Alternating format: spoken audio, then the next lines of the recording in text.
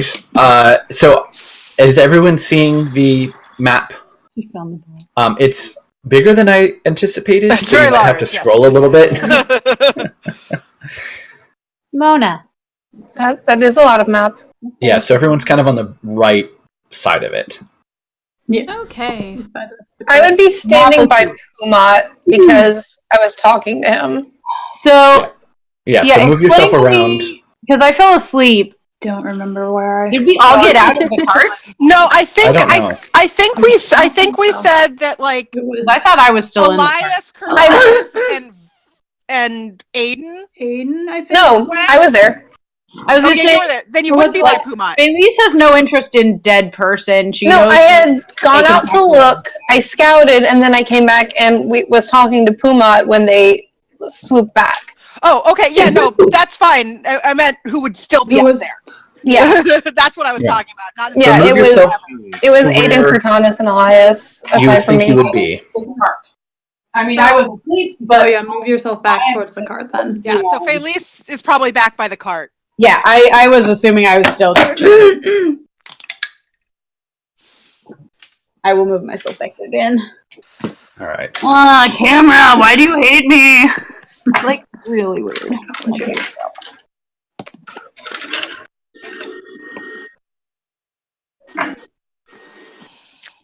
Oh, Were we in the cart or on the I don't walk fast, so like. Yeah, I mean, still in the cart. I was gonna say, can I be riding in the cart? I was assuming I was. Yeah. So Making awkward small talk with the strangers. right. I already dropped a die. You've all been together for like almost a full day and a half at this point. So we're less strangers now. So I'm making awkward small talk with my new friend. Exactly. Of course. Still awkward small talk because Felice. Right. Sorry. Your belly bag.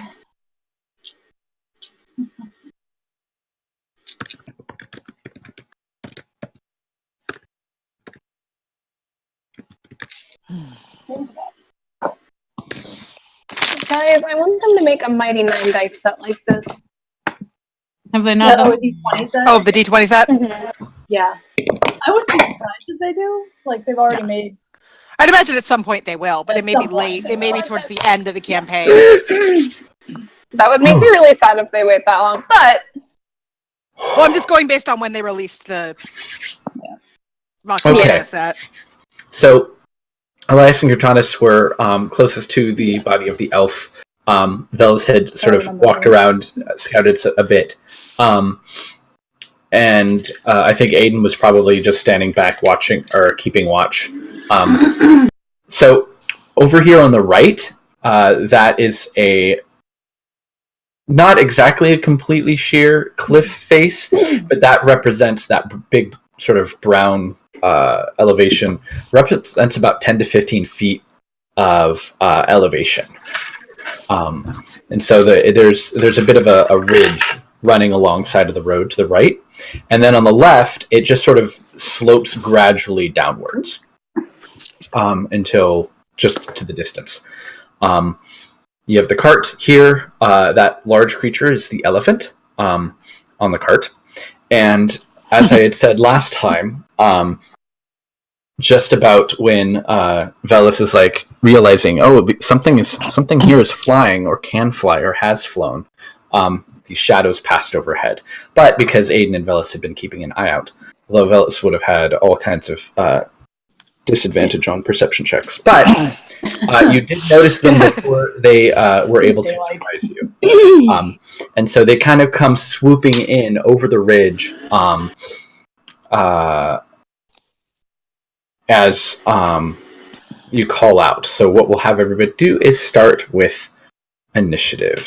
As you see these large creatures, they have probably a 10 to 15 foot wingspan.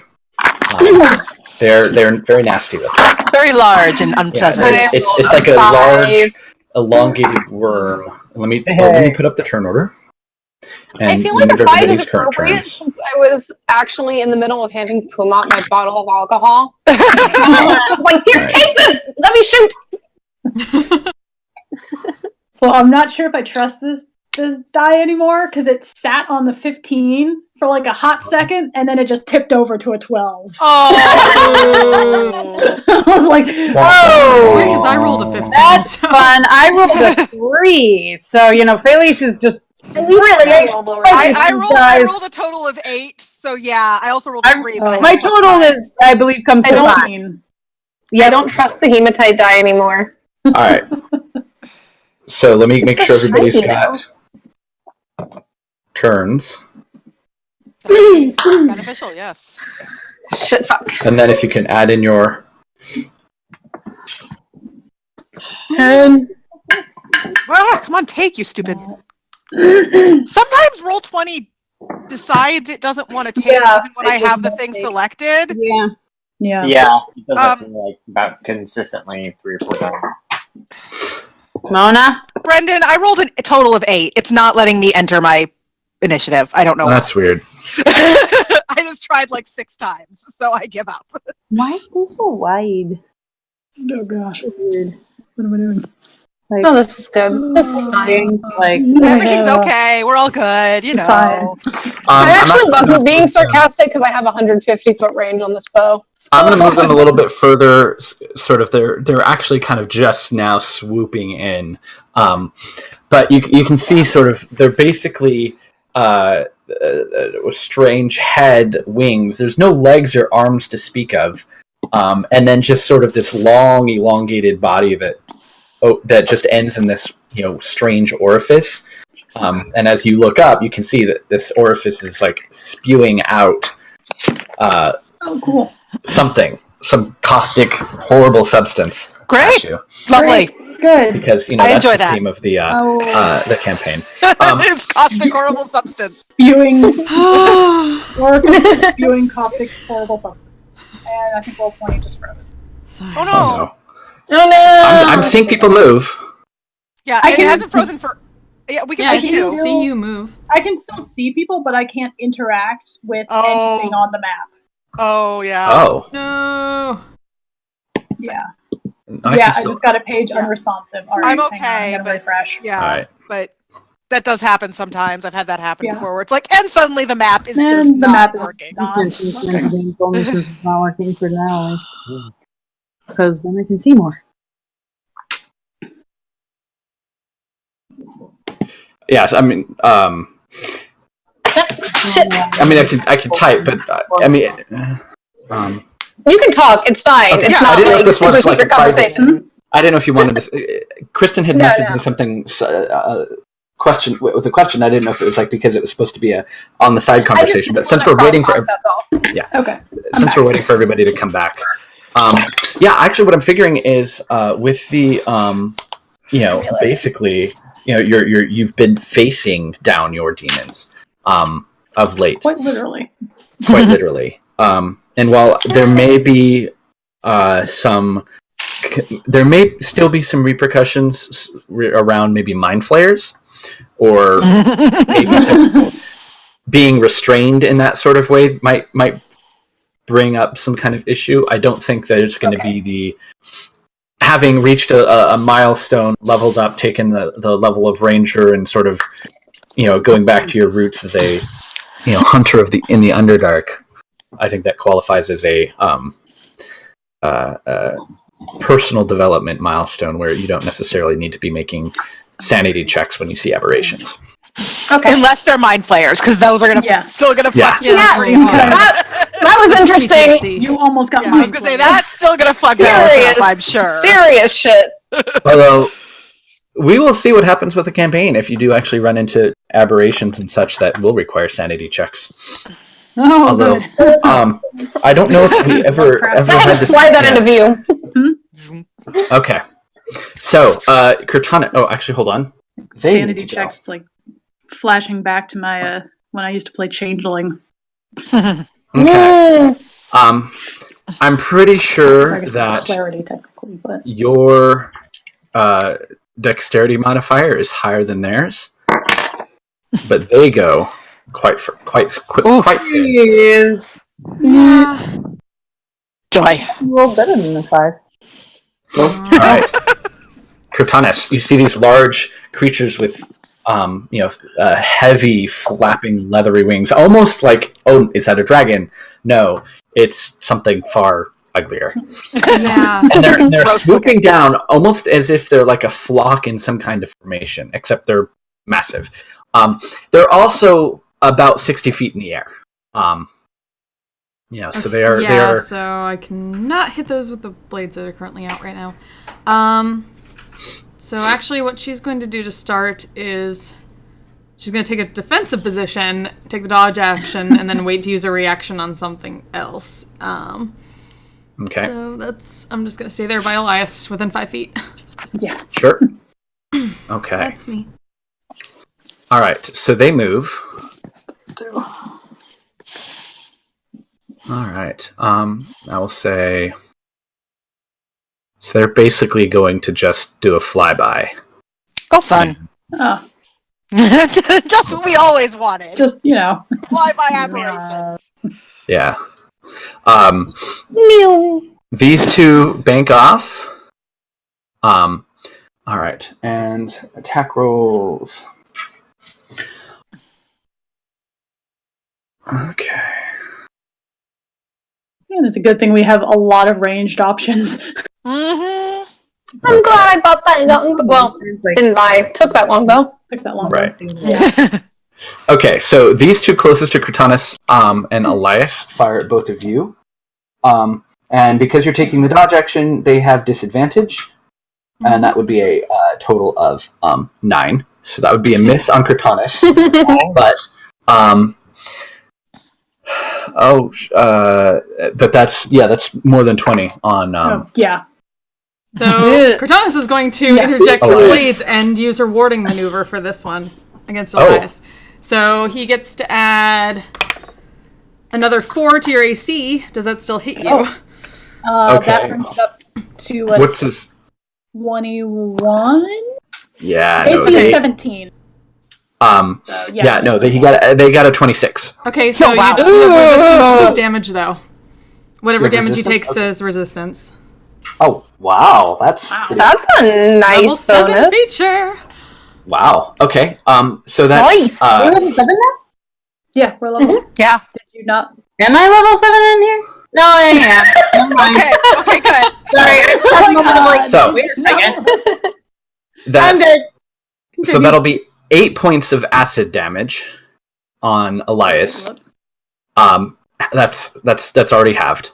Yeah. But it's a splash effect, and so everyone around the target takes half the damage that he took. So that Okay. would have been 16 divided by 2. So you take 8 acid damage as well, All right. Cortanus. Well, Because you did give Gross. yourself resistance to it. yeah, that's all I can remember. This is Okay. beautiful and lovely. That's not bad. Right. That was a Fuck full this. bonus. The other two, one of them goes for Pumat, Oh dear. and the other one for Velis. And Cool. yeah, that's a 21 against Velis and an 11 against. That hits me. Yeah, so you take 10 points of acid damage, Cool. and then everyone adjacent to you takes half of that, so 5. So that would be. Let's see how close that I would was say, what counts adjacent as adjacent? Yeah, no, I was like, There's not a grid, so like. Yeah, there's. I took the Yeah. grid off because I was trying to like position things, and the grid was kind of interfering. So I would say anyone within 5 feet. So that would probably just be Pumat. So Pumat takes some acid damage. Keep forgetting I have 2 channel divinities per short rest now. yep. Yeah. Okay, Elias. Okay.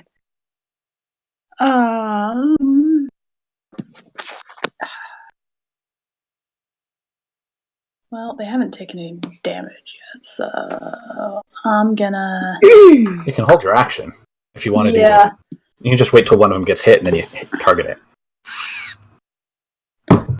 I'll go ahead and do a guiding bolt at, I don't know, this one right here, but that's the wrong. This one.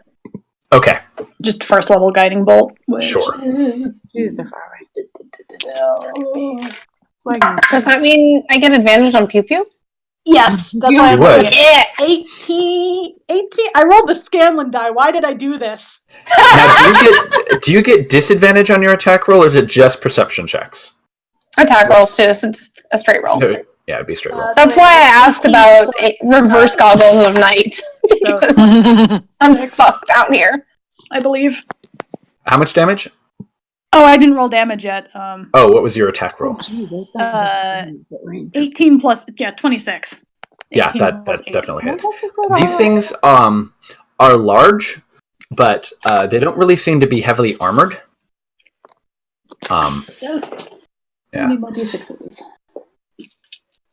I am. And then Velis, you're going to be up next. Okay. Yeah, that's 4. I can count as well. Just for clarity. Okay, not bad. 6, 11, 13. Gotcha.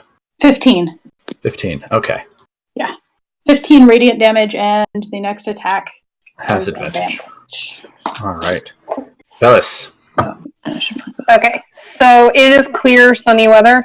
It is very clear, sunny weather. It is quite pleasant for everyone but you. Everyone, the one that Elias just lit up. Yeah, so like even though you're kind of squinting, you can still see sparkles that help your aim. 15 plus 8. So that's 21.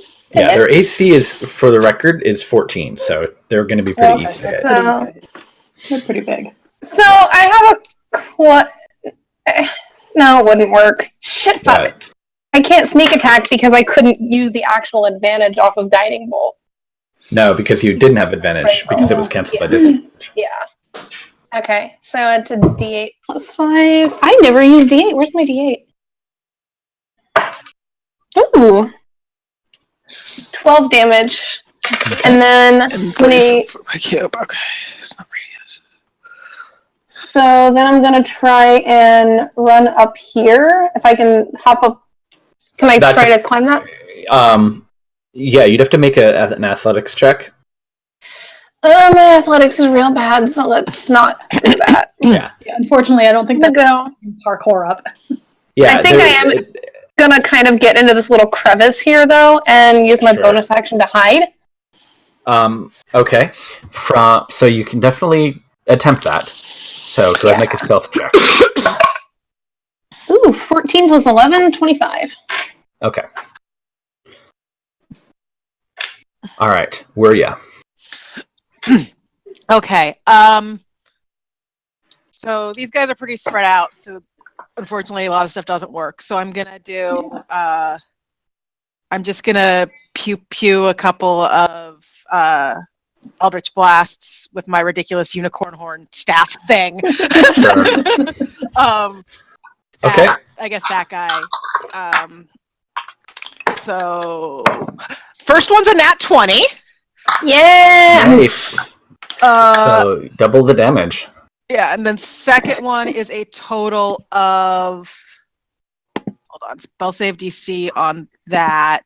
So is that 4d10 at level 7 on a crit?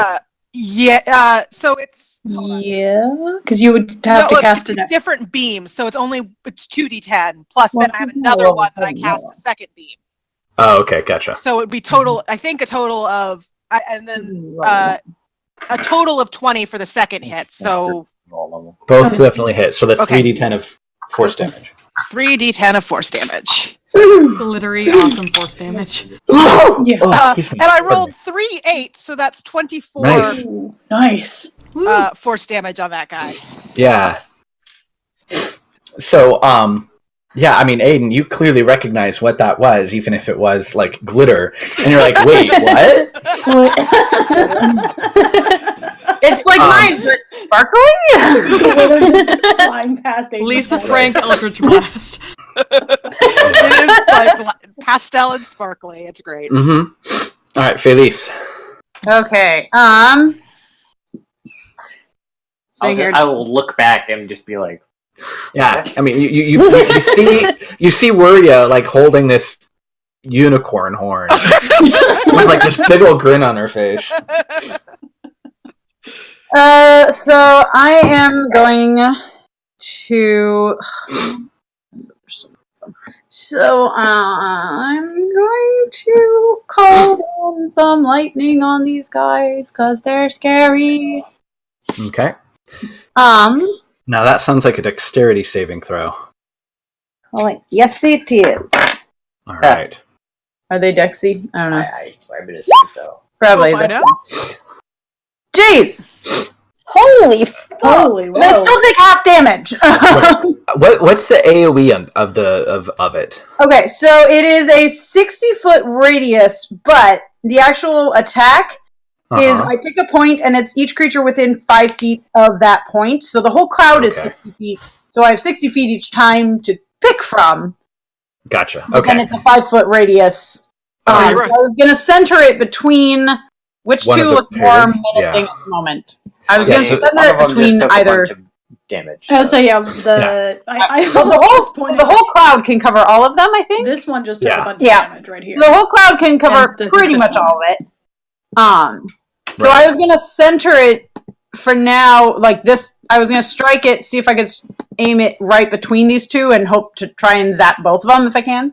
It's within 10 feet or 5 feet? It's a Of each 5-foot other. radius. Okay, yeah, you'd be able to hit one of them at a time. Really? I thought they were like on the edges of it. Well, actually, no. I would say, yeah, Like you if could. you measure edge to edge, they're like just under 10 feet total apart. I would say because they're specifically flying in within 5 feet of one another, which would put them in range of both being under the effect. And so I didn't know which ones you were targeting, so I just did left to right. So just so happens, both of the ones you're targeting got 7 and 8 for dexterity saving throw. Yeah. Fine. Where So you did get my to roll little full dice- damage. Oh, there it is. Oh, well, let's go. 3 d10s. Yeah. I have 3 tiny d10s. Come to me. So on a perfectly bright and sunny day, out of nowhere, clouds suddenly begin to form and Yeah. blot out the sun. So these creatures are now no longer in Now direct it's not sunlight. So disadvantage anymore. Alice will not disadvantage. As long as they're under the Thanks. Stay under the cloud. Pew, pew, pew! That is 10 plus 4 is 14 plus 7 is 21? So they take half of 21. No, they take No, they full. don't. No, they take full damage. Oh, they failed? You hit the 2 Yeah. that failed. You hit, yeah. Oh, I didn't notice he rolled 4 of them. I only saw the bottom Yeah. 2. Okay, so then they take 21 points of lightning damage. Oh yeah. Nice. Yeah, you can see that the electricity like arcing across their body. Yeah, they definitely got hurt by that. All right, and Like a boom. yeah, it's Velis goes hides under the cloud. I mean, the cloud is huge, so Yeah. anywhere in the Yeah. cloud. Yeah, it's a 6. Yeah, it's like, what does it say? It's It's a 60-foot radius. 60-foot radius? the storm Yeah. cloud Yeah, is no, that's like, 60 that's like this entire. and it's 100 Wow. feet above. That's big. Yeah. It's like the Eeyore cloud from hell. Oh bother. Can somebody put maybe centering kind of roughly in the middle of where that circle is, and then measure out 60 feet so I can measure the circle so I can just get. Here, I measured the other way. Off the map. Yay! Teamwork. Wait. Okay. Yeah. 60. Yay! Holy shit! Right. That is a Big cloud. Yeah. So I'll just say it's about that. Yeah. Velis is That's under the a cloud. lot. Yeah, because Yay! I'm partially also figuring that you're not going to send it directly above where they are because they're moving forward, and so you might center it a little bit further down. Yeah. So I might move it like a tiny bit back. I don't know if I want to. No, we'll leave it over the cart and take it from this way. Dax I'm- is gonna go can't grab- move it again. So that's mostly No, just it's fine. It's fine. Right. conceptually, roughly where it is. rough idea of where. Yep. It's a cloud. I like how it's perfectly circular cloud. All right, an Oreo. Aiden. Yeah. The death Oreo. Well, how high in the air are they getting? They're about 60 feet. Okay. Within And my one of them sphere. looks severely messed up. Yeah, the one basically closest to you. Yeah, That, Has had a really bad day. From being hit by lightning too much. yeah. It got hit by one Eldritch Blast, then it got hit by lightning.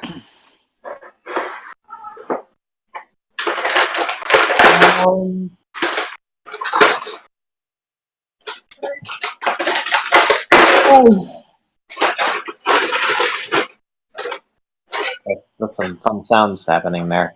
Yeah. To be fun, I'm going to. That's 60 feet.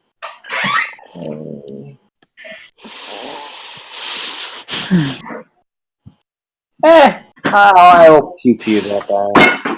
Oops, sorry. What are you cooking?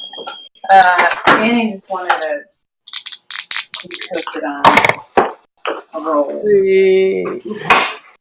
I was just going to put this smaller, but now that's going to go straight back. One's a 16, one's a 20 total. Their AC is 14, so. Okay. So that's 18 points of force damage. Okay. Force damage or necrotic? I'm doing force. Okay. All right.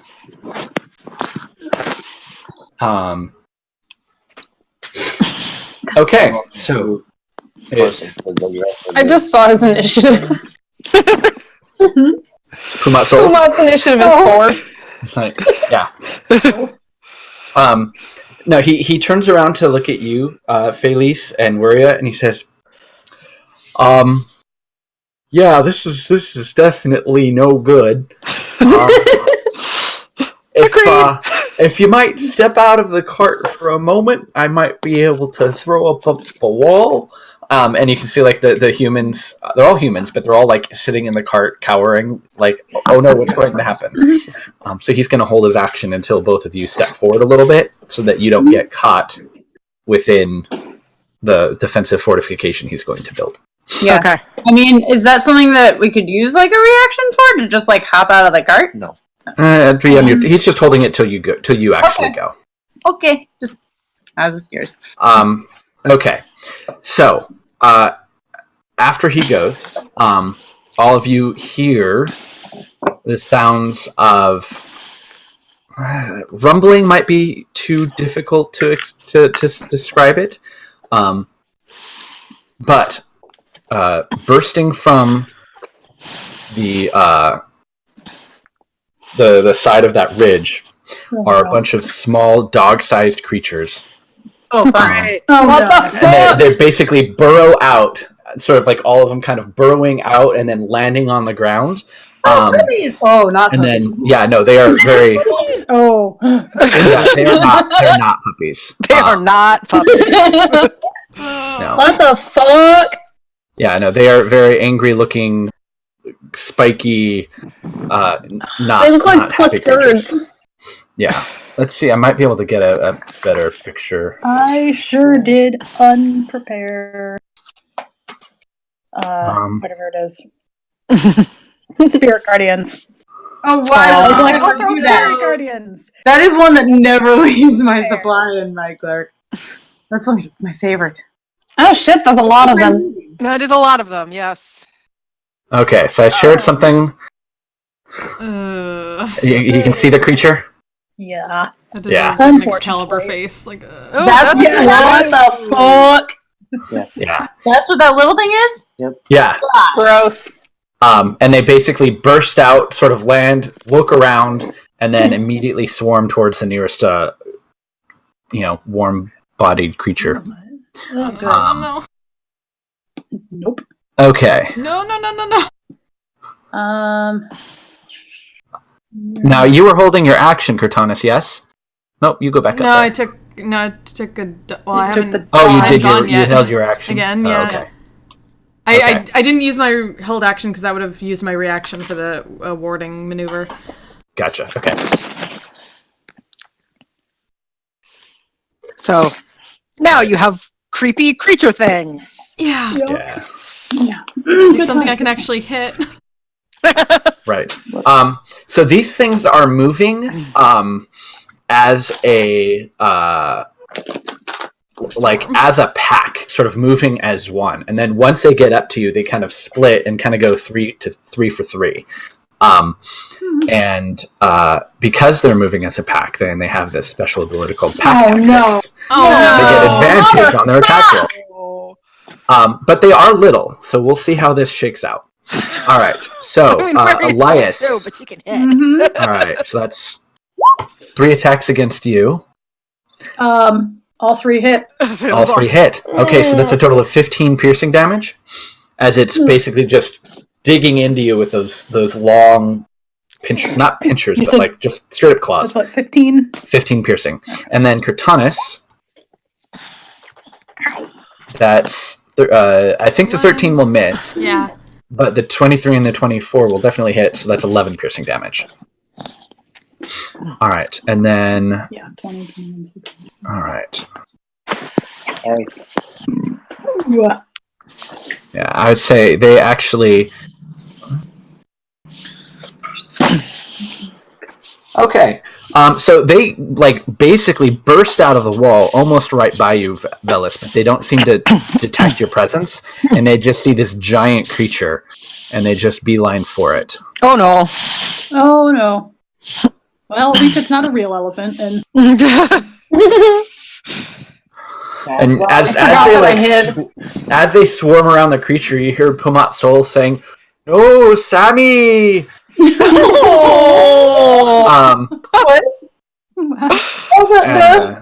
That's elephant.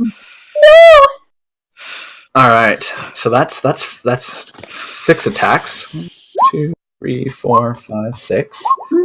Oh, You should not roll and roll 20. Yeah. yay for mathematical averaging. Nope. Yeah, I can't unnat 20 that too. To be fair, that nat 20 was pretty crap damage. Yeah, but Yeah. I mean, that is lucky.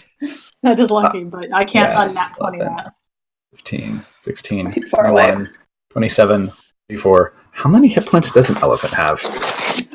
I Pretty assume a fair number because Yeah, they're probably... but It's a magical construct, so it's not actually like a wild creature that's going to go crazy.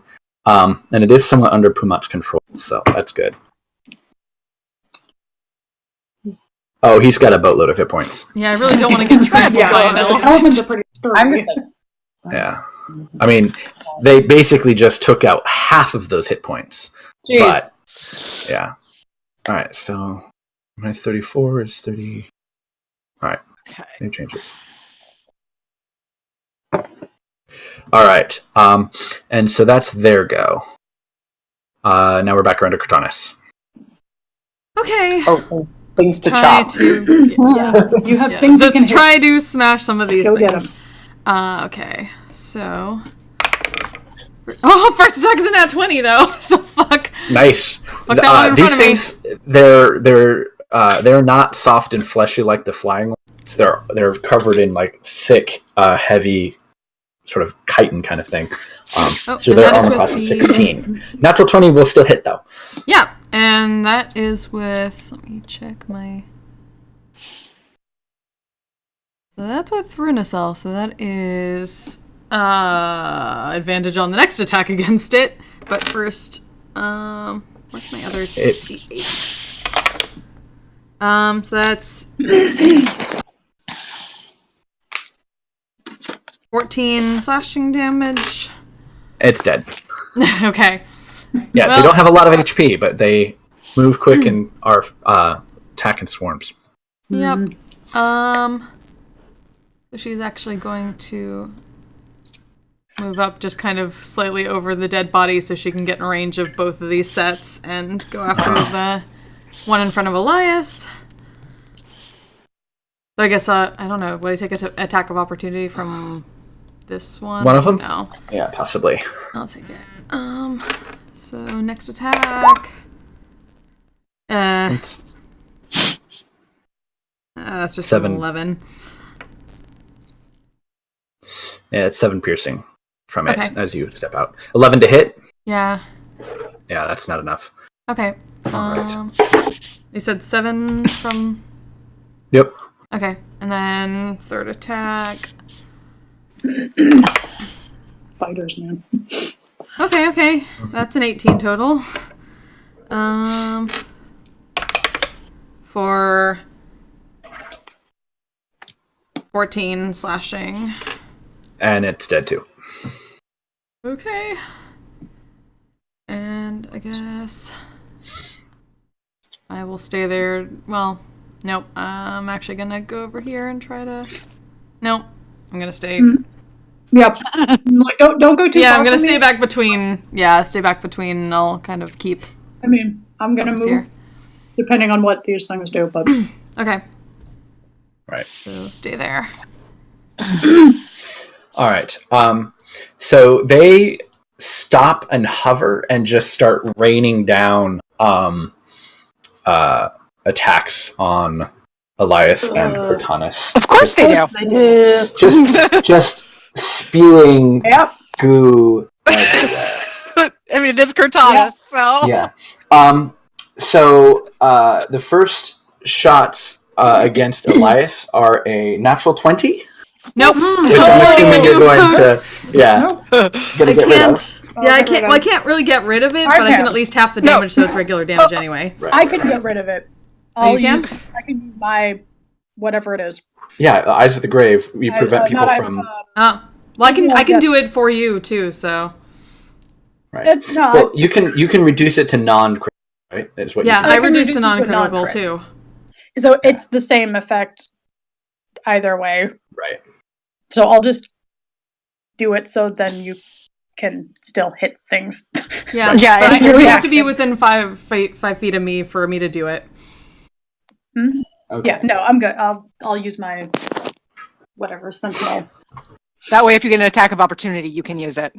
Yeah. All right. So the other hit on Elias was a 21, and not natural 20. That also hits. Yes. Okay. Because All right. my AC is 17. Okay. All right. So that is 7. So that's 14 acid damage from both hits, and then that'd be 14. 7. 14 Pardon? total? 14 total. Yeah. Okay. Because there are 2 hits. If they don't move, they get to shoot twice. Okay.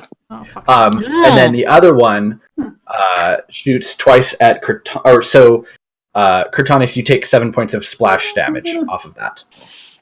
And then the other one attacks to Cortanus twice, hits with the first one, and then the second one was 15, which I think is not enough to hit you, correct?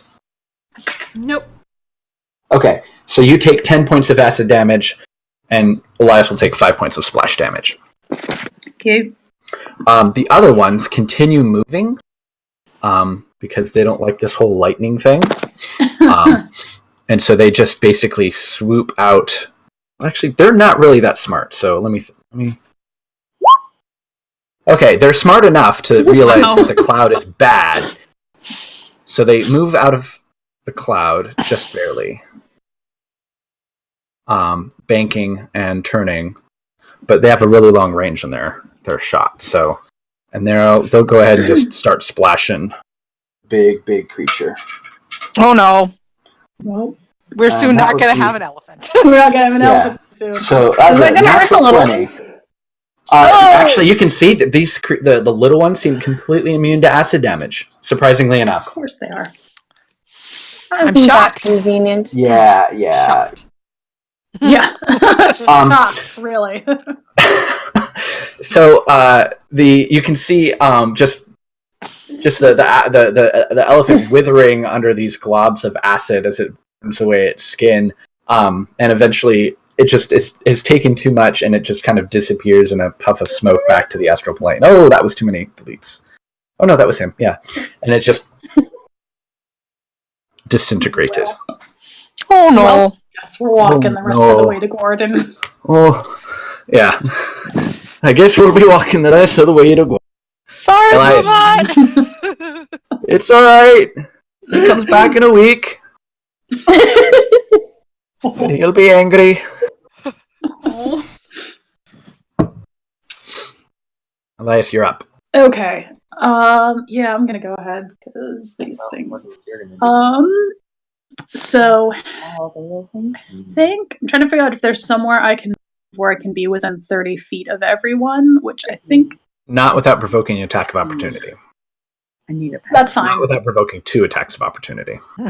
They're from the little ones, so Yeah. Yeah. Okay, I'm and really- they'll take that attack of opportunity. if I move like here, I can get within 30 feet. All right. Like here, I think it's about 30 feet. Let me just double check because it's kind of hard to It is hard, yeah. measure. Yeah. I mean, Okay. Close, yeah. I can't get. You can hold an action and tell people to get Yeah. closer to you. I'll yell for. All right, yeah, I'll hold my. So that's as far as I can move because that's about 30 feet. Right. And I'm still not quite. So, all right, I'm gonna run up. And what were the? Oh, yeah, those both hit. Not paying attention. So that's 7 and 4. Mm-hmm. What? Not 70. oh god! I just gave myself 70 points of damage. So You haven't fought a dragon Don't yet. do that. Suddenly, we're really glad that Wiria has oh, revoked. come on. What's going on? No.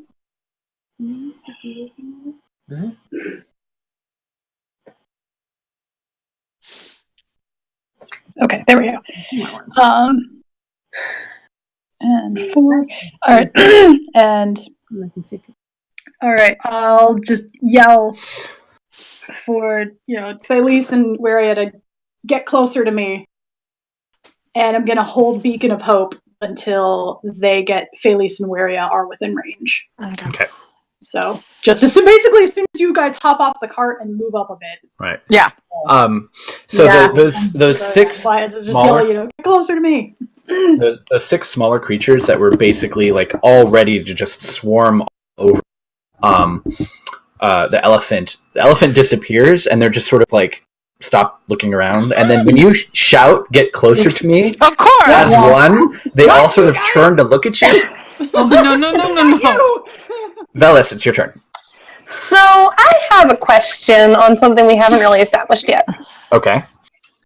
So you put the Crimson Breath poison in my inventory in D&D Beyond, Yes. but the original description said it was splash damage. The one on D&D Beyond does not.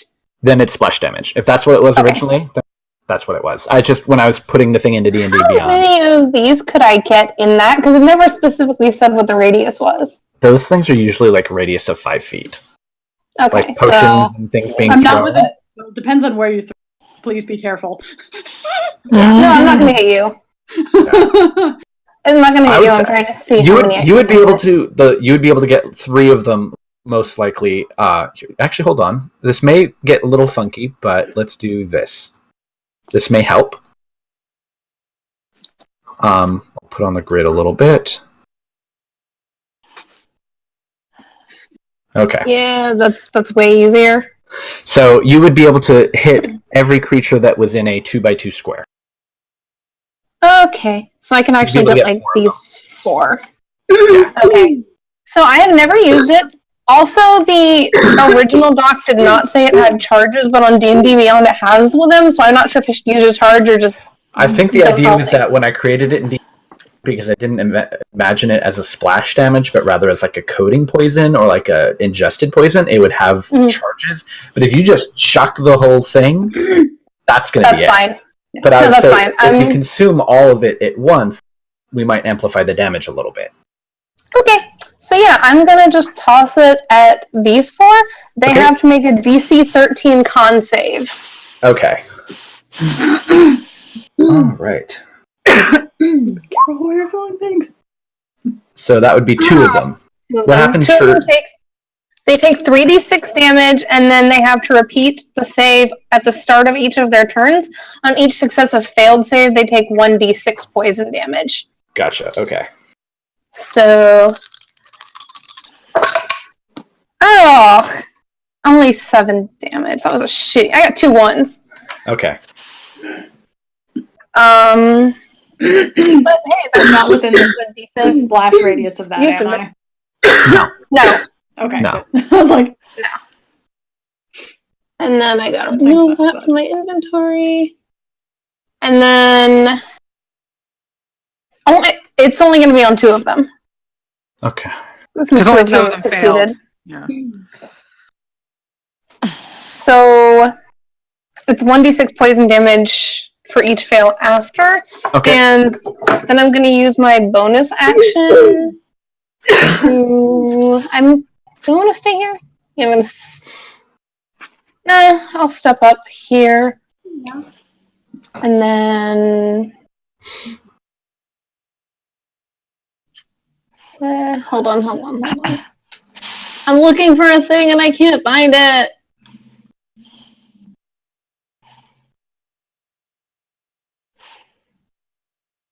Yeah, I'm just gonna chill here because I don't think I can really hide again. Can I try to hide from at least the flying ones again? Yeah, you could try. Okay. I'll do that. Although, I would say, mathematically speaking, can you take the dodge action as a bonus action as a rogue? That's what I was. That's what I was looking for. Yeah, that's what I was looking for. I can take dash, disengage, or hide. Gotcha. Yeah, I mean, based on their position and your position, you could lean up against the wall and attempt to hide from those creatures up there. All right. No, I rolled a 1 and a 4. Even with plus 11, that's shit. No. All right, Wuria. All right. So Wuria's going to. Whoops, I'm on the wrong tool. Okay. Gonna run up so I'm in a 5-foot range of these 3, I guess. Or of any. No, it wasn't.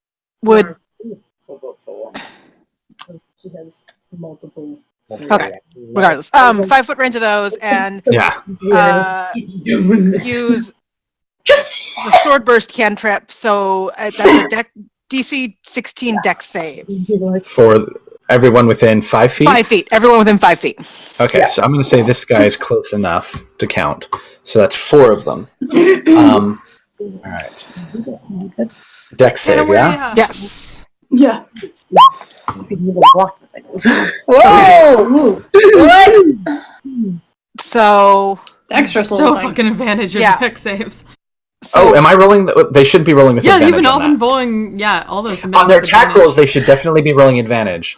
You rolled advantage on the con saves too. Yeah, you've been rolling advantage on all their saves. Crap. Okay, normal. So let's try this. So let's do 2 con saves. All right. Okay, one of them failed. Right. We'll say this one. So it's yeah. So he takes 7 as well. And then the 4 nearest you. Let's do 6 cons, 6 dex, 4 dex saves. 1, 2, 3, 4. Okay. So well, one of them failed before. So. Okay. So, what's it take? So whoever failed takes 5. What's the thing? 5 damage. I'm trying to double check the type, which is not super. I think force. Piercing? I think it's force. Okay. I think it's force damage. Okay. And then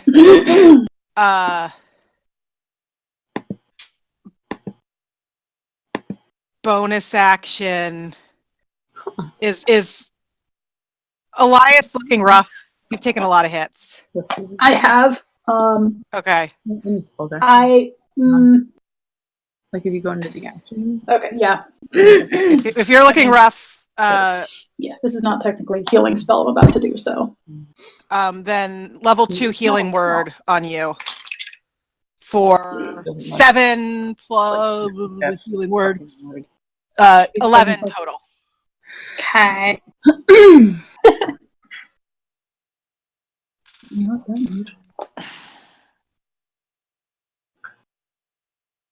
Okay. And that is my turn. All right, Felice.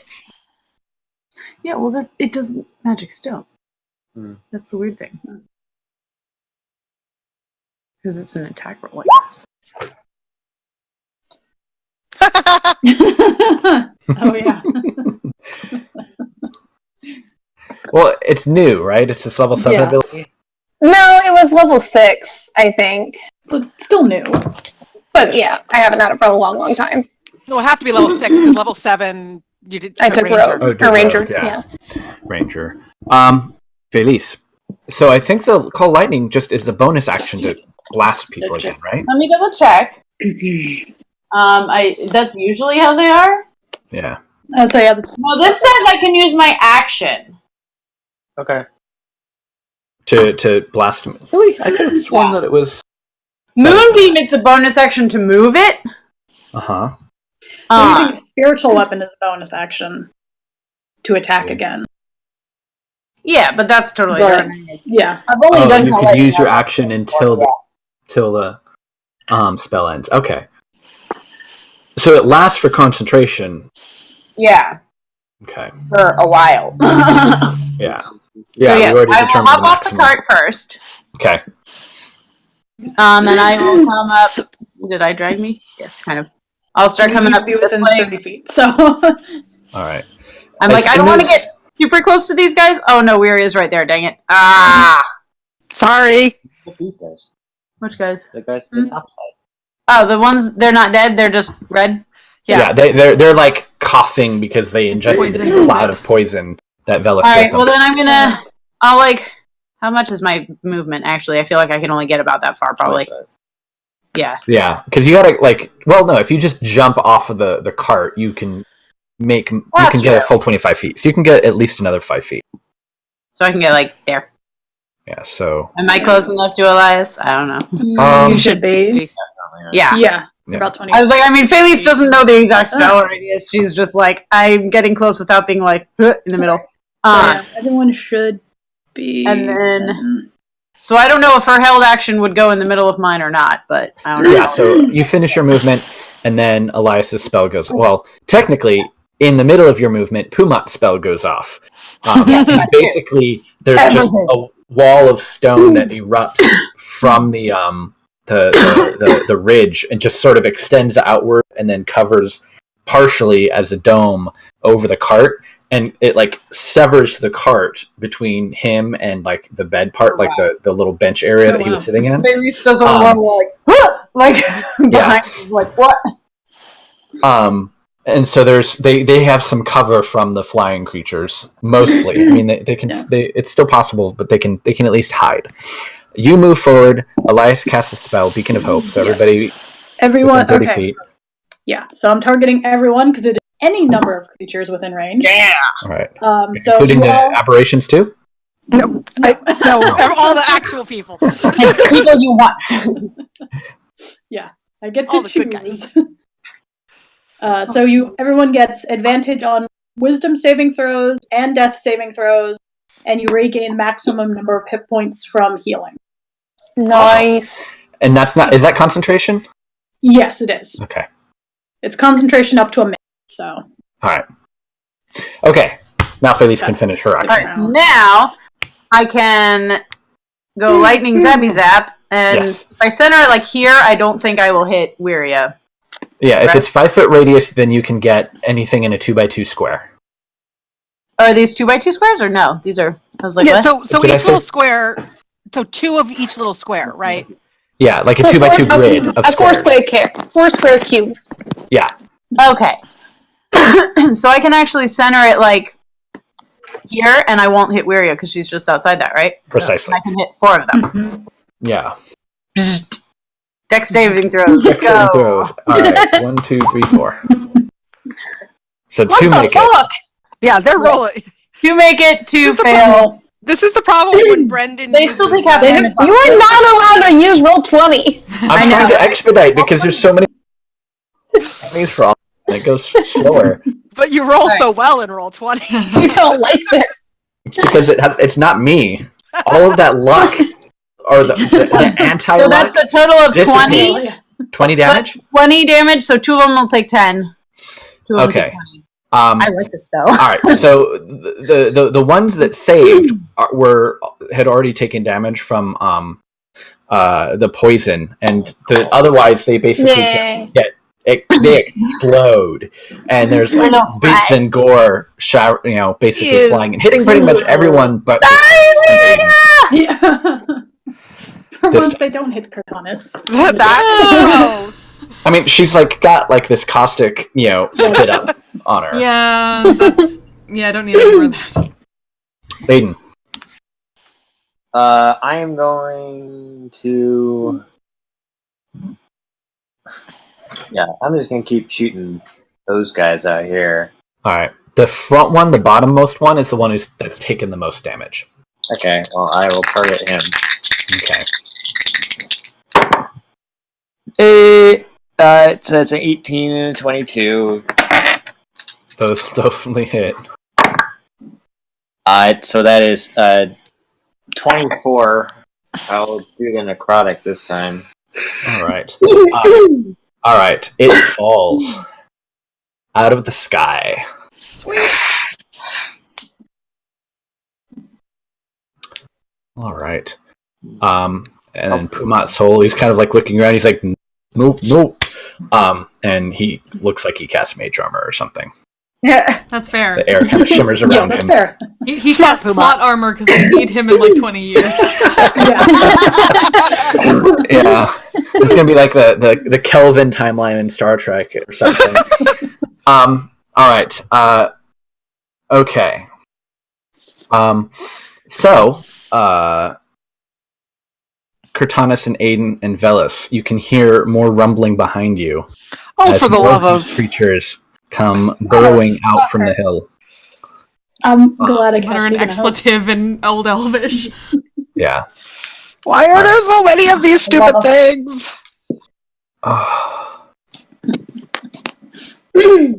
So, these creatures are what spawned the term Zergrush. Yep. Yep. Fucking Zergs. Yeah. I saw that when you put the picture up. I was like, oh. Yeah, I knew those looked familiar. It's not. There's actually a D&D monster. It's Mordenkainen's Tome of Foes called a Kruthic. That's what these things are. I just like to call them Zerglings because. Yeah. All right, so these guys sort of emerge out, kind of 3 on each of you. Great. Cool. Swarming around you. This is great. Everything's fine. All right, This now is fine. because they're within 5 feet of an advantage on the attack roll, so now I'm putting advantage back. All right, 3 hits on Elias. 1, 2, 3, and 3 hits on Velis. 1, 3. You only rolled 2 for You only Elias. rolled 2. Oh no, there 1, it is. 2, 3, 4, 5, 6. Yeah, it just took a little while. No. Okay, so against Elias, that's a 19, an 18, and a 25 to hit. Why are you so far away? Is the 25 a crit? 25 looks like it was a crit, yeah. Was it a crit? Yeah. Okay. In which case, Which means I still. What is Oh wait, do I have my reaction? 14 damage. Yeah. from- Okay, I was like, wait, was that? you can last uncrit time? it. Or was that? Yeah. All right, so I'm So just going to then re-roll the That's a damage regular normal. hit then. On the Ooh. good. Okay, They all so that's hit. all right. So that is instead Ow! 5 damage instead of the 9 from that one. Okay. 9? Okay, so that's So- 9. 10 points of piercing damage against Elias. Oh, I'm sorry. Hold on. So many rolls. It's wait. That's there's only 4 of those rolls. 17. how many? 19. Oh no, there's 6. So 7, 7, and 5. So 19 against Elias total, and then It's a real good. yeah, I'm glad I healing worded you. and then 14 against Velis, but you can uncanny Yeah. dodge one of them. and Oh bring yeah, it I can. You can bring it down to I'll give 12 myself 2 points of HP damage. back. I give myself 2 HP back. Thank you. I Alright. already forgot that because I'm stupid. All right, I'm bad at rogue. Sure. all right, and then these creatures, Elias having sort of disappeared, they just turn around and go for the closest thing to them. Oh Jesus.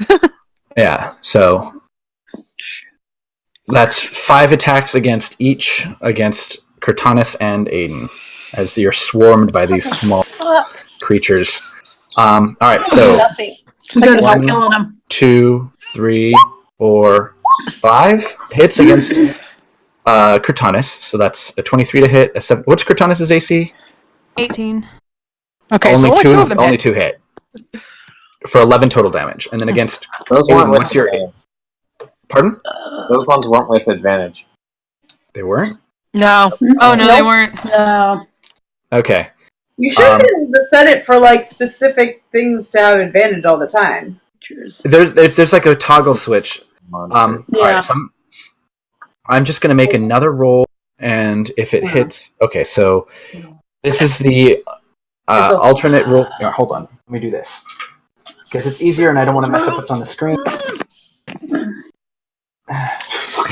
I just rolled 3d20, 9, 10, 11. Plus their 5, not enough to hit any of them. Okay, so they do have advantage this time around. And 5 attacks against Aiden. 1, 2, 3, 4, 5. Cortana is going to warning maneuver at least one of the crits. Jesus. I don't think any. There are no. Two of them are crits. 2 of them are crits. Okay. Oh, I didn't. Yeah. Yeah. Cortana will warning maneuver the yeah, first you can crit. deal with one of them. I cannot deal with the other one. Yeah. Oh, jeez. I can't. Just like react, pull a blade out, and basically pull it back. I can. You already used the reaction against one on you, Elias, so you can't use it again, right? Or can you use... Is it a reaction? Maggie was saying. It's my reaction. Okay, yeah. Yeah, as a reaction. And you've already used a it. creature you see within 11, 30 feet suffers a critical hit. 24. So that's a total of 35 points of piercing damage against Aiden. And that first crit is halved. Ah, okay. In which case it is... Okay. Yeah, I'll use it. 30. Yeah, it's 30 damage. Ow. Yeah. Not wrong. They are small but fierce. Why are there so many of them? They Damn it. swarm. That's the problem. They swarm. Fucking swarms. Yeah. Tactically, the idea is that everybody so they don't get AoE damage from the flyers, and then the little ones swarm in around them and surround them. And it kind of worked, but I think the little guys are more deadly than the big ones at this point. Yeah. But they act like numbers though, with AoE. I'm hurting for sure.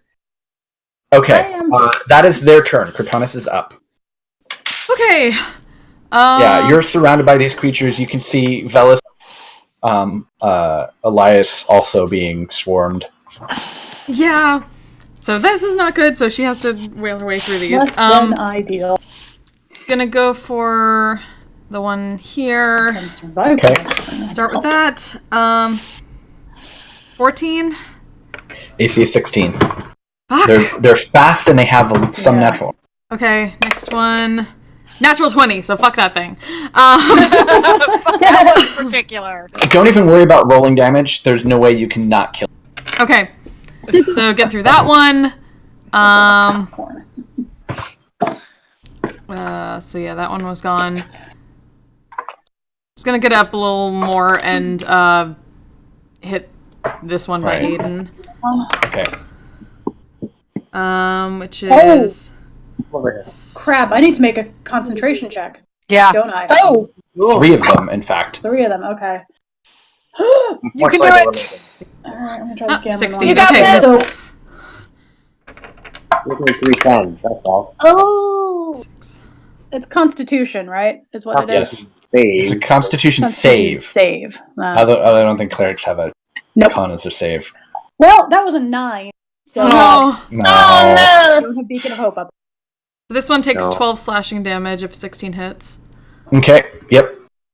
All right. That's 1 miss and 2 hits. 2 are down. Yep. Dang it. All right. That makes my next plan slightly less The effective. creature's, the flyer's turn. Shit, fuck. Let me see if I can... No. Flyers. All right. Yeah, they'll just sit there, keep hovering, and keep shooting. Of course they will. Yep. They don't have advantage or anything, though, so... 2 shots on Cortanus, 2 shots on Aiden.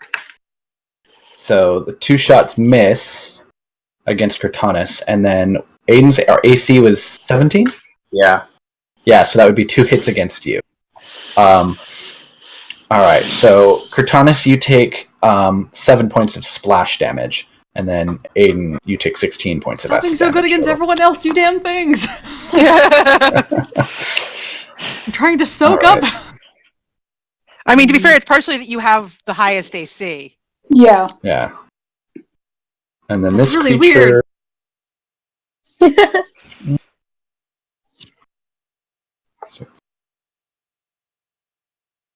Yeah, it's staying outside of the cloud because it knows. It knows. Yeah. Just Wolves learned. come up. It seems to be a big threat. Not the 2 little ones, so it's probably going to just shoot it. Okay, odds. Shoot at who? So it's not seeing the little creatures as a threat. These are very sort of unintelligent animals if they're not being directly controlled. So I'm just sort of trying to determine algorithmically in a way, like what would the next biggest threat be. So it would probably be either Elias or Velis. Yeah. And it rolled odd, so that would be Elias. Oh, cool. But because it moved, It only gets 1 shot. only gets 1 shot. Fuck! Ooh, That hits. 26 to hit. And how are then you that's looking? 10 damage. 10 acid. I'm still up. And that was it did roll. I get it whenever it's circled by red, it means that one of the dice rolled minimum damage. Yeah. So that's I don't like this. all right. I don't like this and I have to go. It's rude. Shit. I am up. Elias. Fix that, please. Fix that.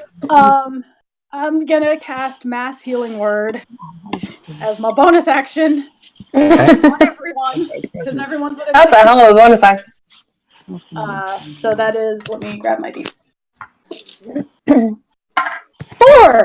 So that's everyone gets 9 hit points back. Thank you. Okay. Unfortunately, yeah, actually no, it wouldn't have mattered. That's the max amount it can do anyways. And that was my bonus action. Nope. There we go. There we go. And I'm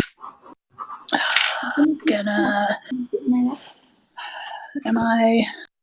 Gosh, I don't want to move. Let's see. Okay, I'm definitely within 6 feet too. Over here. So I'm gonna do Toll the Dead. This one that I hit earlier with a guiding bolt. Okay. Needs to make a wisdom saving. Oh, they're not good at that. I was figuring that. I was. It's actually int and charisma that they're really bad at. But still not good. Okay. Yeah, I would have baned some of them, but they weren't in range for me to bane. Okay. 5 necrotic damage. All right. I rolled a 1 and a 4. Oh. No. Oh, I was 20 earlier. All right. And I'm just gonna stay where I am. Sure. Why didn't it? All right. I'm not great against these tiny ones, and I'm not feeling great against those up in the air without sneak attack either. So I'm gonna try something new. I'm dropping a fairy fire on that cube. Yay! Oh, where they're at? Sure. Yeah. Dex saves? Yes. And that's a DC 14 dex save. All right. One of them is lit up. So one of them is lit up, yeah. And then I can't do anything with my bonus action of any use, so I'm just gonna stand here. Yeah. You could disengage and get away from them, but I could. But I'm just going to mark it with a big and symbol. I don't want them chasing all rushing you. That's fair. It's fair. Okay. All right. Elias, do you still look absurdly rough? He's like being kind of bored absurd. to the ground underneath these creatures. How I think much probably- HP does Elias have? At this point in time. And yeah. Scale of 1 to not max.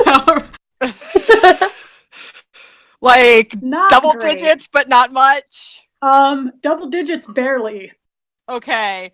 Then bonus action. It's better than it was before. Bonus action. I'm gonna use both my healing light d6s, and you get 9 more points Okay. of healing. So what does it look like when you use that? It is probably like she holds out her hands and also very sparkly pastel funness shoots from her hands, and suddenly Elias has more HP. I was probably just like, is that new? Okay. It's like Care Bear stare. But it's definitely like Sparkly energy like a just beam of shoots like out of sparkly Lyria. light. Right. I've had fairy fire forever, and I've only used it once. And then you know what? Yeah, we're gonna do another sword burst on these guys that are actually on Wiria. Is that a dex save? Yes, DC 16. You happy then, Mama? Oh, hold on. Why is it that these people have such a poor dex save, but these have a good dex save? When they have a higher... No, they have a much higher dex. Okay. I don't know. Oh, they make them both. So They're rolling with advantage, but they shouldn't be. Sorry. yeah, fail. All right. So One of one them fails. fails. Okay. How much damage? That is 9 damage. Okay. All right. Right. Felice. Zappy zap. Yeah. All right. The big ones? Right there.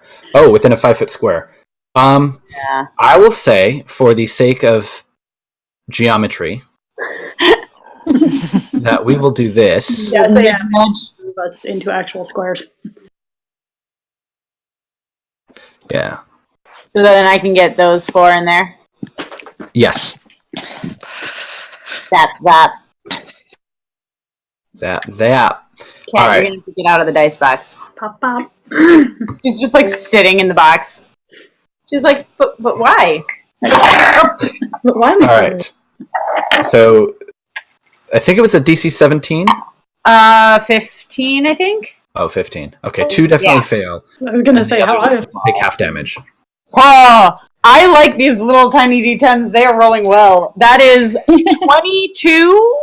Yes. Oh, 21. okay. 21 Well, again. 21 points again. All right. That's fine. That's Even 2-9. even the ones that save, basically just burst into gore and goo as the lightning just cracks down. And then who's taking the most damage? It's a lot of them. Elias. I'm okay at the moment, I think. Yeah, after the healing. Ellis has probably. taken a good bit of damage, I think. I'm Thomas alright. has taken I'm quite a fine bit. now. Yeah, That Cortana- mass healing word helped. Cortana and Aiden also, I think, have taken some hits. Oh, everybody's in there. That. Thomas is soaking for the most part. Huh? Thomas is soaking that's up true. the Thomas damage is for the kind of most part, sponge. so I'm still probably Yeah, I more was than gonna- they are right now. No, Aiden took a pretty big hit. I'm at half. Oh, she's. And Cortanus is. Thomas is like 37, so she's okay. Okay, because I can healing word either Aiden or Cortanus, whichever one looks more ragged. I mean, I can probably see Aiden better. Yeah, go for it. Cortanus is kind of in front of Aiden. Sure, I'll just like level 1 his spells. So it's only a little bit, but I will do a little bit of healing. Buh.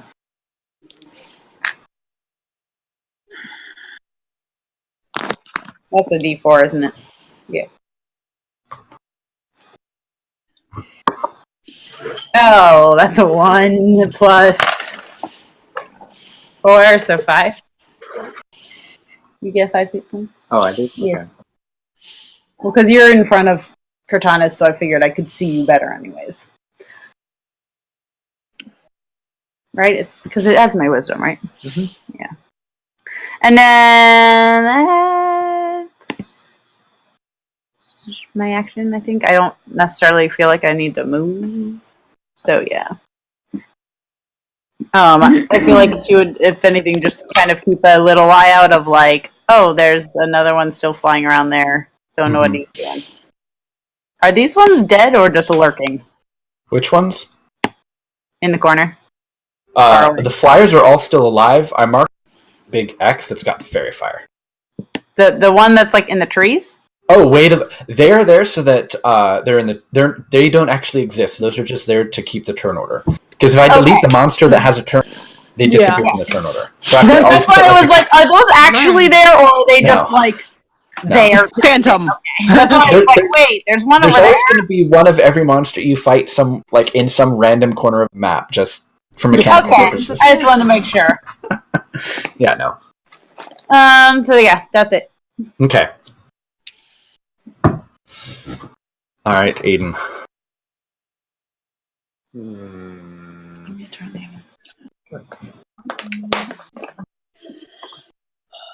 I guess I will take some swings at these annoying little guys. Yeah. Okay. Yeah, we need to start clearing these things out. Right. The AoE damage spells. Yeah, I'm like I didn't bring any AoE spell. It was just a day of traveling on the road. Yeah. That's a 21 and 27. Those will hit. Yeah, they're AC 16. Okay, well, those are 2 2s, so both take 7 slashing damage. All right. They're grievously wounded, but still standing. Yeah. All right. Yeah. Anything else? Bonus action?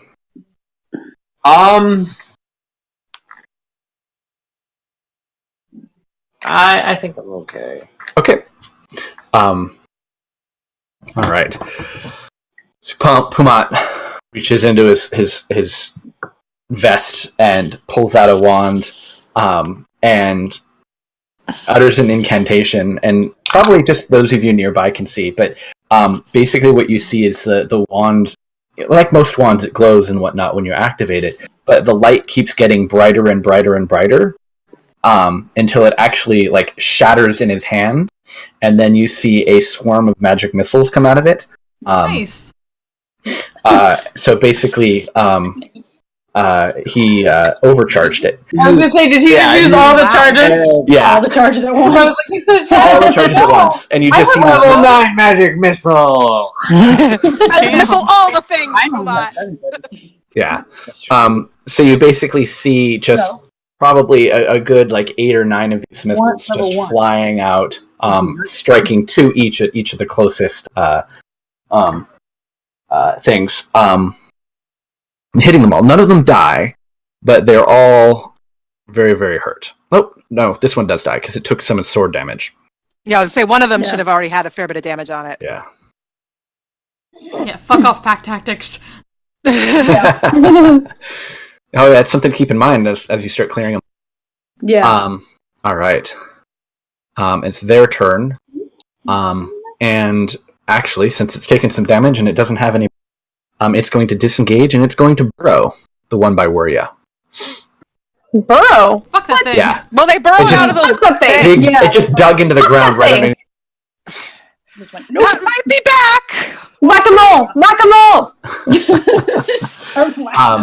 Whack-a-mole with the unicorn horn. Right. I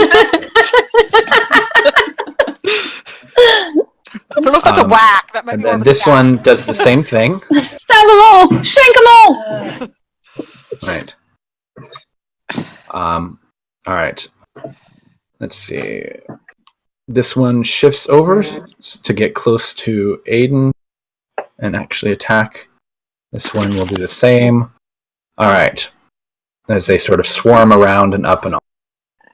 So all the remaining ones will get advantage on their attacks. So 3 against Cortanis, against Aiden, and Velis. So Cortanis, 1, 2, 3. So that's a 17, which is not enough because I think her AC is 18. 18. But the 23 will hit for 7 damage. Aiden, 1, 2, 3. 20 and a 15. Wait, does a 15 hit? Nope. I don't remember. No, okay. All right, so then it's just 11. And then against Velis, 1, 2, 3. Oh, Velis. Oh. Those all hit. My And I will God. uncanny dodge one of them. Yeah. So right. that's Okay, dodge that 13 7. damage. 13 total. You can dodge the big one, so you can do 13 total damage. You take. Cool. Okay. Hey, how you doing, buddy? You okay? I'm alright. About All right. half. Cortanis. All right, she's gonna just turn and focus on the ones on Aiden since he can actually hit the big guys too. Well, she can't at Okay. the moment. So that is 17. It'll hit. That is 13 slashing. All right, it's dead. The 2 remaining in front of Aiden have both taken damage. Yep. So next anything one. will be enough to probably finish. 18. So That'll yep. hit. That is And another 7. Last one, Last one. A 19. that hits. Okay. Yeah, so Nice. I mean they go down with a little bit of focused attention. Yep. And then she's gonna turn around and focus on these ones to keep menacing them and keeping them away from him. All right. And I imagine you have to go, don't you, Aaron? Yes, I know. I have to go now. But good luck, guys. Yes. I figured I'd say that so you could get out. Yes. Thank Yeah. you. See you later. See y'all later. Hopefully, if you're still going, I will be back around. Okay, break a leg. Okay. Have fun. All right. The big Oh, now the creature's stupid turn. acid shooting Yep. creature things. Yeah. All right. Well, they do work in synergy, and there's currently only one person down here, so it'll spit twice at Velis. No. Okay. Oh, Ooh. Oh shit. Oh. so that's 26 Are you points okay? of acid damage. That is exactly how much HP I had. I'm out. Oh god. Oh! Okay, it's okay. It's okay. I mean, I can. It's all because I Aaron can. Do, left. I can. The cleric goes next, so you're not Yeah. too Yeah, bad. the cleric goes next. So this is not the cleric who is more effective when people are unconscious goes next. That is true. Oh dear. Yeah, no, you actually hear The cleric doesn't Pumat get like, hit. oh no, he's going to need more than a mending spell for his clothes now. I just pictured in Kingdom Hearts 3 with in San Francisco when Baymax gets hit, he just goes, "Oh no!" I just pictured that. Oh no! Oh no. It does seem appropriate. That's amazing. I am not fast. I am not fast. Yeah.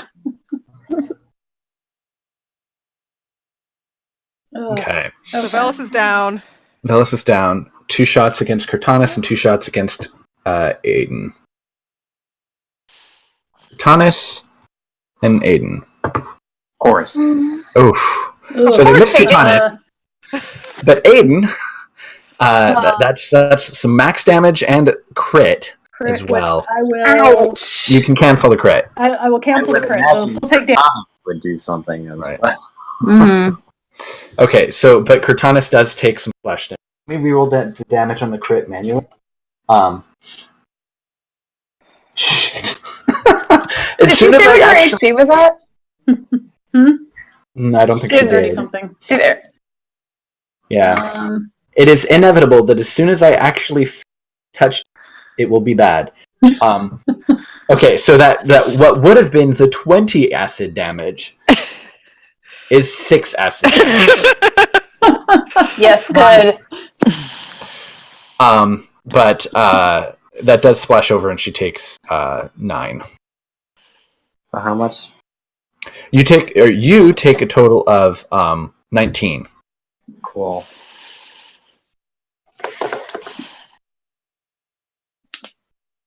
Yeah, thanks, Elias. Oh yeah, that would Instead of 20, instead of 33. 3 something. Instead of being unconscious. 33. Well, would it have been 29? 19? Yeah, 19 instead of 30.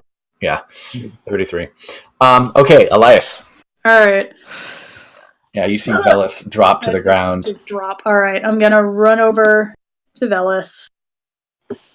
Like, there.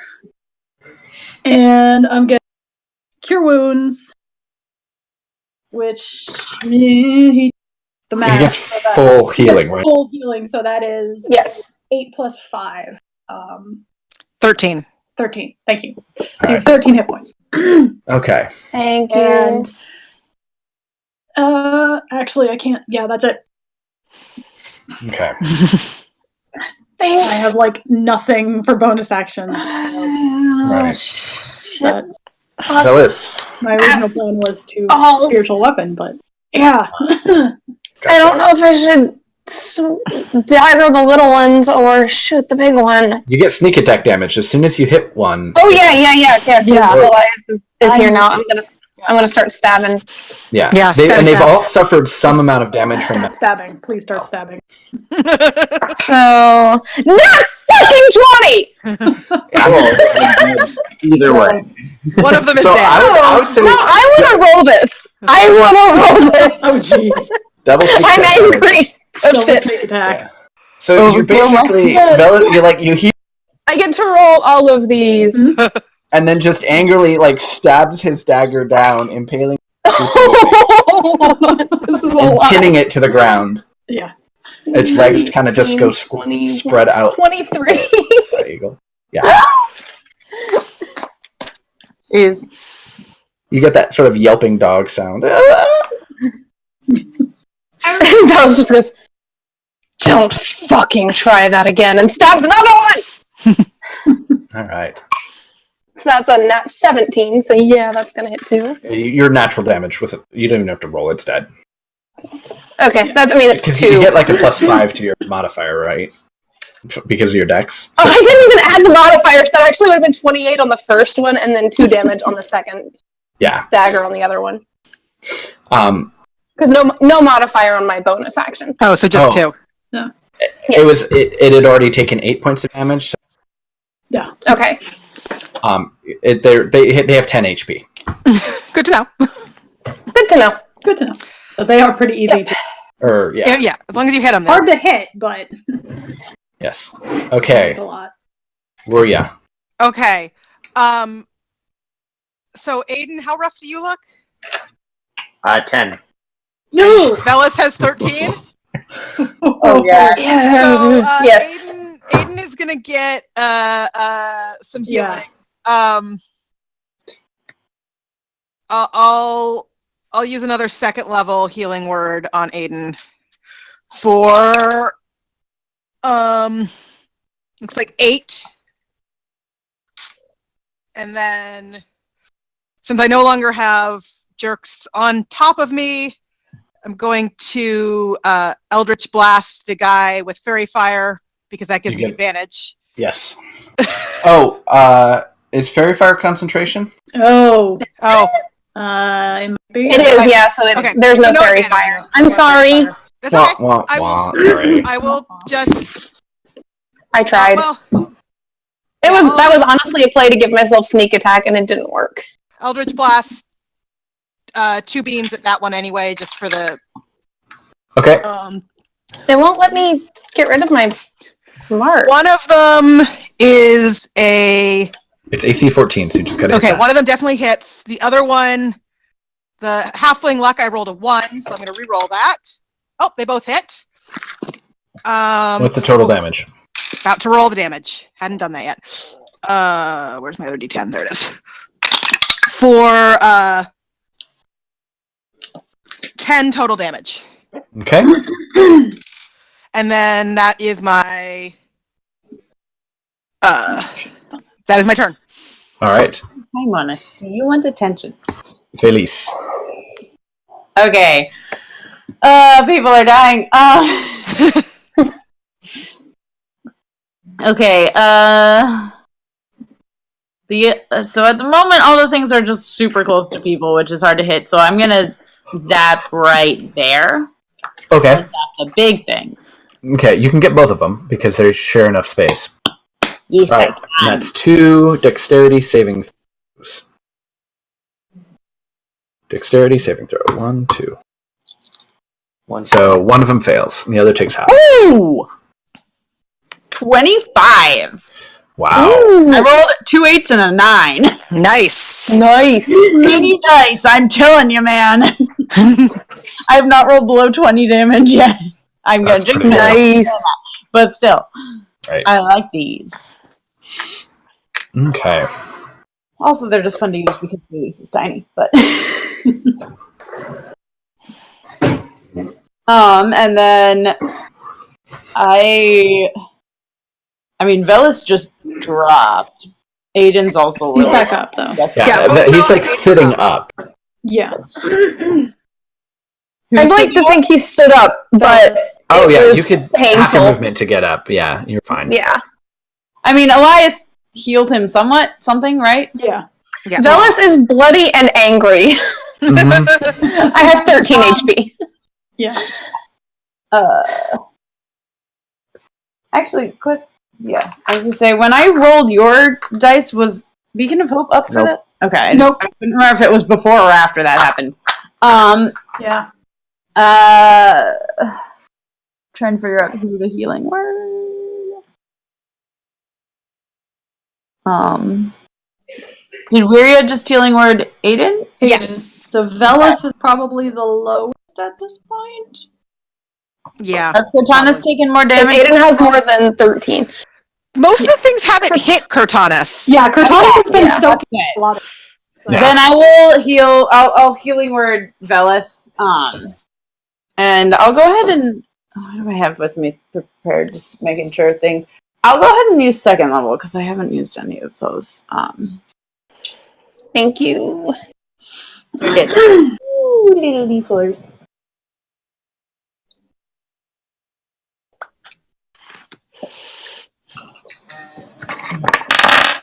That's 3 plus 4, so 7. I didn't roll those. The little D4. Okay.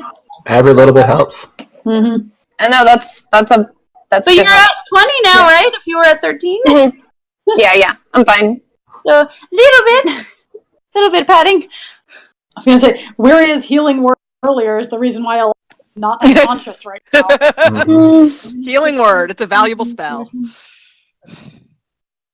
Or do you want me to? Okay. I said after your turn. So now as bonus action healing word, what were you doing for your action? She attacked. Oh, you did the chain lightning. Right. Yeah. Okay. Lightning. Aiden, Alright, which one of the flying things looks the worst off? the one on the left. Yeah. Or yeah. This Oh, one. Yeah. Or this one? That Oh, one. I've hit that one a yeah. couple. Yeah. Yeah. That one's had taken a few hits at least. Yeah. Alright, well, I'm gonna move up. Okay. Ow! Fuck! Okay. Okay. And I'm gonna curse that thing, Sure. and then I'm gonna witch bolt that thing. All right. Like a warlock. Because Warlock, warlock. sorry. Because a warlock. 15! 15? Yes. Oh, because it's an attack spell, and then it's yeah, its AC is 14, so you hit. Yeah, lucky one. How much damage? Nice. That was an 11. 15 plus 16, 34 All right. lightning damage. Yeah, so you can see it actually stiffens as the electricity courses through the body, and then it kind of flops down and then falls again onto the ground, kind of like right in front of you a bit. And as you look at it, you can see its wounds slowly begin to start regenerating. What? Oh, Fuck! of course. Of course they do. Why do you regenerate thing? Was that just one of the things you did, or? Yeah. The flying ones. Yeah. We the killed flying- one earlier. We killed a flying one earlier. Yes. Took a lot of damage, if I Yeah. remember right. Okay. Pumat Soul.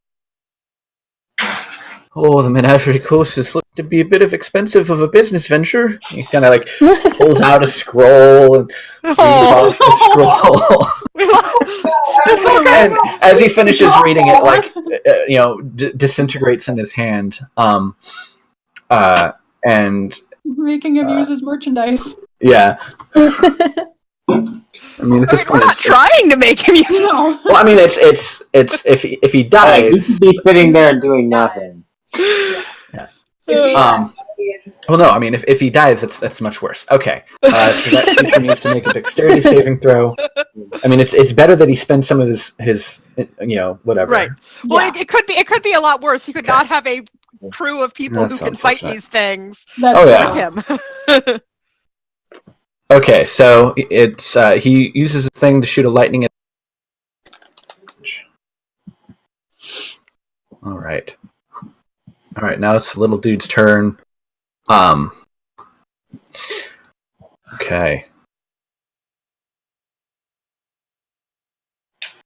All right. Those two that burrowed before pop back up. So that was only one. No, There are two. No, there were two. because they were both already hurt one by pretty a lot. bad. But they prefer not to fight. Hold on, I gotta move you for a second. Okay.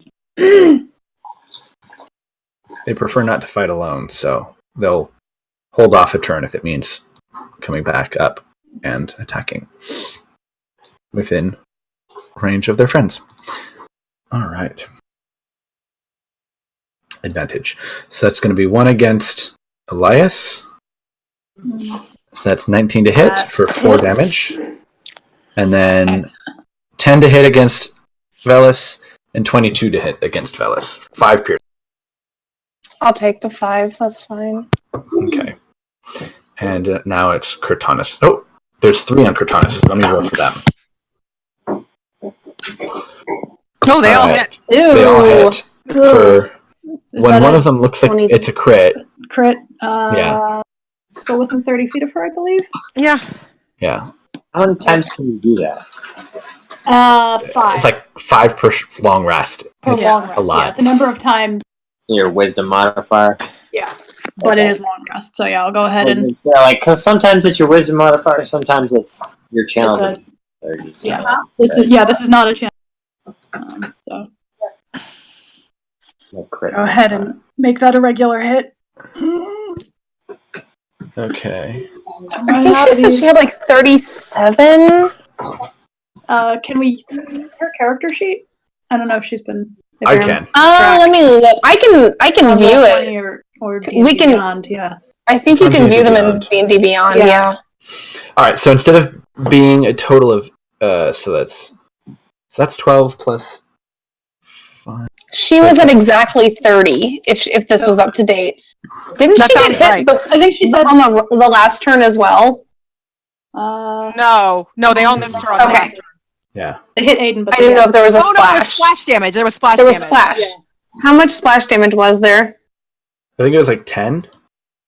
Yeah. Okay, So she was at 20. 5. Then these hits. So that's 7. That's 12 plus another 5. So 17. She has 3 HP. Okay. Elias Well, is having a small aneurysm. That was another 20-some damage on her, so... Okay, fair enough. Yeah. Yeah. She had 30. She took 10 last round, and then she just took another 17. So she's at 3. Yeah. Right. Yeah. She just took a lot of damage in a short time. Does she have any potions? Oh, I'm sure she does. Because it is I'm her looking. turn. I'm looking at her inventory. She has a potion. She take it as a bonus action. Yeah. I mean, I think that's So smart. all 3 things. Because the big flying things go next. We can always replace her potion because we still have 3 potions of healing and pride. Yeah. So, like, Right. she can have it back after this fight. Yeah. Yeah. So she took the potion as a So that bonus means action. one She could less. she could dodge as a full action, making it harder for everything around her to hit her. I don't know if that would be what I don't Cortanus know. would do, though. I kind of feel like Cortanus would stab the things. I think Cortanus would. I mean, she could kill each of those Probably things. kill all of them if she hits. Yeah, I think she's like gonna she'd blend stab her. things. Yeah. Okay, but that would mean that she wouldn't be able to get her bonus attack because she spends a bonus action, so yeah, she only so kill she just 2. gets 2. Right. So she can All blend her right, 2 two of them. attack rolls. So she could probably take out 2 of them. If she I'll let you who's guys rolling roll, for the 'cause- potion? Here, I'll roll for the potion. Alright, do you want... I don't have her stats on me. I mean, I can roll a d20. I'm looking at her character sheet. Okay. I can link it. 30-something here. I linked it in the chat. Yeah, you probably want her to Alright, roll. I rolled 17 That's enough to kill it. Yeah. and an 18. Yeah, 2 of them are dead then. Yeah. And She she has should be a up to plus 10 9 and a HP. plus 8. Yeah. Yeah, she's up to 10 She's now. up to 10? Okay. Yeah. Okay. You know, actually, she could have probably second wind instead of potion. Get more. Oh, yeah. She would have second winded. Okay, forgot about yes. Yeah. Glad So, you what is I it? We think- don't play fighters. No. Yeah. No, we don't. Let's see. Second wind is a bonus action. So rather than using the potion, she gets a d10 plus 7. Well, yeah, second wind is That's going to be... bonus action to regain 1d10 plus 7. Yeah, so it'd be Yeah. better than the potion for her. Yeah. Yeah. Not a whole lot better, but alright, so that puts her at, instead of Okay. 13 plus 7, so she's like 20 something. 13. No, she's at 13. No, she was at 13 plus... Yeah, plus 3 Three, is... so She's at 16. 16. She's at 16. Okay. Which is better than 10. Yes. Okay. Alright. So now it's these stupid flying Yeah. jerks. Yeah. But it's cool, the cleric goes next. Again! I feel like Right. that's just the theme of this fight. It's cool, the cleric goes next. Yeah. I mean, Wary has also been healing every turn. Oh yeah, Warrior and Felice. Okay, so Aiden, you see this creature. It's like it stirs a little bit and it kind of flops around because it's not actually ever meant to be on the ground, but it starts flapping its wings again as it regenerates somewhat. What the heck? I thought that was dead. Apparently not. But it flies up and backs away. 2, 3, 4, 6, 7, 8, 9, 10. Okay, this one, however, just starts firing. Right. 2 shots against... Actually, let's see. Does it want to move? I can move. Can it see you? I don't know. Cortanus would actually be hard to see because she's right up against the wall, so it'd probably be against Aiden. So it's a 12 and an 8. So, which is good because it was like almost max damage rolled. Okay, and then the other one sees 2 people close together, and it's just going to shoot for that. All right, Velis, that's a 17 to hit. Yep. All right, you take 11 acid damage. The thing. Yeah. Uncanny dodge. Uncanny dodge. You take 5 acid damage. And Elias, Thank you you. take 5 acid damage. Okay. Because I was not great on HP, so Yeah. that would have dropped me real low. Okay. All right, Elias.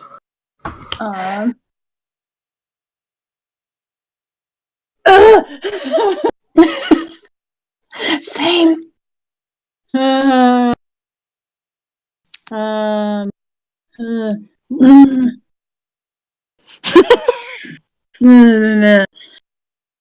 It's like cardboard like that. I I didn't even. Post when I was like this. No, it didn't. Not a bad idea.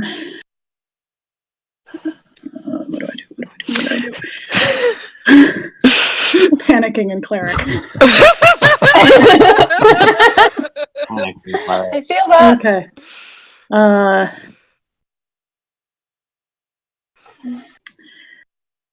Also getting low on spell slots. I'm gonna save that 4th level. That's a good idea. Save that 4th level. Yeah, I'm gonna save the 4th It's level. emergency. Yeah.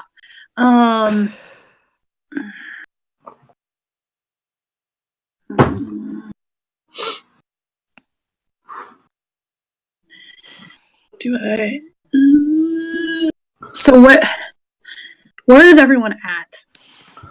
I can put up Cortana is at, bars like, if. 16. Yeah, right? Cortana should have I'm a at health 10. bar above his Yeah, head. we used to do Yeah. that thing with health bars. We haven't done that in a while. Cortana- Yeah. When we did that. Yeah, I give was me a using second mine to do that. earlier.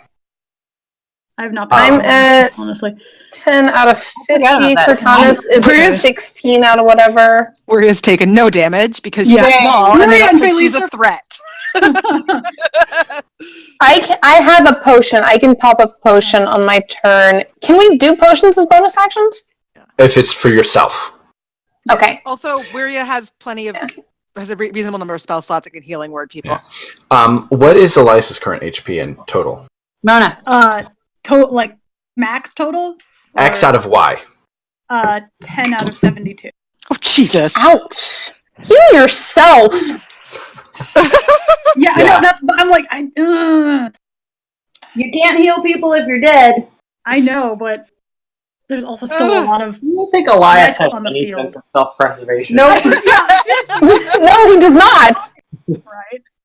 I feel like Velas will punch him. Velas will like a punch him if he problem. does something stupid. I feel like a lot of this party has no sense of Had self-preservation. Cortana's gone That's down. very true. Everyone but Velas.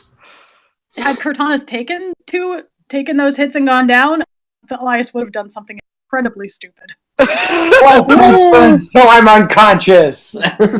All of my life. Give you all my head.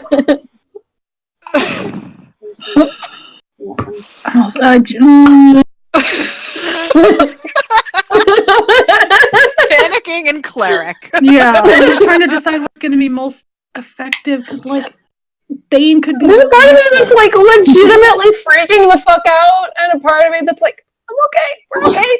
We got this. I mean, you're not okay. I'm like low key freaking out right now. Are you thinking Bane on the 3 by you?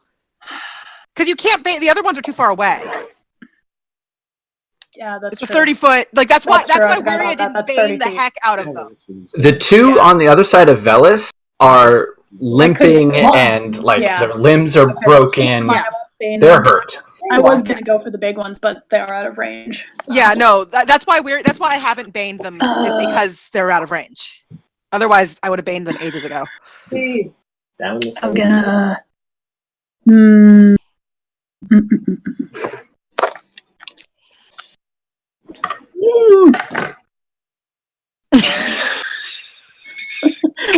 Maggie.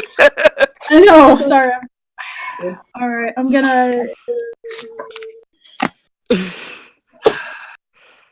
All right. I'll do cure wounds on myself, just first level, because Because you can't heal other people if you're dead. I can't heal other people.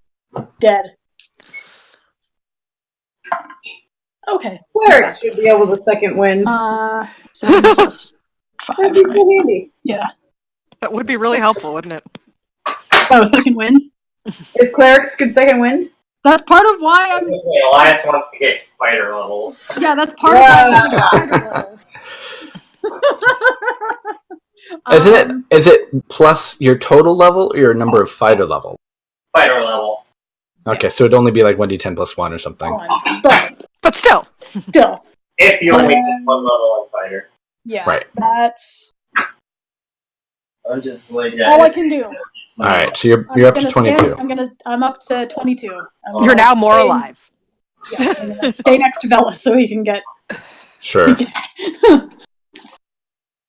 And Velas All right. can stab the things. Yeah. Bonus Yeah, that's action, it. I'm gonna pop my potion. Sure. So that's 9 HP. I'm fine now. Wait, do I have a... And then I'm gonna stab the one next to Elias. Okay, that's the healthiest looking one, so that will likely die. That's why I'm hitting it. 15 plus a lot, and then that's to hit. If you can do more than 10. Damage. Where we're going to put it? 18 damage. That's enough. No. 19 damage. Okay. Can you do 2 points of damage to any of the other ones? No. I cannot because I already used my bonus action. Bonus action, and right. Yeah. I won't be able to get a third attack until I get another couple levels of ranger. Right. Okay. So that's all I got. Where are you? So, what is Aiden's health like? Or Aiden, you're looking okay? Look at my health bar. I can't see your health bar. Can't see your health bar. I can You have to see. scroll up higher. I can't see it either. Only you can. There is no HP bar Everyone should- visible for him. Now I everyone can see it on his. Now There we go. okay. Now it is. All right. Yeah, so it wasn't- Cortanus is actually the worst off. It looks like. Yes. Percentage-wise, yes. Percentage-wise, Number-wise, yes. I don't know. We can only That's see. true. I don't think we can see the actual numbers. No, we can only see Yeah. percentages. Oh, if you Okay. click on them, you can. Wait, I think. No, I only can see Elias. I can still control Elias. All right. And my hand John can control me. First level healing word on Cortanus for 8. The range of that is 60? Yeah, am I not close enough? I can move if I am not. No, you're close. Okay. I just if it was Yeah. 60, yes. 30, no. Yeah, no, healing word is 60. Okay. So Cortanus gets 8. And then I'm trying to mark things off. Okay. And then have either of the flying things taken significant damage that are visible right now? There's one that's much further away that is seriously hurt. Okay. The one that's closest to it's in and Eldritch Aiden. Blast range though. Eldritch Blast. Yeah. Right? 120. Hook it up!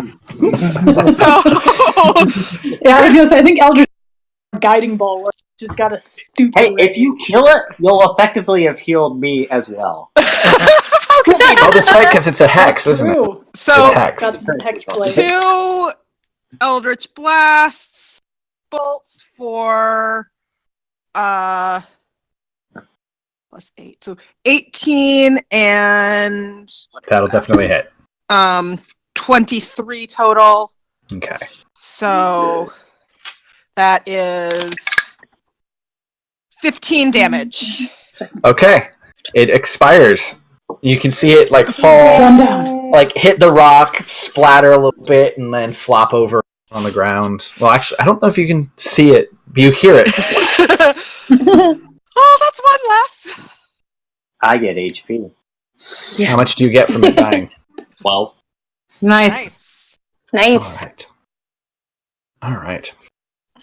Okay, Felice. Okay, this guy's still up here. Yep. Has this guy moved? Is he still like doing anything? He's just sitting there pounding shots. Yeah. He's just been shooting at Elias and Bella. Wow, that's fun. Well, this guy is more in the range. I mean, technically, this guy is like right on the outskirts of being within 5 feet.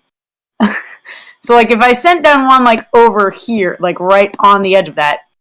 Technically, yes. You could probably But finagle for that. now, I'm gonna go with the one that is most definitely inside the cloud and zap him. Zaps. Yeah. That would be a miss. Huh? I mean, it's A it fail, fails. not a miss. Okay, I was like, what? Ah! I almost bounced my ball. Yes. Well, that's 9 and 10 and a 1, so 20. 20. Good. Yeah, no, it's taken a couple of lightning bolts at this point. Yeah, you can see like smoke rising up from its body, and even from here, I think Aiden and Cortanus can probably smell whatever that is burning. It's not nice. It's a Aiden. bad smell. Do I have line of sight on that one? Because I'm assuming it's in the air high enough. So It's high enough, yeah. You'd have to be like right up against the ridge in order to not. I've had my fill of these things, so I am going to witch bolt that one as well. Okay. AC 14, easy to hit. Yep. Unless I roll that. Well, actually, that is a 14. So. Okay. Now, can you use a bonus action to move a hex to another creature? No, not yet. Not until I'm much higher level. Oh, because it's not the hex spell. It's a warlock ability. It's the hexblade ability. Okay. All right. So that is a total of 20 lightning damage. Yeah. This thing is definitely getting fried. They are not having a good day. No. Yeah. Okay. All right. Pumot kind of looks over at the rest of you and is like, I hope one of you's got something we can put one of these in. Reads off another scroll. And... oh, shoot. I'm trying to figure out the... D&D Beyond. Say, alright. Alright. This creature over here, this flyer, shrinks down. And you can see, like, this, like, squirrel sort of, like, falling. But it's a flying squirrel. So instead of, like, falling to the ground, it starts gliding. Well, Flying squirrel, you said? Yeah. yes. It's a Puma flying just squirrel now. turned the flying thing into a It flying got squirrel. turned into a flying squirrel. Oh, I thought you were saying Puma became a flying squirrel. I was really. I was like, why? That would also be amazing. I was like, I was trying to figure out why that would be helpful. Come on, Mook's word out of the fun. Puma I flies know, away. very Puma.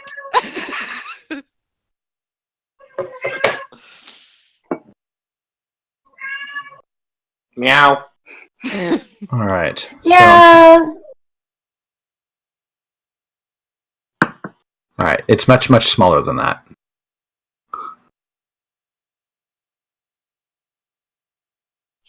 Oh, anyways, I'll just use that. That was cool. That's all right. All right. Now the question Right. is, can we catch it? Without killing it. Right. We have to fight it again. We could just surround it and then everybody kill it at once. Interestingly enough, there is no squirrel. All right. Okay, it's the little dude's turn. They still get a couple more hits on Bellis. Have advantage. Stab. Fuck you! Fuck you! 18 to hit and a 7 to hit. Yep. And 18 is 4 damage. 4 damage. Okay. And then the one against Cortanus just turns and burrows into the ground. Actually, it does. turns and burrows into the ridge. Yeah. All right, and then Cortanus is sort of looking around. There's nothing nearby to hit. Opportunity attack on it? Not if it takes a disengage action. Okay. All right. Cortanus can't do much of anything. Yeah. No, she'll back up, take out her bow, and then shoot at the flying one. So let's see here. Oh, that's right. I keep forgetting she has a bow. Because Yeah. she never uses She's a it. crossbow. That Yeah. definitely hits, and it's a crossbow. Yeah, I think she has a have crossbow. her sheet up still. Yes, it's a light crossbow. 1d8 plus 5. did not realize All right, that. 7 damage. That's why you always. I still had her sheet up from when I looked at her HP. Okay. All right. Now it's its turn. And it goes. It'll actually shoot back at you, back at her.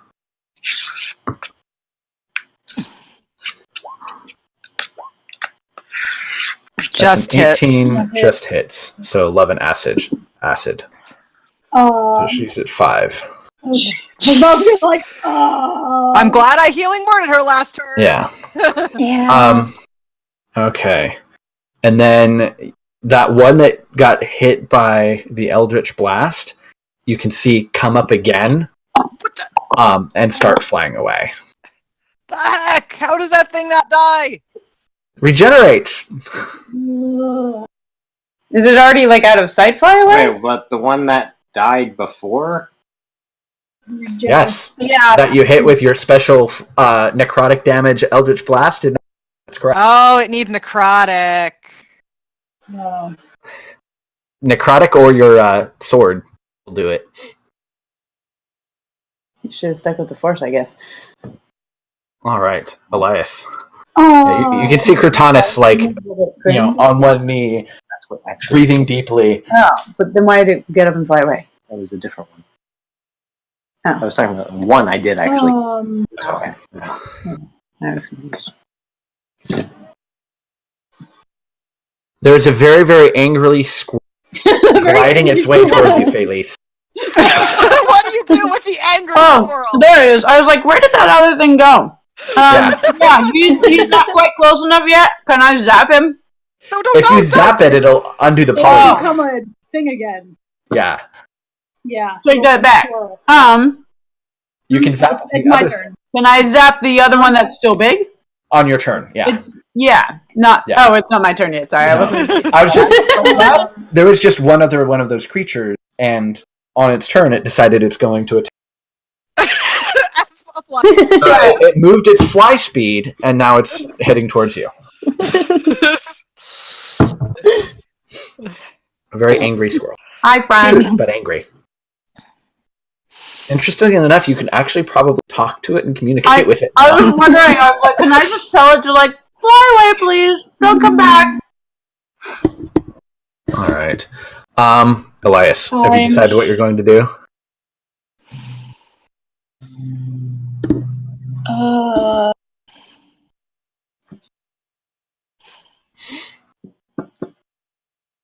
There's a part of me that's freaking out and wants to make a very bad decision. Don't make a bad decision. Please don't. Do it, it'll be fun. Yeah, I know. It'll be fine. Do what Elias would do. If you survey the battlefield, there's really those two little ones aren't much of a threat. There's currently a big one, but you can see it's hurt badly. Yeah.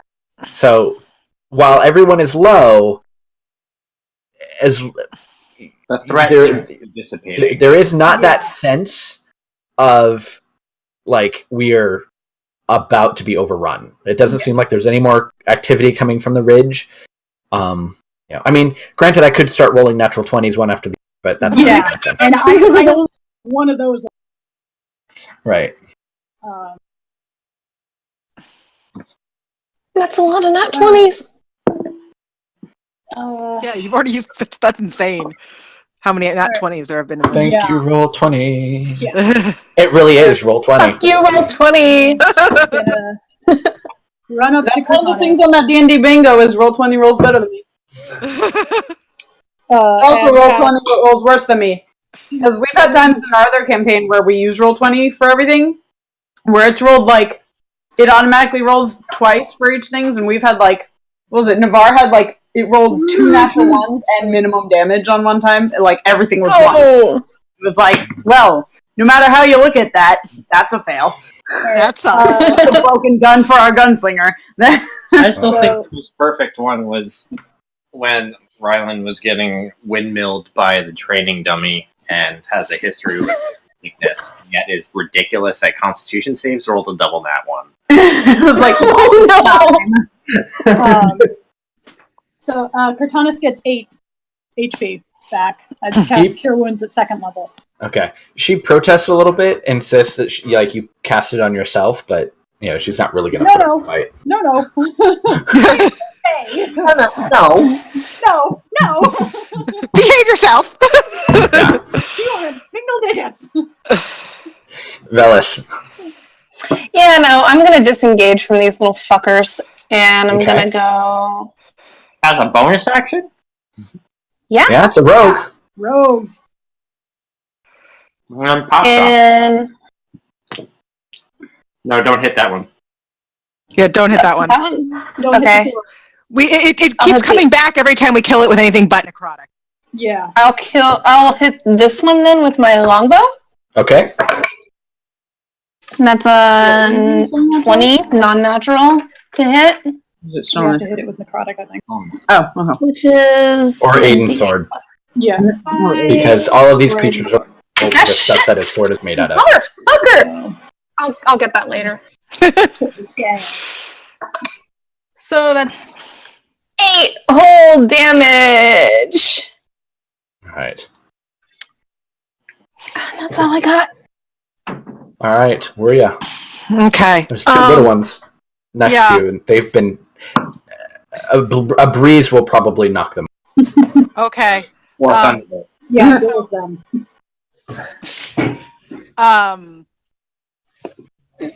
Well then, I guess you know what they're far enough away. I can Eldritch Blast them, right? That's better than. Oh yeah. Oh yeah. So One to I'm each gonna- would probably be enough. Yeah, Although I'm gonna, they have slightly higher AC. yeah, but I'm gonna at least try. Okay. One Eldritch Blast to each of them. That is a 22 and a natural 19. So I think those Yeah, both they'll hit. both hit. Alright. Damage? Presumably On they each? die, but I will roll each of them 8 for one and 3 for the other. That's enough. So they are down, They're and down. Kurt, how much healing did Cortanus get, and how low is Cortanus? Like he was at like in She single should- digits, right? Cortanus is at 13 right now. Yeah, 13? so she should be on 13. Yeah, Cortanus is the lowest numerically and percentage-wise. Okay, then we're gonna do another first level healing word on Cortanus, just to keep her from dying from Right. like, splash damage. Dying bad. Dying So that's bad. another 7, so she'll be Yeah. at 20. Unless Okay. you want to see your cleric have a complete meltdown. Yeah, no, exactly. That she'll be at Right. 7. That's another 7. Alright. Aiden. You skipped Elise. Oh, You did. sorry. Because I went to Felice and then we... Yeah. Alright. Okay, so I'm gonna still slap the listening. big guy while side eyeing the Angry flying squirrel. flying at my face, the angry squirrel coming at me.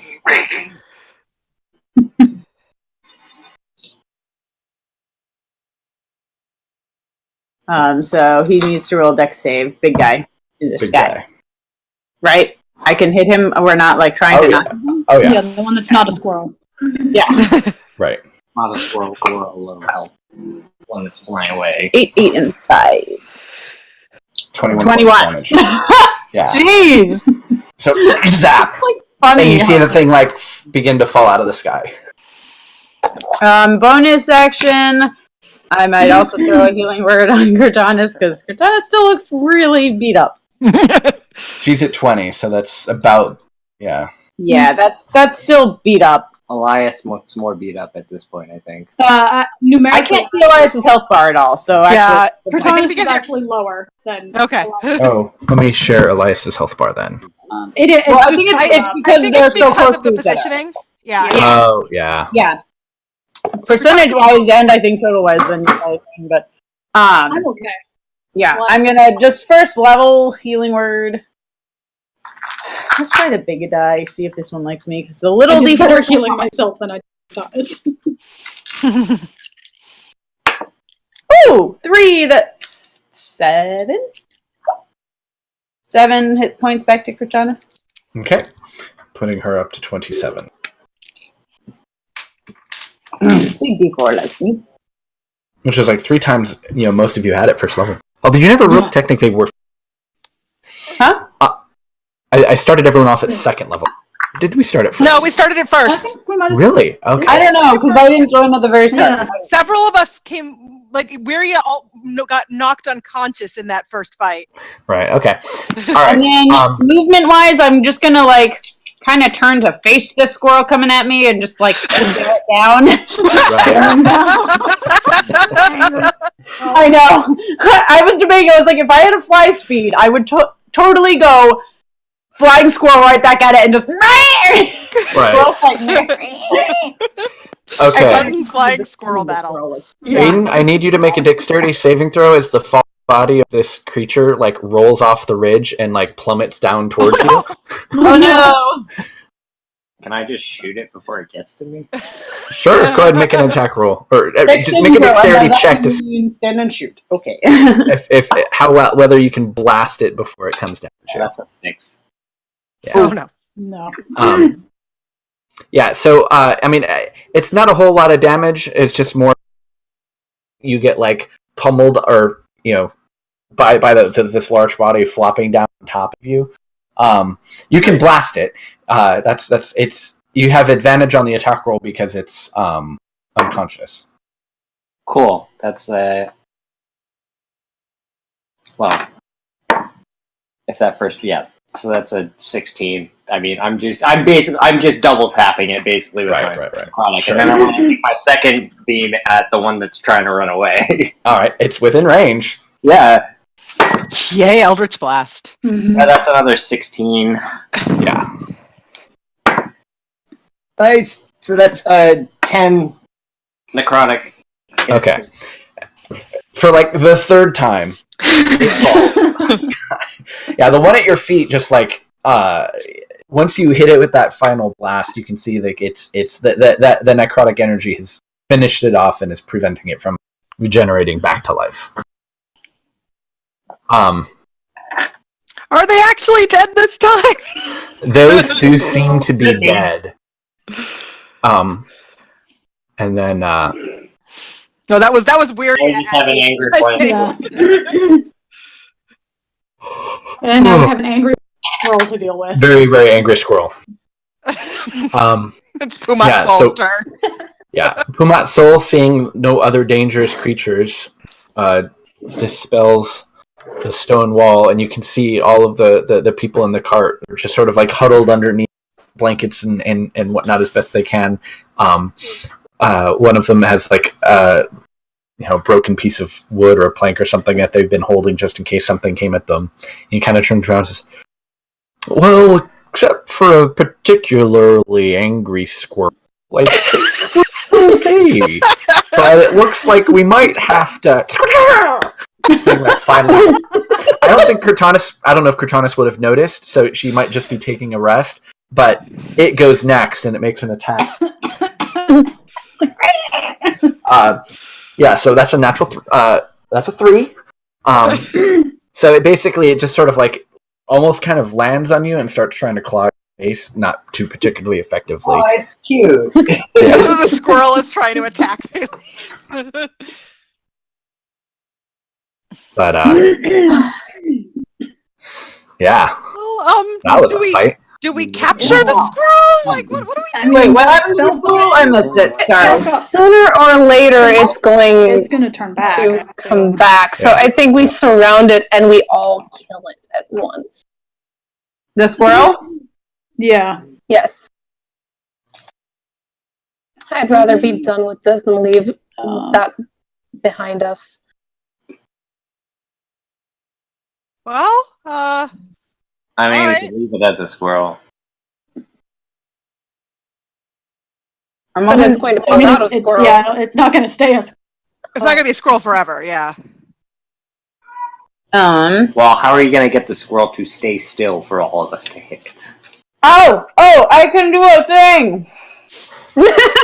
Apparently, Bailey's been doing damage. Yeah, she says as the thing is like trying to bite her, and she's just sort of like swatting it away. Are we still in initiative? Because it's not my turn. I think I would say this is probably might be at this point. So I mean, are you still concentrating on the lightning call lightning? Well, at this point, if the squirrel's the only thing left, and we're just trying to figure out what to do with this flying squirrel that is coming at my face. Yeah, yeah. I mean, you're kind of like holding it at arm's length, and it's like scrabbling and scratching, and occasionally it's like nipping. But it hurts a little bit, but it's not really doing damage. So this might be a bit overkill, but it's the only thing I can think of without just outright killing it and therefore turning it back into the big ugly thing. Right. So This flying squirrel in my face. I do have Earthbind prepared. I can knock it to the ground and make it stay there. And we could all just kill it. Yeah, I say I have That's an idea. so Well, so I have hit that. it necrotic. I also Make sure have. it stays It would there. be a separate action, so like 6 seconds later, I have Mold Earth. So in theory, we can just bury it. You could, but I don't know how I would fast. feel a lot better sticking my dagger in its face. Yeah. I mean, if all of us hit it, and then like Yeah, if Elias all- and Aiden hit it with say, necrotic last. As long Yeah. as it I mean, not like, hit it so- last. I think we can handle this if we. Technically, it can still move. It just can't fly anymore. So, like, you're gonna have to all hit it quick. It'll be Yeah. on the Well, if we ground. all I think we get can ready do to that. hit it once. Okay. And yeah, just make sure I'm actually going to activate the dagger of Right. venom if we're doing this. take Okay. the final hit. All right. Uh, Mathematically speaking, I mean, it while it may have a fly speed of 0 and flop around the ground ungainly, Yeah. It could be big. it could still hurt you because it is Yeah. big and has lots of hit points. So, if you weren't all super low, I would just like hand wave this off.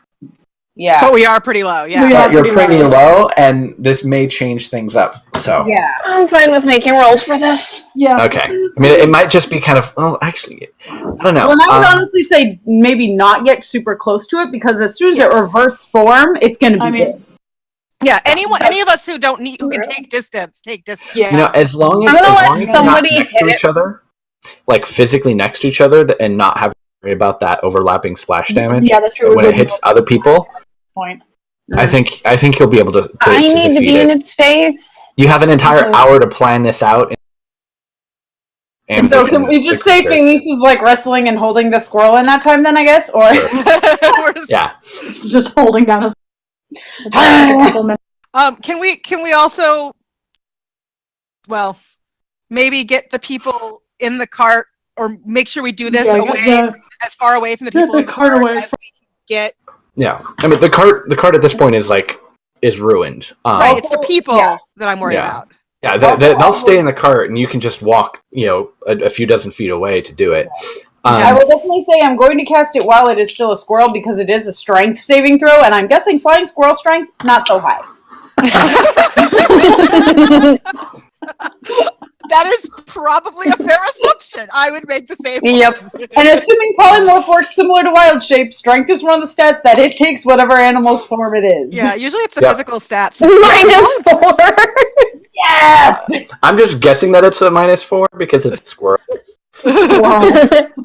It can be a strong squirrel. Right. It's a buff squirrel, guys. I mean, it rolled a 17, so it did surprisingly well. It's a very angry squirrel. Yeah. It's hulking out. Squirrel's been bench pressing. All right. Right. So are we gonna try to kill Okay. this thing? Yeah. Yeah, let's do it. All right. I mean, actually, if we want some really nasty, What? say if we want some really nasty necrotic Hold on. damage, we could hit it with inflict. I would do that to finish it off. I think if I mean, inflict wounds is necrotic, so that's good. yeah, I would I say think we all of us hit, and we let Elias and Aiden do the last two right. on the round. Yeah. I'm just waiting. Yeah, I don't think even though it does have a significant number, it might take 1 or 2 rounds, but it literally does not have a walking speed. It can only fly. So yeah, if it And if its fly speed is 0, then really all it can kind of do is flop around on the ground. Maybe hit one of you or 2 of you, and that's it. So mathematically speaking, I don't think it's going to be a danger enough. So you can like this. finish it off. We can just cantrip our way to death. Yes, Cantrip and good. stab.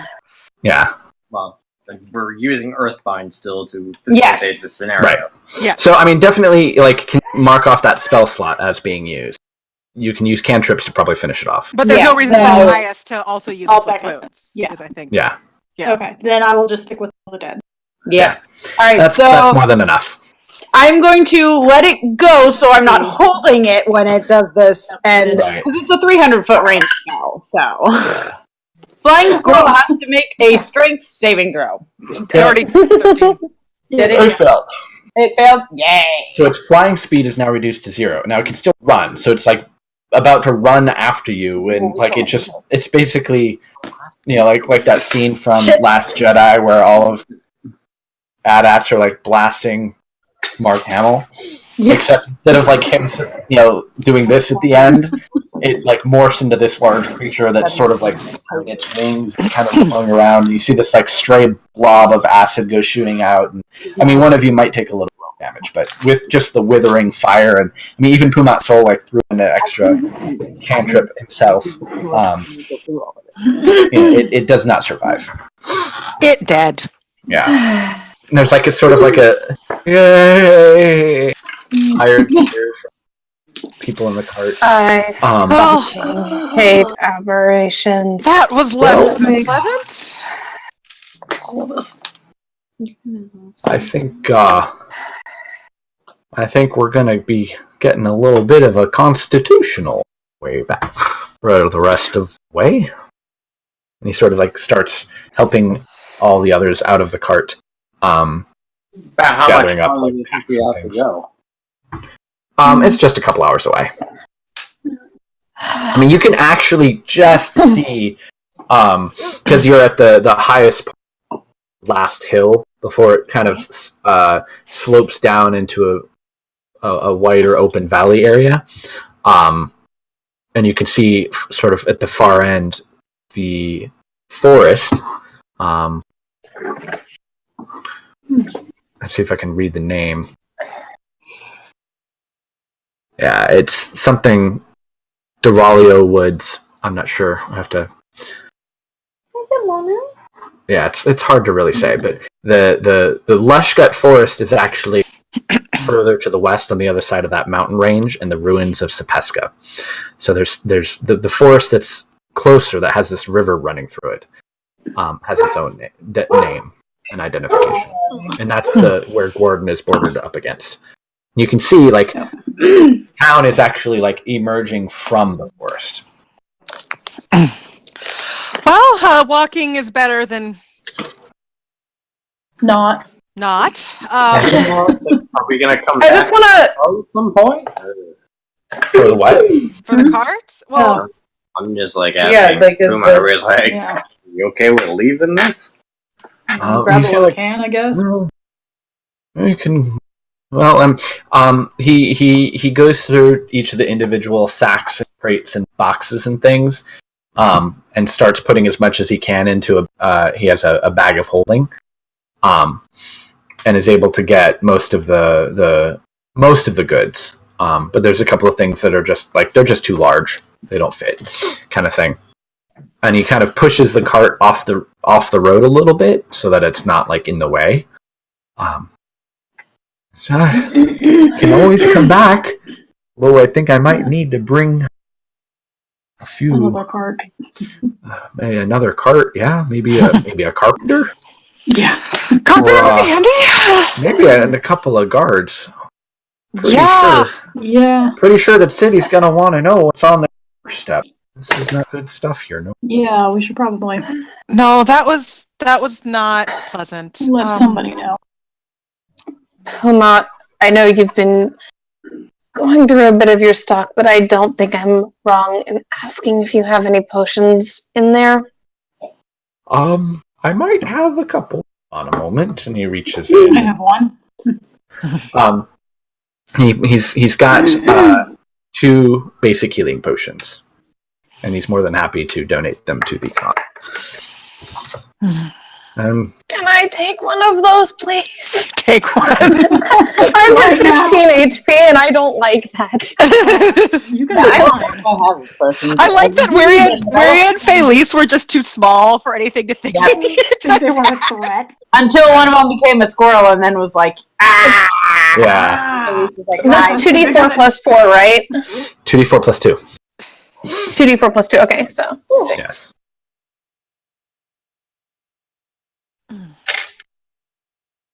Yeah, well, we'd better go to Garden and let them know.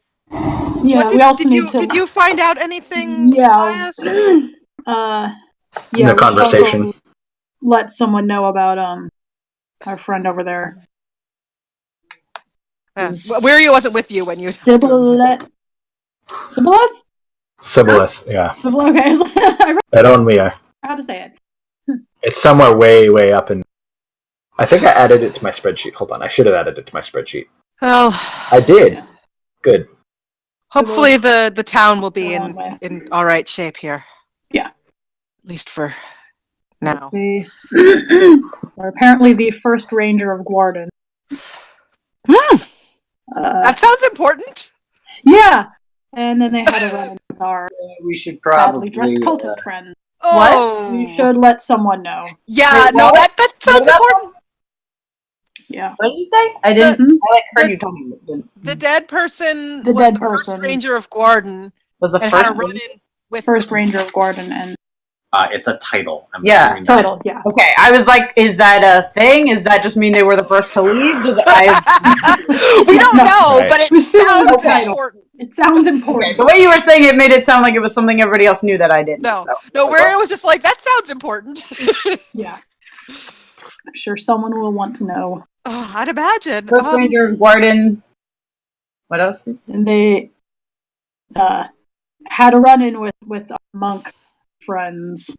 And my friends, we mean. And we by hate them a friends, we lot. mean those assholes that infect people with aberrations, and then they go. Yeah. But we also got some directions to their monastery if we want to deal with them at some point. I think, Kristen, you said you're still listening. Yeah, she's still listening. Examining these creatures, they're much too large to have been the one that emerged from the elf. So Really? either There's another one somewhere. there's either a smaller strain of creature that is capable of flight, or the ecology of these creatures is such that they don't emerge fully grown and they require some time to get bigger. So I will relay that to everyone. one of two possible hypotheses examining the remains of these creatures.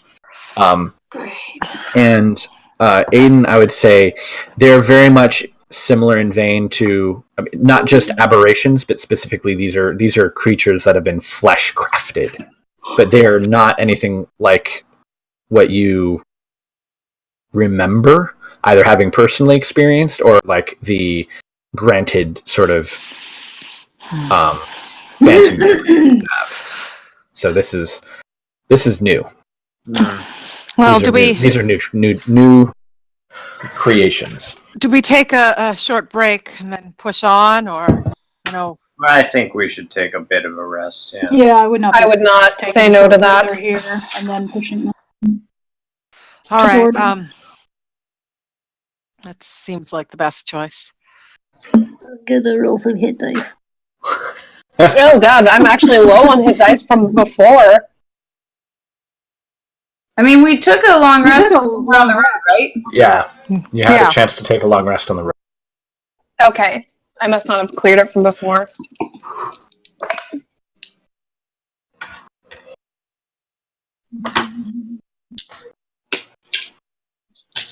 See. Oh, that's good. That gives me back one of my level 1 spell slots. 16. I use all of my hit dice. I remember you for my only get ranger half one. back on long rest. And actually, while Oh, we're yeah, resting, okay. guys, Wirya plays a nice little song for Song of Rest. That's probably good. Oh wait, So, so if I get half back on a long rest, I would not have been able to do that many? That most likely you would use them, and you got those half back on that long rest. No, but if I maybe got my half- guess. I never used all of them. I didn't click long rest, so I would have only got 1 or 2 back because I used 3. You don't get. Do you get half of the ones you have used, or just half? No, of your it's max? half of your Half max. of your max. Yeah. Oh yeah, then I'm fine. Everyone gets an extra D6 who uses hit dice because Okay. Oh, Song of Rest. hey, I'm full. Bailey sits and talks to bugs because she didn't get hit, and Okay. So Yeah. we get a D6. just really animal An down. extra D6. Ah. I forget Song of Rest is a thing sometimes, but it is a thing, and Useful. 6. I feel like at some point she may talk to Pumont's soul just about the fact that he turned that thing into a squirrel and it was cool, and how she can't turn. Actually, I think I can turn things into animals now. I just haven't tried yet. But I can turn me into animals. But Right. but not ones that fly. Yeah. not flying ones yet. Someday. There's off into the clouds someday. Dramatically. But you can swim. Yeah. You can swim. But I can swim. And that's the important thing to Bailey. Person too. Oh yeah. And now Pumont's has experienced Felice. Oh, he's enchanted. I love it. As we get close Because to Guarda, he is so big and she is so small. small. Yeah. as we get close to Guarden, I'm gonna have him disguise into Bellis, but an elf. Okay. Fellas, but an elf. Well, that's just a little unsettling. Yeah, that's a little weird. It's just slightly not right. You think this is strange for you? Mm-hmm. This is just Not the one all looking the at wrong color. Yeah, right? Like, you're not the one looking at you. It's just I'm looking at. weird. I can see enough of myself. Right. This just isn't pleasant for anyone. But I feel like the reaction, in town might be worse otherwise. That's probably fair. Yeah. We don't know what the folks in Guarden are like. Mm. Elves are rarely fond of my kind, No. in my experience. Not had a ton of dealing with elves, but I try to avoid it. Not a few.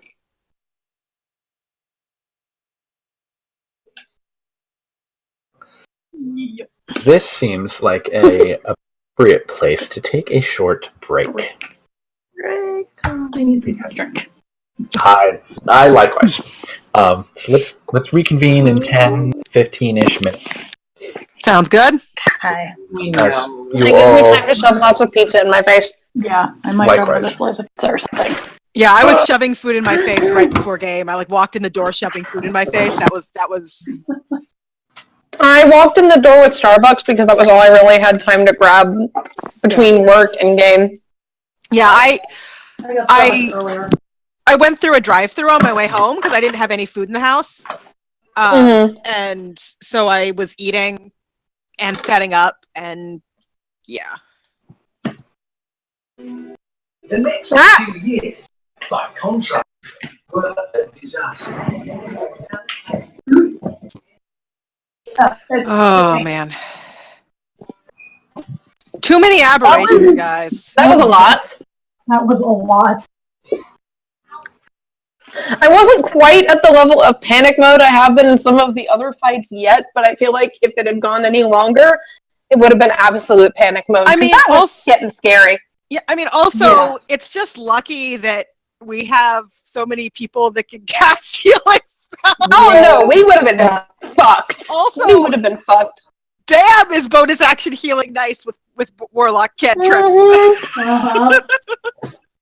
I'm like, oh. If I had taken the full 11 damage and not used my uncanny dodge, by the way, I would have been back down to 4.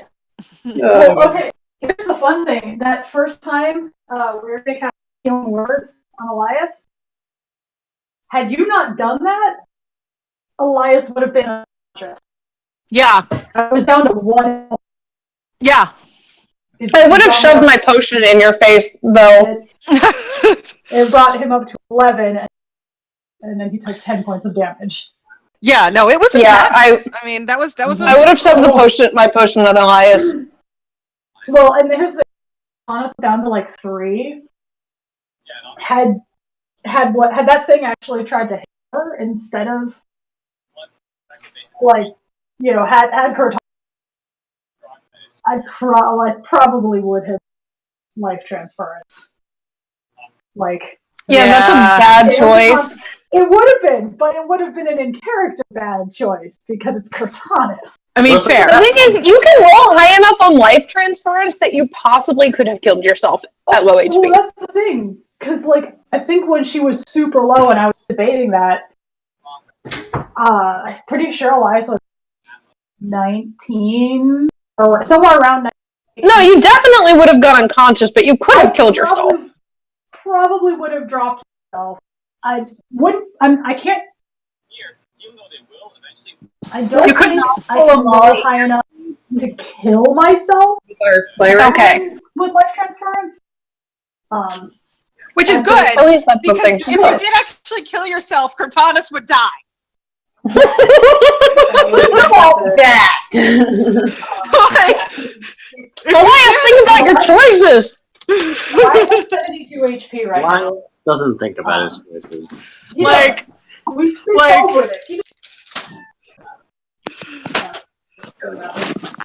because that's the thing. Like, I think Cortanus is the toughest one because if she dies, like, can we even revivify her? Like, I don't think. Yeah, I don't. I mean, technically, she turns back into a card, right? Right. So we'd have to go find the card, pull her again, and hope we pull it again. I don't pull like the all the cards. Get marked by a pit fiend. Yeah, just empty the entire deck. And we're all like running away from all these terrible things. But we have Cortanus back, guys. The sad thing is that's something that Wiria would probably. I mean, she'd figure it. She might stop at some point, but she'd probably try to get Cortanus because Wiria. That one will haunt misplay my deck.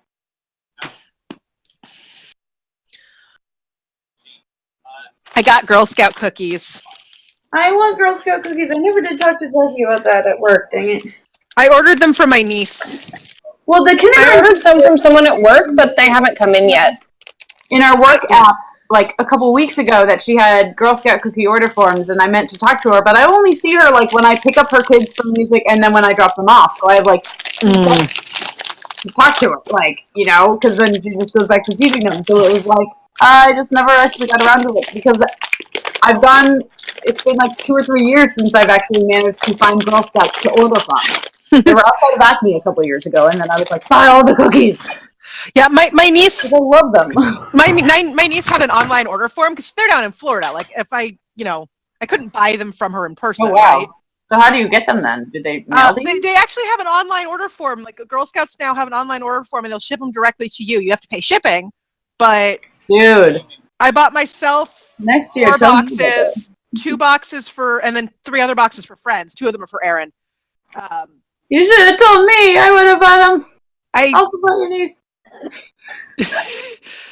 I wasn't really like I think I wasn't really thinking about it, but yeah. No, I know. I'm just like, I want Girl Scout cookies. I love Girl Scout cookies so much. Yeah, no, there's Girl Scouts all across. But they haven't around. Like, a lot of places haven't started the in-person sale, like the actual like outside of like. Yeah, that's usually when it's a little warmer. So like. If they were outside Giant, it would be amazing. It's like the one time I did find them, it was outside the Acme store, which is not that far away, but it's like a little more awkward to get to, and it's just like, I don't normally shop there because it's close to where I used to live, so I would go there because it was like down the street. But I don't really go there anymore because it's just. I realized. Really awkward to get to. Yeah. But yeah, so I have some Girl Scout cookies, but I realized that speaking of grocery stores I don't really shop at, if I go a little bit further than my usual grocery store, there's a Safeway that's not far from me at all, but is like a little further. That's in DC proper, which means I can buy beer there instead of having to go elsewhere to buy my beer. Because in the state of Maryland, grocery stores, except for one location of a chain, can't sell alcohol. I mean, that used to be the law in Pennsylvania until I know. years ago.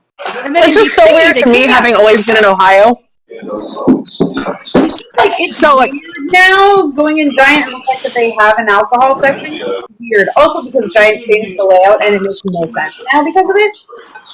But you know. But like, if I go to the Safeway, that's not that far from me, I can just like do my grocery shopping and pick up any beer or wine, right? Yeah. Whereas if I go to the grocery store, I have to pick up beer or wine if I want any from somewhere else. Yeah. So it's just, I think I might start trying to go to the Safeway more often because it's just more convenient. Yeah.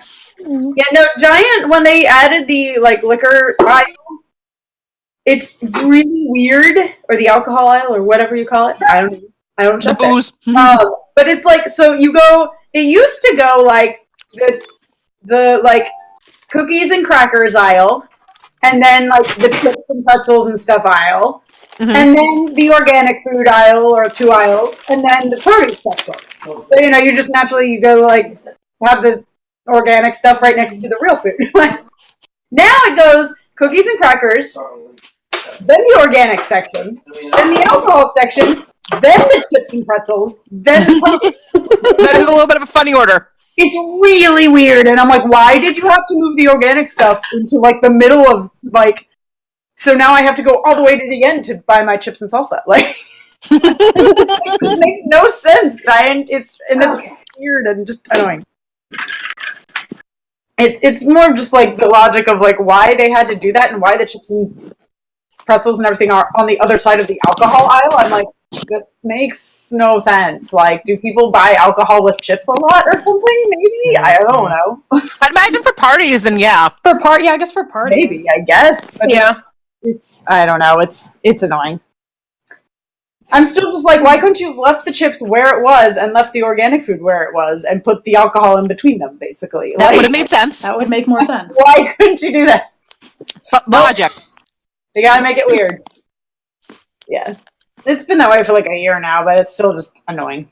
Yeah. I haven't lived in Pennsylvania for a really long time, but when I did, it was when you couldn't buy any alcohol in grocery stores. It's really only in the last maybe 2 years. Yeah. Yeah. Because I remember when I went to Louisiana, it was like, there's alcohol in the grocery store. Maryland is really specifically weird because like you can't buy alcohol in the grocery store except for one location of any store. So one location of X store can sell alcohol, but not any of the others. That's weird. So basically, they will sell one liquor license to that store, and you could use it at one spot and nowhere else. I mean, from like that standpoint, I understand the logistics of how it works. It's kind of weird, but it just means that like random locations of stores might have a liquor license. Yeah. So like there is a grocery store not far from me that in Maryland that has a liquor license, and it's sort of a smaller, more local chain, I guess. And they're pretty good, except that for certain prepackaged things, they're not the best at paying attention to expiration dates. Oh gosh, that's not ideal. So they're really good. Like their produce is good, and all that. But like I have a couple times accidentally bought cheese that was expired. Ooh, that's not I good. noticed it before I ate it. Like, of course, as someone who's worked somewhere that has a produce section, it does seem to be the prepackaged stuff is the hardest to keep. Right? No, totally. It's not always immediate. You know, like fresh produce, you can be like, oh, that's obviously, you know, you can look at it and be like, that's obviously expired. It makes it a little harder for me to do my grocery shopping there Yeah. because, like, I can't always find the things I need. Because the stuff they have out for thing X might be expired. Mm-hmm. Yeah. Also, they're a little bit smaller, so they don't actually have quite as any much variety as like well, a that's Safeway. like why I don't shop at the Acme much, because it's a much smaller chain. Mm-hmm. Some things they have there are cheaper, and I used to go there because they were the only store that had the blueberry flavored Green Mountain coffee, but now Giant carries that, so that one is conveniently right next to the closest Aldi to me though.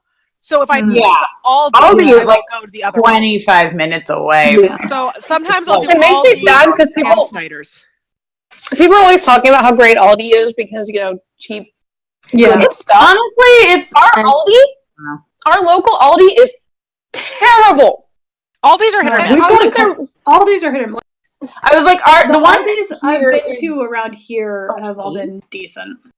Like, There's is a couple of them. There's one Mostly- in town, and I went there once, and it was awful. Like, they had fresh produce that should have been refrigerated, unrefrigerated, like berries that were getting moldy because they were just left out. Often, if I'm Yeah, going to Aldi, it's usually because they have like Aldi is where I'll go to buy. Like, I got my Dutch oven at Aldi. I got my grill pan at Aldi. Yeah. Yeah, I was like, I feel like we get their flyers in the mail, and I always every now and then, like, I'll look through it to be like, they have their weird sales section, and I'm like, they have some things like that are like, oh, this is really cheap here. So I keep an eye on their sales for things that I find useful. A lot of my storage in my craft area is from Aldi. I should look at that. They have those like wire cubes. They have those wire cube shelves sometimes. How fun! But but I don't go there regularly for groceries. I only buy groceries there if I'm there for some other reason. Yeah, in college I would go there sometimes. It's like, if you're not picky about brand or whatever, it's good for spices. You can get things that normally only come in a little tiny thing. You can get a big thing of them for like the same price. Like, I got like nutmeg there one time in school or whatever, and I got like a thing that would be the normal size of like a full salt shaker type of thing. And normally that's like one of the things that they sell in the little tiny jars, and it was like $1. Okay. Yeah. No, they're really good for certain things. That was okay. Things like, pasta or rice or like the dried type things that you can buy in larger quantities ish without having to get like Costco size quantities. Yeah. I remember it being good for, but other than that, like, I don't remember getting a lot. I've gotten decent produce there,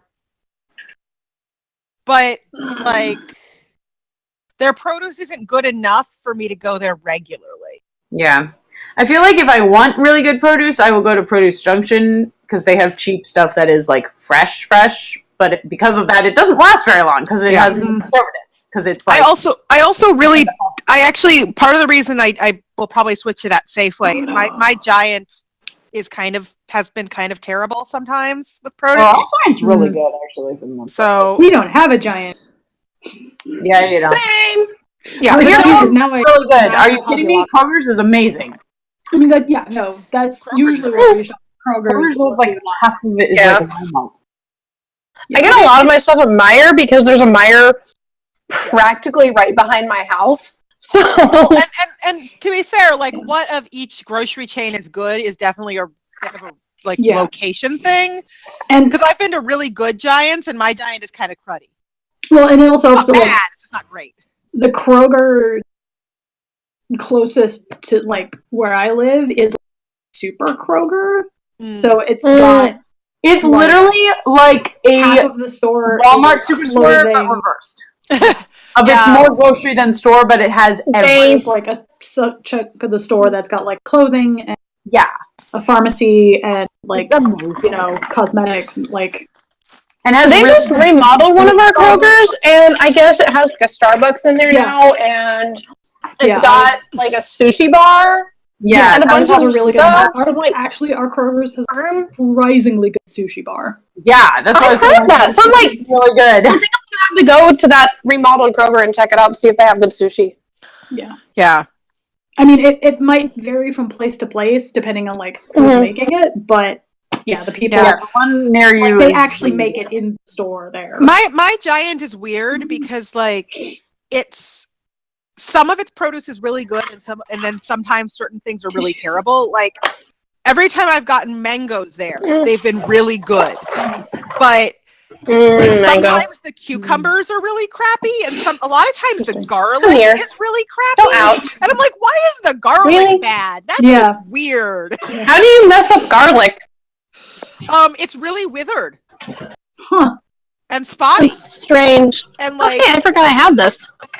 And sometimes I can get perfectly fine garlic, but right, like why are mangoes are usually the one that's tricky to get them really good. But cucumbers are not always good. And I'm like, the hell, Giant? What is going on with your produce supply? I don't understand.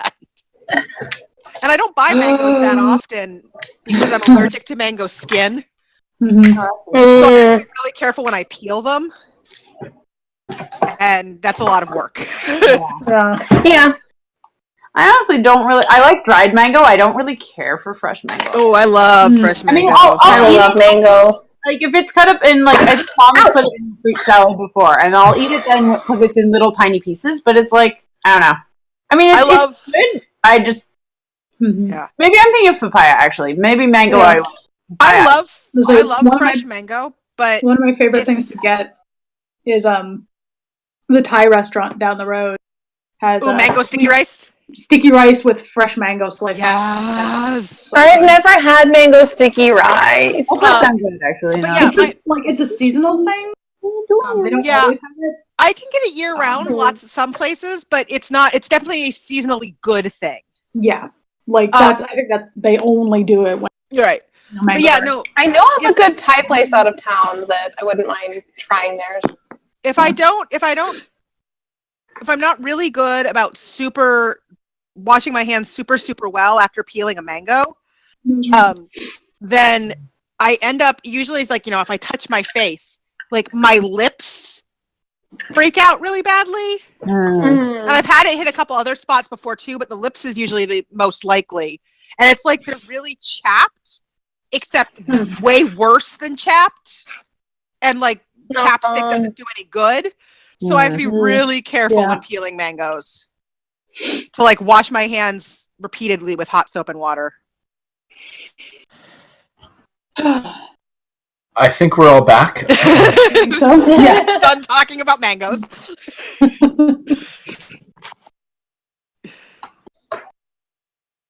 They're raining? I think so. What are you doing? Being a cat. Why are you like this? Because she's a cat. You cannot have my chocolate cake. No. She's doing the ground squirrel thing where she sits up and goes like this. No. Why are you such a shit? Because cat. Oh my gosh, it was so cute. Like, sorry, Mona, I just kind of kicked it. Was that just yesterday, maybe? I was sitting at the kitchen table, and like I feel this like little like pat, and I look down, and Mona's sitting on her hind legs, like, hey, and like, I was like, hi. It was funny. That's cute. On her hind legs a lot, like. That's super cute. But yeah, it was. I'm sorry for derailing things with cats. Like a little like pat that I felt like. Meanwhile, I have a cat directly on my face. Yeah. Oh, she has jumped up on the bed in the morning, like right next to my face, and then been like, "I have no space," and I'm like, "Well, yeah, cat. That's because I'm sleeping here, and this is my face." And then she'll like find room. I'll like shift like an inch, and she'll find room, and like the other morning, she just like laid down. I was like, "Okay, I guess you're sleeping right under my pillow." I'll just scoot over here. So we didn't die. Yeah. We almost died. We didn't die. Oh, I can use natural recovery. Oh, I forgot about that. Get one of your spell slots back? I can get up to You can get a couple of them back. Oh, wow. Isn't it like half? Or something? I don't know. Up to 4. Half rounded up. Nice. Oh. Yeah. I get nothing. I just got 1 level 1. Because I'm a cleric. Yeah. I have, let's see, I used 2 second levels and 1 third level. Yeah. Normally on short rests, I'd also get any bardic inspiration, but I was too busy healing every bonus action. You didn't use it. You didn't use it. Yep. I'm gonna do, yeah. Because I could get 1 on the 3 or both level 2s. I'm like, I think I'm gonna get both the level 2 spells back. Well, that was definitely a very interesting test of the group's capabilities. That was painful. Let's not. So the last couple of things, as everyone's sort of getting up and dusting the dust off of their legs and pants or whatever. I'm sure Cortanus is using a short rest. Stone. Yes. Herself. Yeah, not a whole lot. Well, other than the acid, as much viscera this time around. Yeah, that's true. But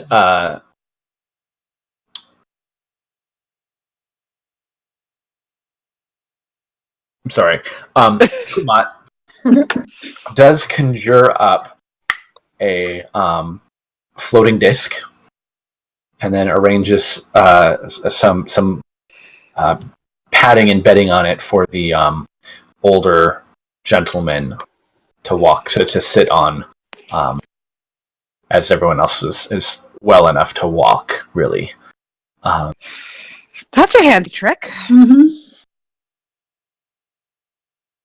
it's certainly kind of useful. Yeah. But it only moves when I do steps. It moves a little bit at a slow pace. It's limited, but it's if you got your arms full, it's certainly one way to round. Serves a purpose. It certainly seems useful. Kitty. So are we all set to go? I think so.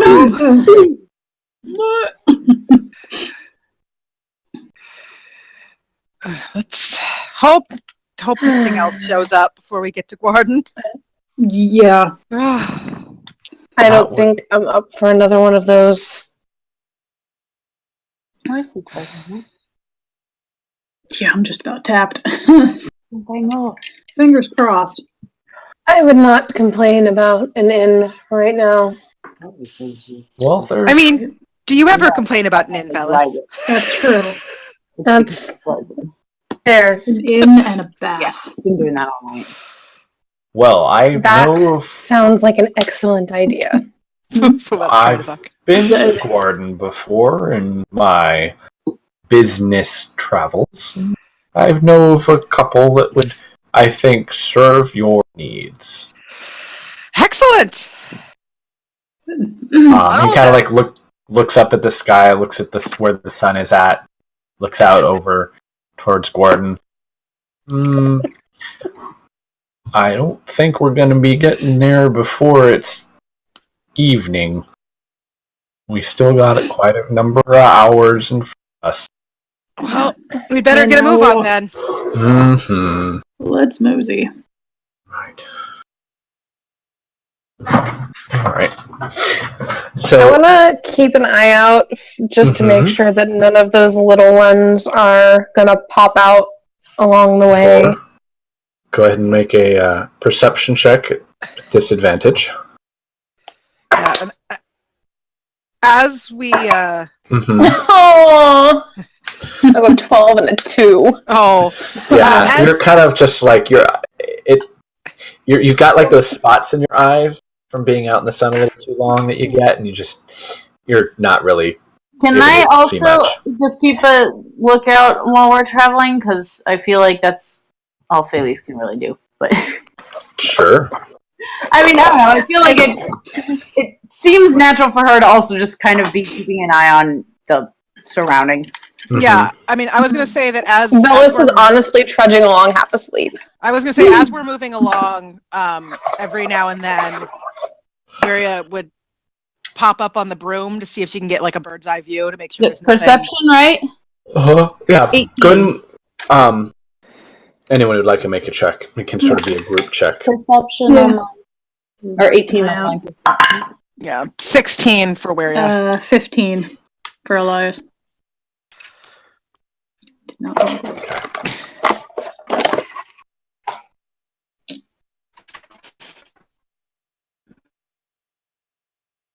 16. So I want to say Waria's passive perception.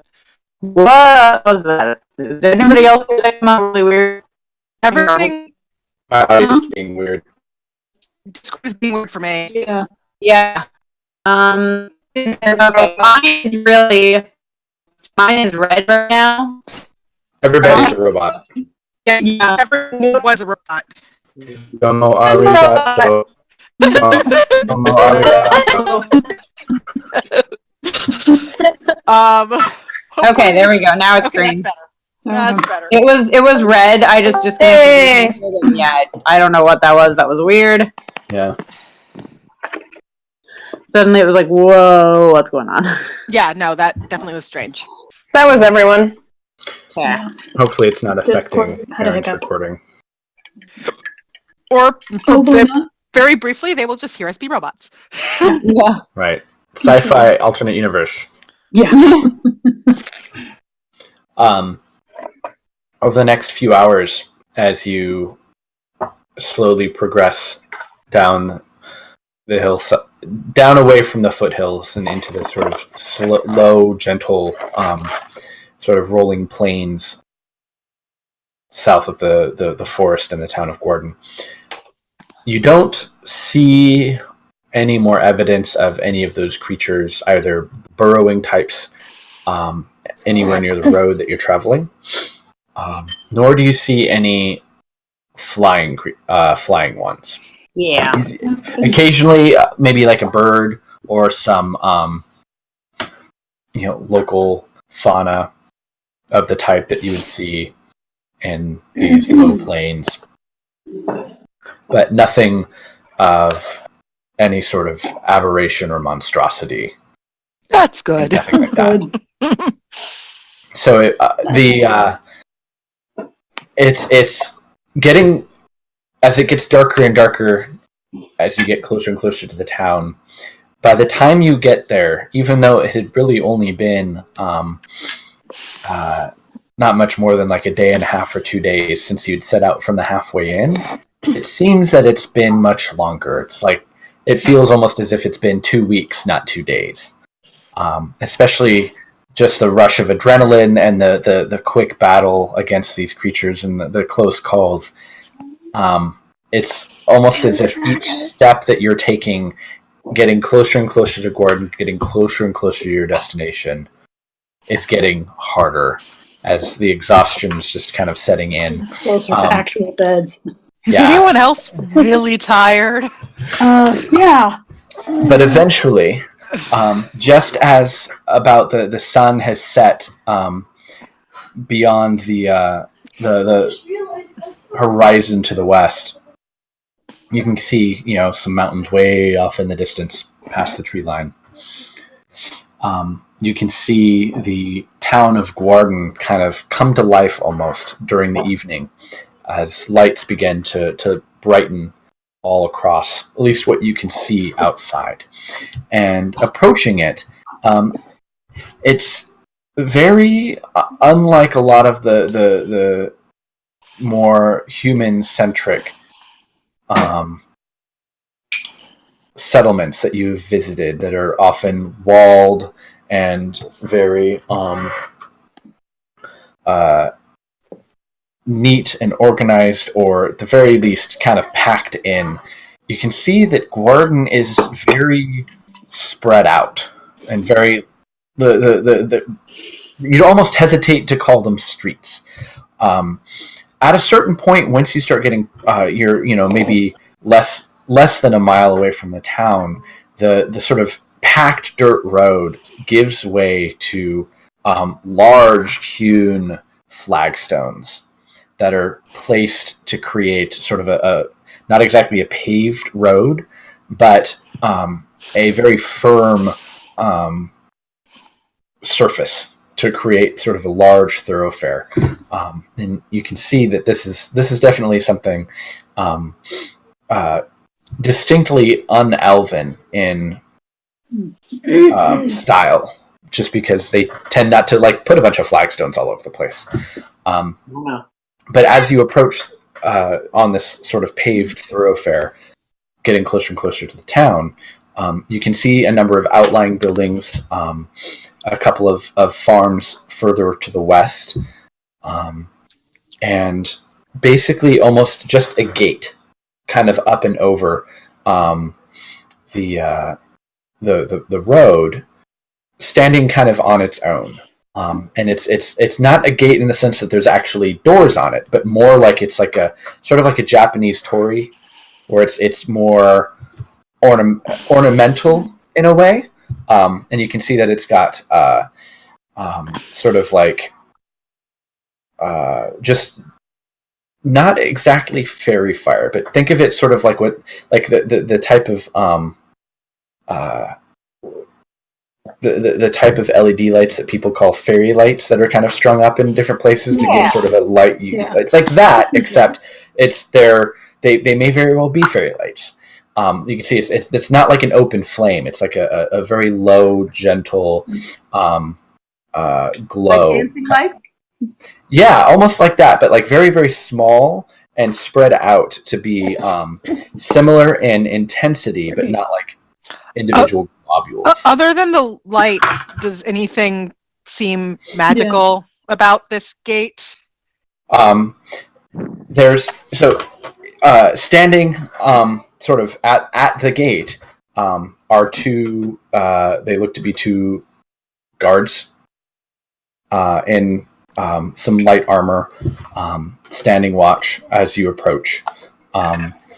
Immediately magical, other than some of the lights. Mm-hmm. You can't really quite tell. Okay. This is more like it's a guard post more than anything else, almost just on the main road, the main trade road that leads into town.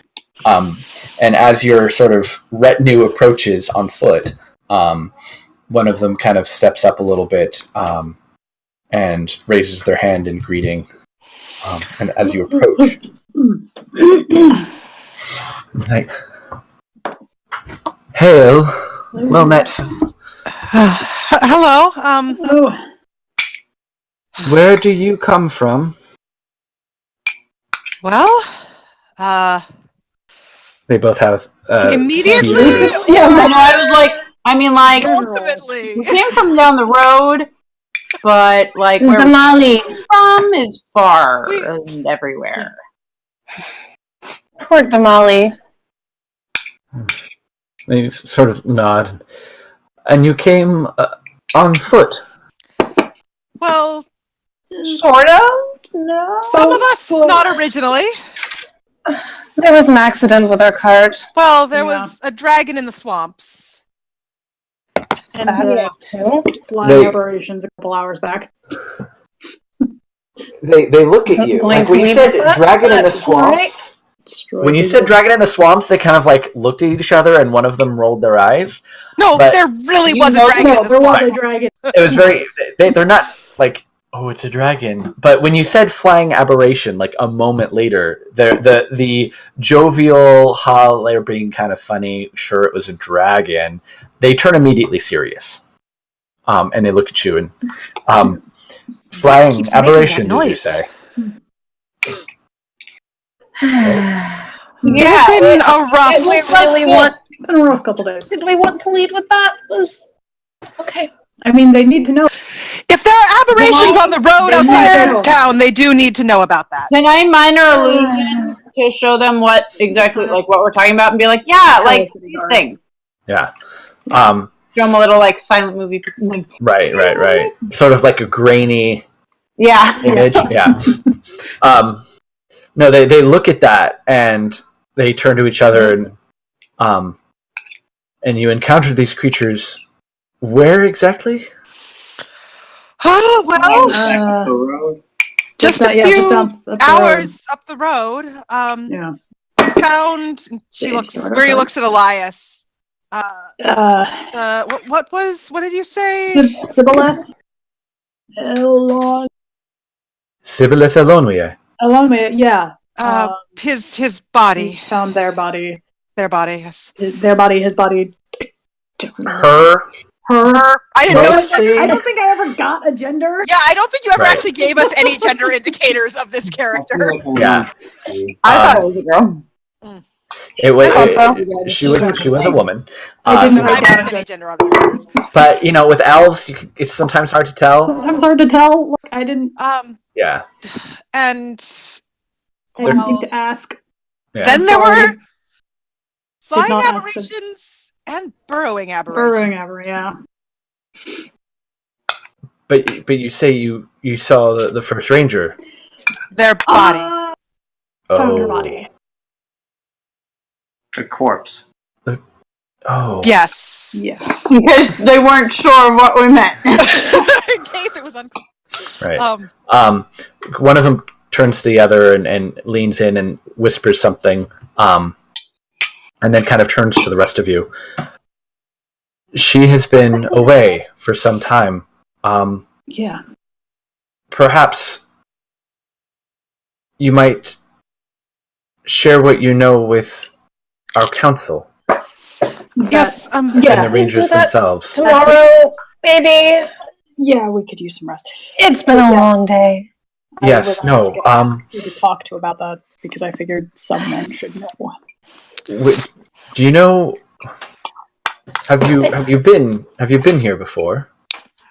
Pumat has, but the rest of us know. He's sort of like he's been standing in the back, kind of quietly. Like I pointed Pumat, and I'm like, he has. We haven't. He's like, respectfully, I'm quite familiar with the establishments in Guardian, and I would be more than happy to show them to a place where they can rest for the evening, and where you can perhaps find us in the morning when everyone is more inclined to have these sorts of conversations.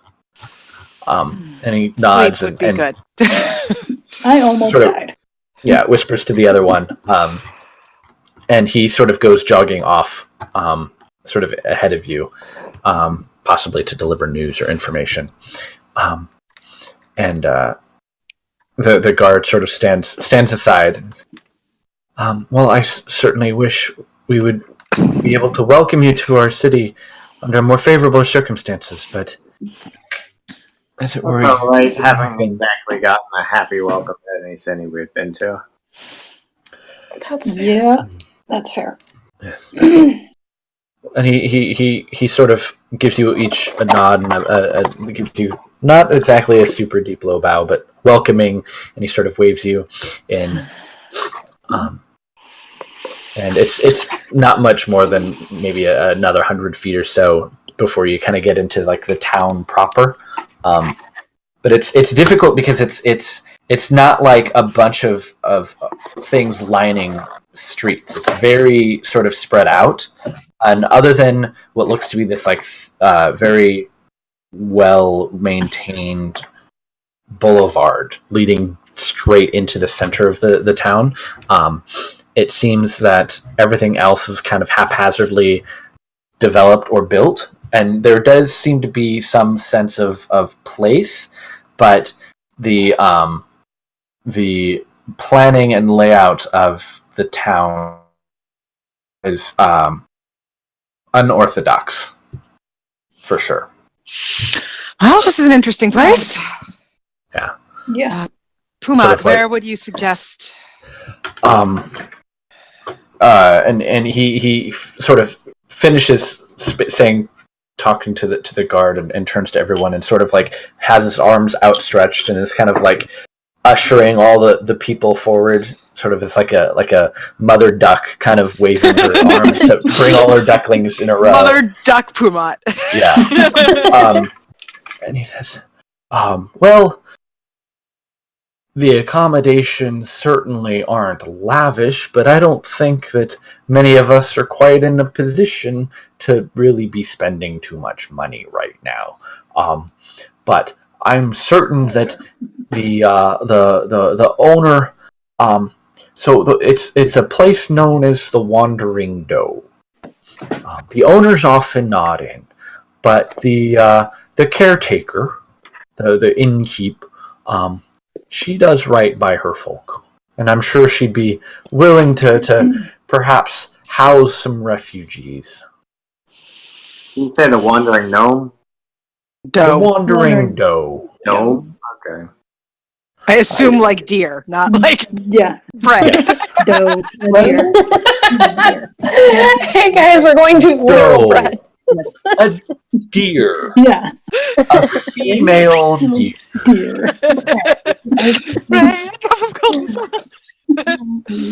That was actually very in character. Well then, if you'll lead the way, I think. Okay. All I really want is a bed, maybe some food, maybe a bath. been a He minute. gets you in. I'll take all of those things. The construction of a lot of these buildings seems very eclectic. Some of them are very sort of elvish in nature, a lot of organic shapes and forms. But in and amongst them are a number of buildings that are very distinctively different. Have a lot more stone used in the construction, more solid, straight angles. Very dwarven. I was about to say the dwarf. Yeah, a little lower to the ground, lower ceilings. And as it's evening, and so it's not super busy. It's not like there's nightlife in these provincial medieval towns. But unless it's Habaduke. Yes, Habaduke is quite a. It is not a provincial. It's a place unto town. itself. But he leads you in, and there are. That does seem to make use of a lot of dancing lights, facts, fairy fire. You haven't really actually seen any sources of open flame so far, anywhere.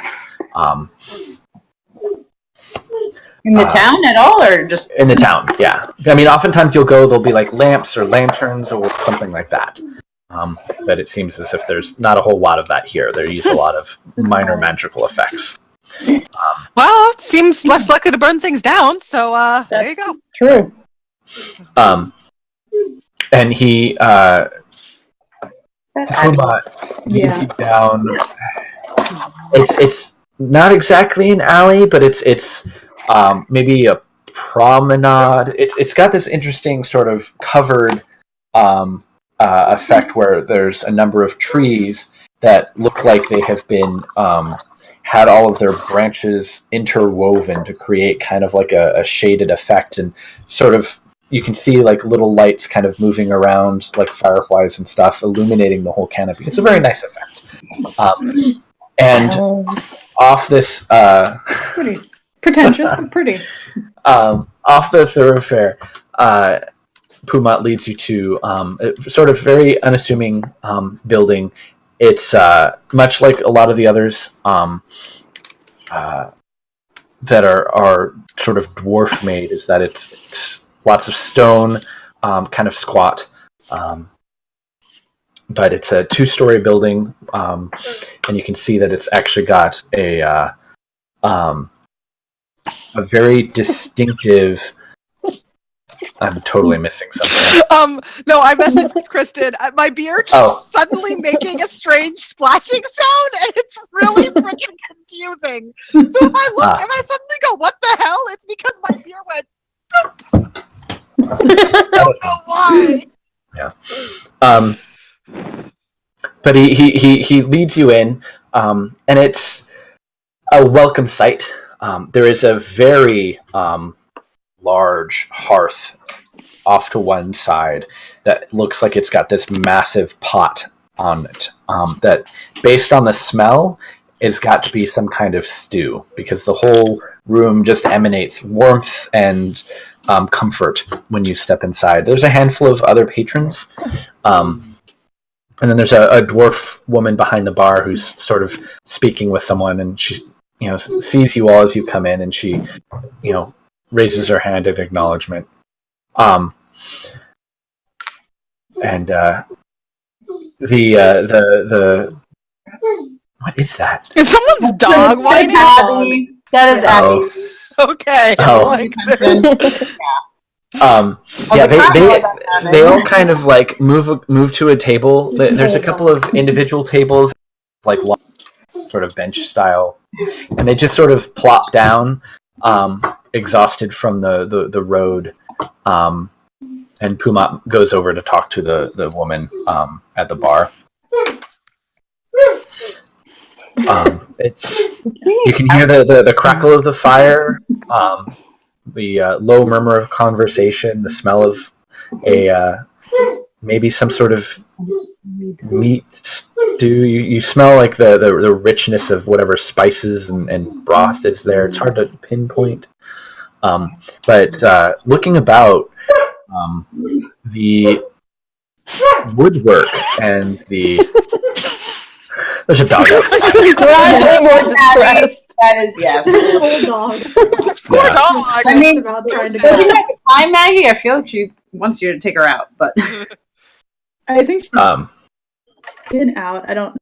My mom and people just went upstairs, so she does not like going upstairs. well, yeah. But she wants to be with I was people. saying so. she's like going limp in her back legs. Yeah. Paralyzed. She's very old. Fun. Oh. Oh. Yeah. She's losing motion. Callie said the other day she took her for a walk and she was like extra slow and she was like dragging one of her hind legs. Mm. Oh. She's a lab, so she's a Yeah. she's a very old black lab. So Yeah. No. Yeah, everything about the place exudes comfort and warmth and welcoming. And Puma comes back over. So I've handled accommodations for the evening. I mean, I can only express such appreciation. I don't think any of us would have made it had you all not been there. Well, either for the dragon and as he casually mentions dragons, a couple of people nearby stop their conversation and look at him, or whatever those flying creatures were. yeah. Wow, this is. Thank you. This kind of is what happens to us. Yeah. Yeah, this does seem to happen with alarming frequency. Is it so much to ask that we get from one town to another without some crisis? Yeah, that. Well, I believe there's been a lot of upheaval in Velis. the world of late. It's Yeah, a dangerous place. Yeah, I mean, it seems like traveling without guards is a bit of a risk these days. Yes, I think I might go back to the Empire. The coast is pretty rough. Yeah, it could be worse though. We could be in. There could be more dragons. Could be larger dragons. More larger Let's dragons. not More larger. find dragons. any larger dragons. I support this plan, Velis. Let's not find any more larger dragons. Let's not find any more smaller dragons. Let's just avoid dragons in general. That's a philosophy that I could get behind. Seems like a solid philosophy. Let's just avoid chromatic dragons. Yeah. Well, I mean, anything that's that big that can eat you up in a single bite, something to be avoided. Cannot argue with that. I feel like that's something we also keep running into, strangely enough.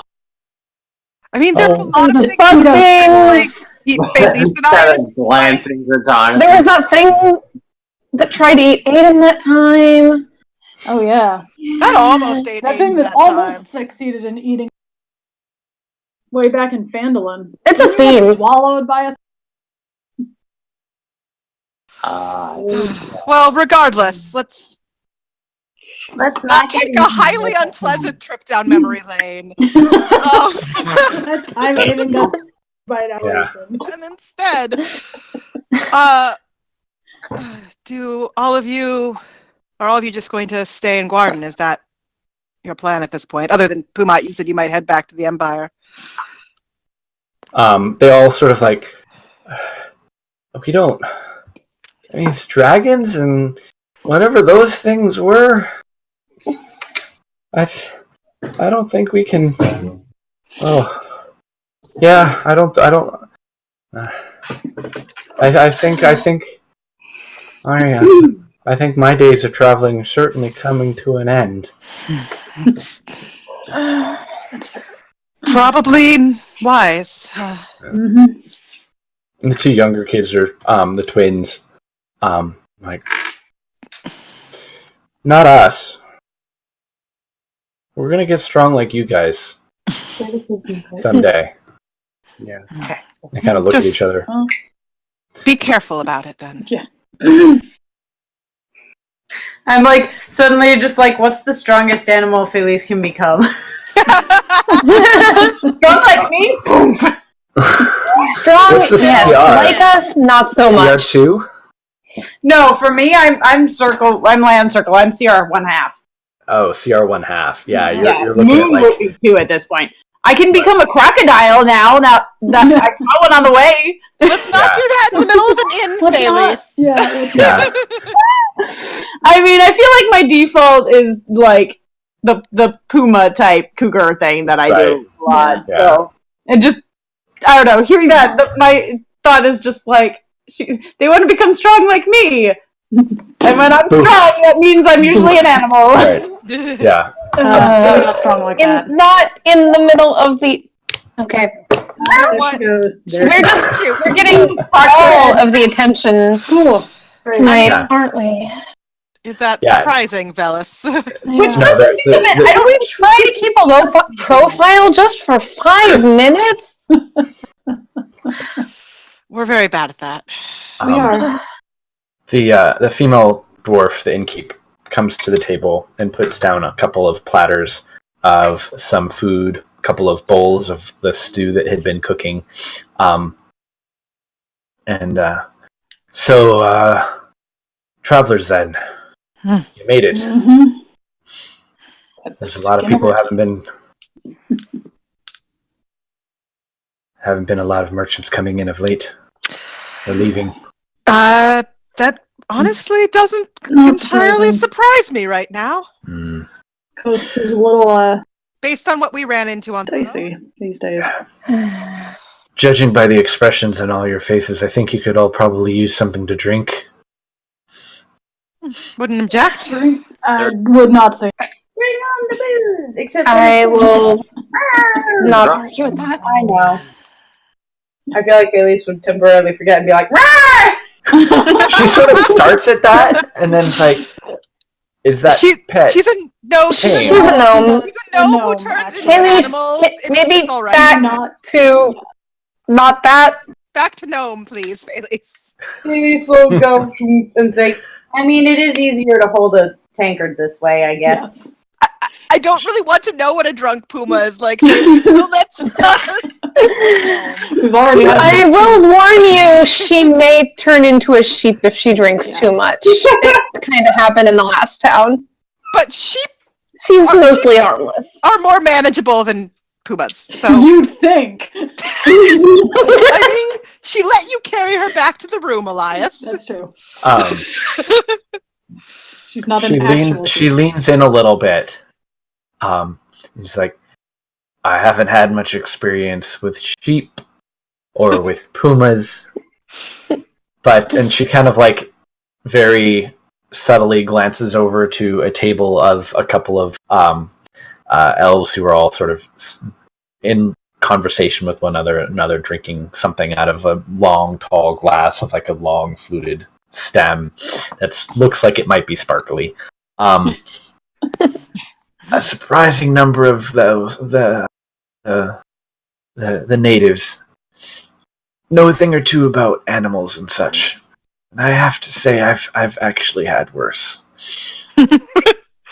That's impressive. Why does that not surprise me?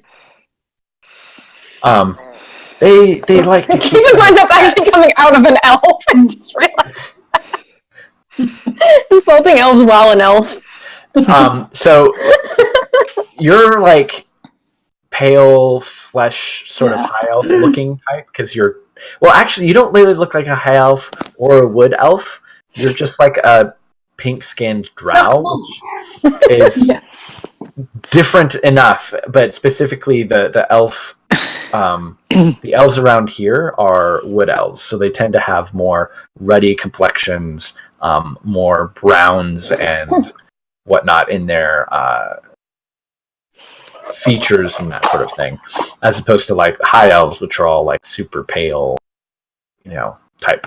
At least that's the depends on the type of according to the handbook, but yeah. So these are you very much look like an outsider. But she goes off brings back a couple of drinks. If any of you had specified anything, if not, then it's just her common beer that she has available. Thank you. Yeah. So surviving another Do we night. want somebody to say, do we want good? Because, hey, we survived. Let's try not to get too drunk. Yeah. We do have to remember we do have to talk to the council get drunk tomorrow morning. That's true. So would not be the that first I time particularly want to be sober, but tipsy. Tipsy. Yeah. Let's aim for tipsy, Right. Phyllis. Can we stop at tipsy though?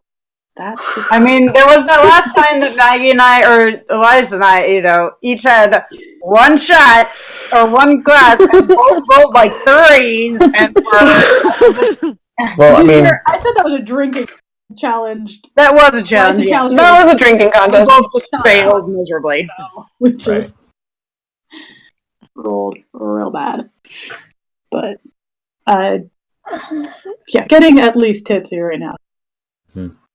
Pumat has Lewis is taken not out drinking very much for once, his own cup which is weird. and poured That is his weird. own drink before putting it back in a thing, and he's just sort of gently. Insight check on Insight check on Pumat.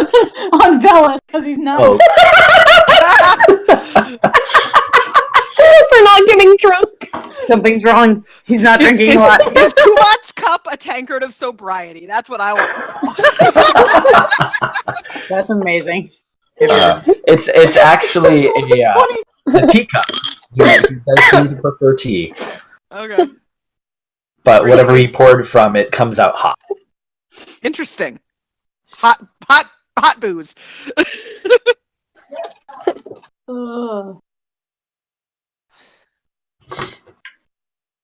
So, get some rest. See what comes tomorrow when we talk to the council. Yeah. Okay, it wasn't actually my beer. It is something else that's making a weird splooshing noise, and I don't know what the fuck it is. You're in the Discord bloop. Or the Roll20 bloop. That's all it is. It's It really was when I late. sent that message. No, it's significantly delayed, and it happened several times Oh. on Discord when it wasn't Roll20. No, yeah. That was weird. Because you said that just as I heard it echo from somebody else's I'm gonna mic. mute Roll20, and I'm gonna mute my computer speaker and see if I hear it again, because that's really friggin' weird.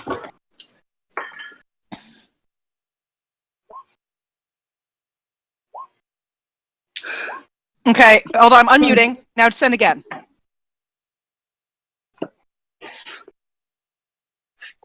It's coming out of yours because I'm not hearing it now. No, I just I'm not unmuted hearing- and I'm not hearing it when you send this. Oh. It was weird I because I heard it when It is you were something muted. else. So. No. It is something else. Dunno? Like, I thought I heard it just coming out of yours. So. okay, I heard it. Yeah, I heard it until you muted. Scott's computer? no. So the first Right. few you sent, guys, I was muted for. I unmuted it after Yeah. the first few. I heard it coming out of John's Weird. computer, which is next to mine. But what I'm hearing on what I was hearing before doesn't appear to be tied to Roll20. It sounds like a droplet of water hitting a puddle, but louder. That sounds like Weird. the Roll20. I mean, that sounds like the Yeah. Roll20 Well, the blue. Roll20 one sounds more like beepy. You get more of an echoey bloop sort of thing, right? Yeah, I mean, it literally sounded like my beer was splashing in itself. But then I have no more beer. I finished the beer in hopes it would get rid of the sound, and it didn't get rid of the sound. Anyway, back to the game. Anyway. Sorry for So my weirdness. what you need to do is you just need to start getting rid of more beer, and then you don't care.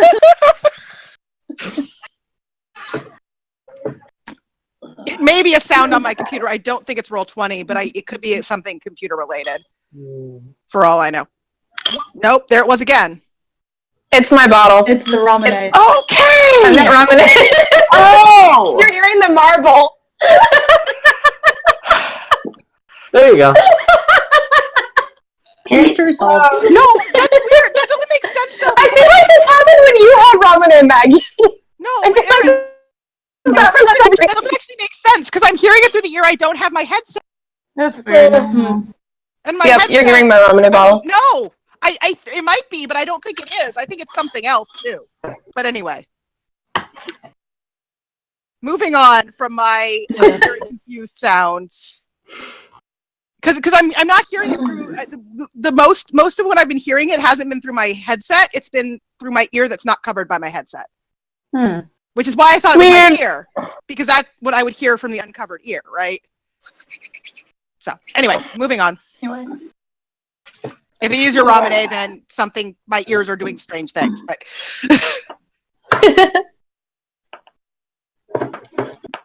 so she looks at Chris. Relax for tonight, and where he looks at Elias. You're gonna have to tell them what you heard, because I didn't hear it. Yeah, no, that's the plan. They need to know. I mean, apparently they already know about the monks. The Brotherhood, and that's what the Sibboleth was investigating. And honestly, when you think about it, these monks are kind of on their doorstep, so if they decide this is their problem, I wouldn't complain about that. Dealing with it? Yeah.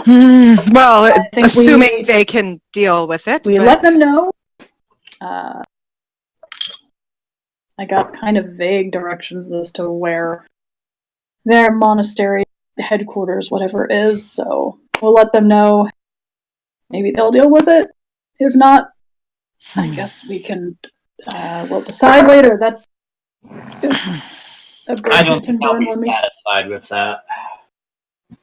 I mean, to be fair, they can't really require us to do anything. Be like, I'm sorry, I'm on a... Also, I don't know how many monks are in that monastery. That's true. We may not. What other things? Elias is on a mission from the Raven Queen. I'm on a mission from my god.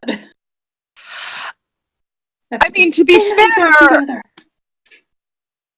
I do need to sort of deal with those monks at some point, but I don't know that right now is. We can put a pin in that. I don't like leaving them running around. But we don't know how many there are, or how many aberrations they have, or slurping, flopping around. Yeah. What types of gifts they've been given? Yeah. Those there gifts. May be more weird tongues. Oh yeah. Or Crazy. Weird arms. Lots of weird arms. arms. I feel like the arms were the most have so far been the most common. Yeah. Do the tongues come before or after the arms? No. I don't know. It was all weird. Maybe after, because that monk we saw in the tower didn't have a weird tongue. He didn't have much of it, but it's normal. What was and we met the one monk before he had a weird tongue, didn't we? That's true. Unless he's able to control his Unless he's weird able tongue? to roll it up. Like a chameleon? Like a chameleon? Yeah. I have not had enough to drink for this conversation. On second thought, I will take that other Valis, please don't get too drunk. Respectfully, it's been quite a trying day. I'm going to turn in. That's probably a good idea. Sleep well. Sleep well. Be careful with yourself and make sure you hire a lot of guards on the way if you're heading back into the Empire, hire some good luck. Well, I think I might stick around here. Might need to do a little bit of work to recoup my losses. But if you pass through here again, look me up. Absolutely. If I'm still here, you return from your mission from your patron. He sort of looks at you a little bit. He's like, I don't think you ever said who you follow, but that's okay. It's your business, and I don't mean to pry. No, it just sometimes makes people nervous. So. No, I understand. Matters of faith aren't always as easy to understand as those of the arcane. But if you do happen to be coming through again, and you maybe look me up, I might. I could certainly use a little bit of help getting back down the road to Port Damali. Would not If be the you're first time ever you did bodyguard work. heading back that way. If once we finish what we need to do on this side of the Majri Coast, we're heading back that way, we'll definitely at least see if you're still around. Yeah. Don't know if you'd want to be Starving going show. all the way to the Empire, being, yeah. Yeah. Have a good night. He Same just sort to of you. turns and leaves it at that. Yeah, from what I heard for the Empire, can't say I'm super eager to visit. I've never Nice. been, but Yeah, I've never been. Until they lock you. Fun place till they lock you up in a prison cell for, your skin color. I mean, to be fair, there's maybe a slight more pinkish tinge to Elias's skin, but he's kind of pretty kind of ashy pale as Velis. Just my skin color is a bit different, so hopefully they wouldn't lock me up for my skin color, but fair. Oh, just wait. They'll find a reason. Just gotta be in the wrong place at the right time.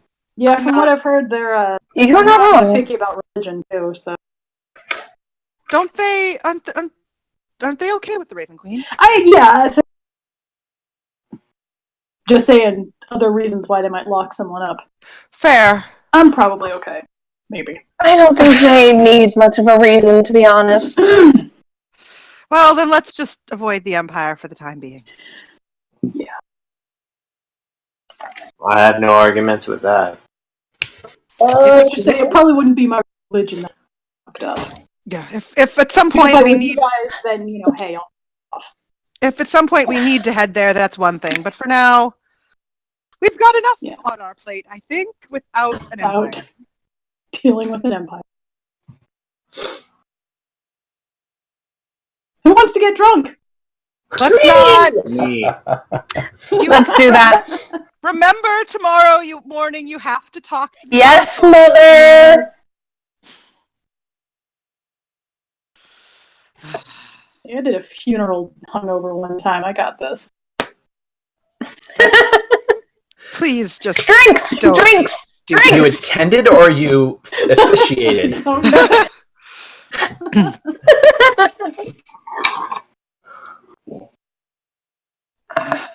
I will get as many rounds as it takes. I will partake. Velis has changed his mind. Maria just face palms. Puma has provided funds for accommodations, a meal, and a round of drinks, but if you're going to be continuing later on into the evening, you're going to... Yeah. I got money. The big guys covered you a little bit, but you're all going to need to, Yeah. open the purse strings if you... That's fine.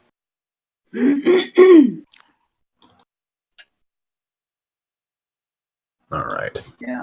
So are we getting halfway in drunk, or are we getting go to bread drunk?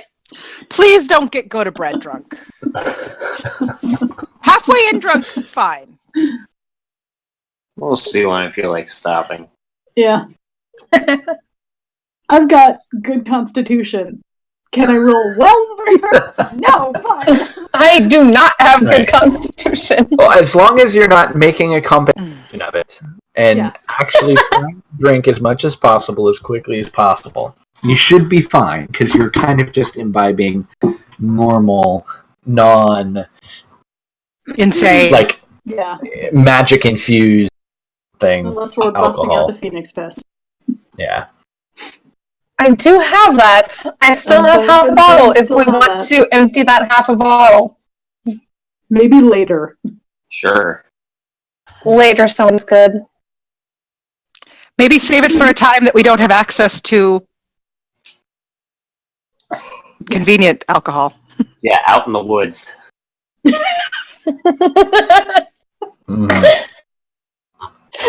the Why do I feel like that's exactly what's going to happen? I mean, I can always keep casting Let the three of them Tidy take Hut together. until you sober up. So there's that. Ritual.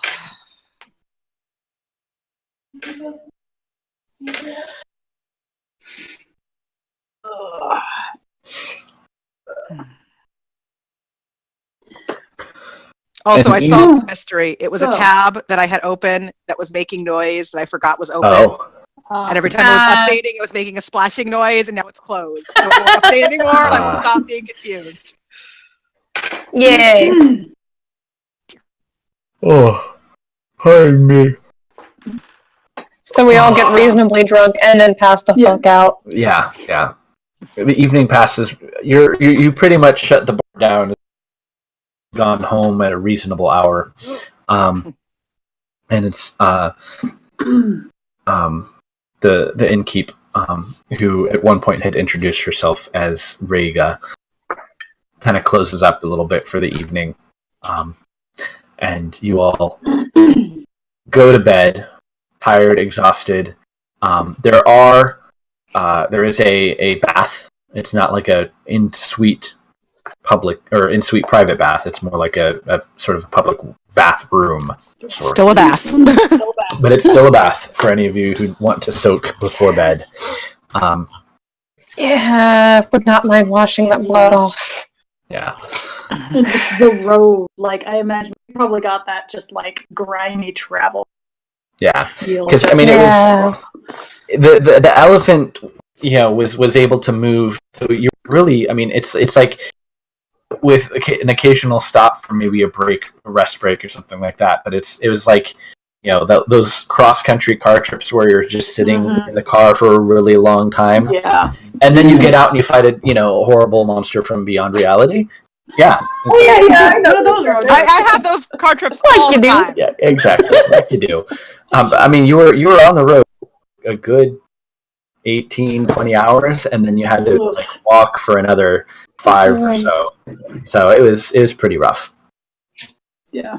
Elias is definitely just gonna soak for a while. Yeah. In a bath if one is available. Oh yes. Those may fall asleep in the bath. Let's be honest. It's been a long day. Oh yeah. Let's call it here. That'll give me a little bit of time to plan out Warden. To plan. I do have a bunch of notes, but I think I want to invest a little bit more time into some prep. Plus, if we're really going to be getting into discussion and talking with things that have to do with elves, I imagine and would want to be partaking of some of those conversations. So, fair. Yeah. Thank you all for Thank you today. Did we get a name for the barkeep or not? I just realized Rhaega. when did Aaron disconnect? Huh? I don't know. She know. dropped out of Roll20 at some point. I don't know if she's still in. Yeah. Brendan, Still I in Discord, but So they got the audio. On Roll20. Okay. my pencil. Right. There. Did we get a name for the innkeeper? Rhaega. Yeah. Oh, there. It's there. Thank you. Yeah. Cool. Yeah, no, that was good. Even if we did have to Yay. fight terrible We didn't die. Feral It aberrations. was close. And I was awake, and I took notes that I can understand. Yay, notes. Yay. Yay, awake. So, is there ever going to be a time where we get into a town and don't drink ourselves senseless? Nope. Probably not. Maybe eventually. And the funny thing is, like, Wiria would probably drink more if everyone else wasn't getting drunk, but she's like, someone needs to stay sober, or these You're the idiots are gonna do designated something dumb. driver. I know. I was like, Cortanis doesn't drink. She can score. Yeah. So Cortanis and Wiria Cortanis are the does two drink, people but who not make much. sure. Yeah, no, Wiria's the same way. She'll drink. She just doesn't drink like to get drunk. Cortanis and Wiria make sure everyone gets to bed. And Felice drinks until Nellis wasn't planning on drinking, but Then we started talking about what did this happen? Aiden more and more often has been drinking to get drunk. Yeah. because the boys all have terrible coping. Yay! Wait, Felice is not a boy. I know. That's It's not a coping mechanism for Felice. They're trying to cope. That's true. That is very Felice does it 'cause Felice it's is fun. drinking because it's fun. Yeah, like Yeah. it's a difference. Meanwhile, trauma boys. Oh man. And then I'm just sitting here going, plot twist, maybe Felice turns into a sheep because she hopes that it will calm them down and give them something squishy and cuddly. That's so cute. Adorable. I was like, Felice's wisdom's actually high, so I don't think she would be totally oblivious as to the fact that she's one of the only ones drinking just because it's fun. So It's fun. The rest of them are maybe there's reasons why she turns into cuddly animals. starting to pick up on the fact that maybe other people drink because We're not so okay. We're not okay. I mean, to be fair though, also I was like, she acquired her taste for alcohol and things like that partially like from her dad, who also drinks because it's fun. Right. Like her exposure to it is this is what you do because it's fun. And Right. Well, and with Wiria, she grew up on the road, so it was always really important to have at least some people who were not drunk. Right. Yeah. Which is probably why she leans to if everyone else is getting drunk, I won't. Somebody like, you know, it was more of the like the town is the designated driver because it's Vesra. Nobody goes anywhere. Right. Yeah. Yeah. Do they chase drinks with salt water in Vesra? Oh. I don't know. Does not sound the terrible thought that I was like yeah. I could taste some salt, and I was like, what if we use seawater? Ugh. Well, this weird thing that just wait, you know, Felice will pull that out at some point and think it's totally normal, and it'll be like, what is this? Are you trying to kill me? Like,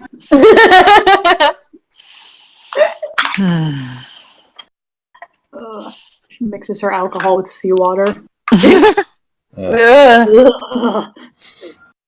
Terrible idea. Anything with seawater. I was like, would that be their version of a Bloody Mary? Would that be a shipwrecked Mary? Instead of tomato juice, you had seawater? Vodka and seawater? That is now canon hard liquor of choice.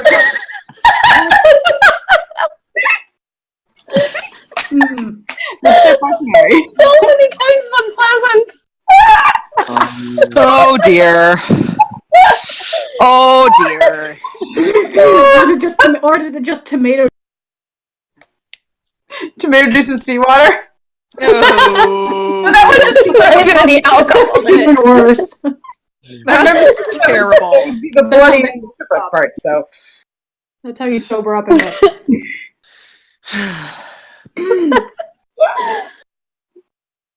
So we're getting a long rest, yes? Yes. Everyone gets a long rest. Yay! After hit dice back, you get all your spell slots, all that stuff. Cool. Spell slots, yay! Yeah, I Get dice, yay! Roll had my. one use of Sentinel. That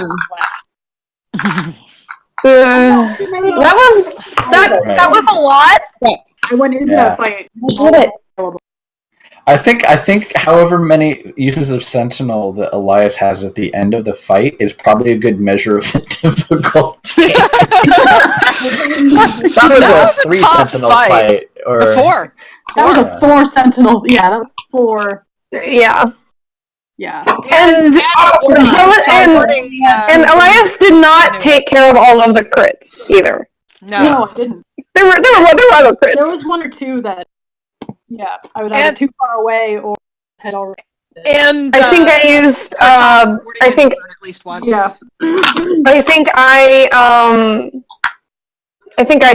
and Kenny dodged one, at least one. Mm-hmm. Yeah. Yep. And, It was a fight.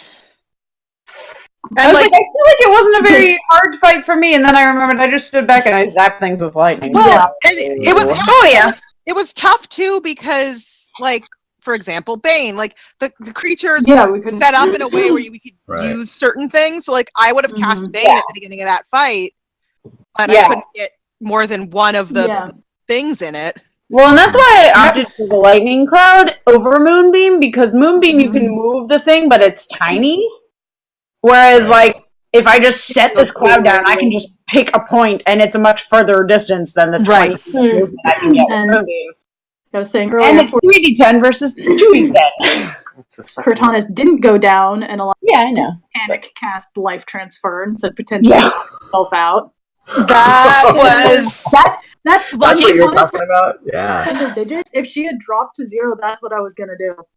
Yeah, that would have been rough. Can you not? It was specifically because it was. But yeah, no, that there was a very good chance that I would have knocked myself out with that. Which spell. would have been dumb. Like, don't do that, Elias. Yeah. It would have been dumb, but but fortunately, I had the turn after you. So when I realized what you were thinking about doing, I was like, yeah, I'm gonna dump my potion in his face if he does that. Well, and you know, and then I probably would have went down again if had that happened. But if you had done that, Elias, Wiria would have been lecturing you so hard. Yeah. Cortanas would have been. It's gonna happen sooner or later. Can you imagine Cortanas and Wiria gang up lecturing you about that? Why are you like that's my face. Why are you like this? It would be the worst lecture. Yeah. Like, they'd be so disappointed in you. Yeah. Why are you doing this? Because cat. Because cat. Your butt. But, alright. Yeah, he doesn't have great self-preservation instincts. I don't know if people saw I was proud of my puppy gift that I found, right, when those things came out. Yes, I saw it. Very cute. It was wonderful. Like, it's like this, except terrifying, you know. Yeah. It's like this, except not cute. Not cute. Also, Maggie, Elias, and Thomas are officially the Blues Brothers now in my head. Anytime you go... That's fair. It's fair. Yeah. I just saw the Blues Brothers go. Yes. So, fights like that are difficult because basically my options for AoE were Fairy Fire and that one Poison Bomb that I no longer have. Yeah, that's so I can not have stab twice. AoE spells ready. I mean, I only have one. I can stab twice, but it's really only useful on one. That does not really help against groups. Mm-hmm. I had Earthbind prepared still from the dragon, and I was like, I probably would still have it prepared. Also, I just didn't ever change out my spells, but it was like, we didn't kill the dragon, so, you know, you could decide to be like, well, I said I wouldn't kill you today, but it's not today anymore, like. Right. And so I was like, yeah, I would still keep most of those things on hand anyways.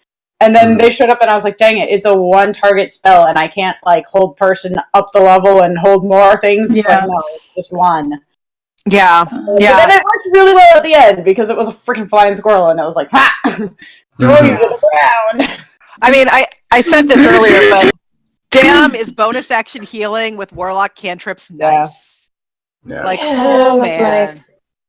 Well, that was, again, the nice thing about the spells that are constant, like, druids have several things like that are like Moonbeam or Call Lightning, where it's like you cast it, and then Moonbeam you can just hold it. To redo it, but like, I can continue the Call Lightning, but then it doesn't count as like recasting the spell, so I can do things like Healing Word then after. Right. Well, that's... Hey, guys. Can I take one of the basic potions out of the party inventory? Because I have none again. Yeah. Thank you. I have one, someone. Because I really prefer to have one on me because I use them a lot. Because I'm always in big spaces. You gave... Did Velis give one to Elias? Someone gave... Yes. I have a potion. Someone gave me a potion. Us two. Right? I gave Elias one, yes. Yeah. I used the one from Pumat. I used one of the ones from Pumat. Okay, so why don't you just keep the second one from Pumat and leave the party ones? Yeah. Okay. Ones as because that's the same number. Like. Yeah. That's fine, because nobody else used the other one, so. Yeah, because Pumat said he had That 2, works. so. Yeah. Okay. Done.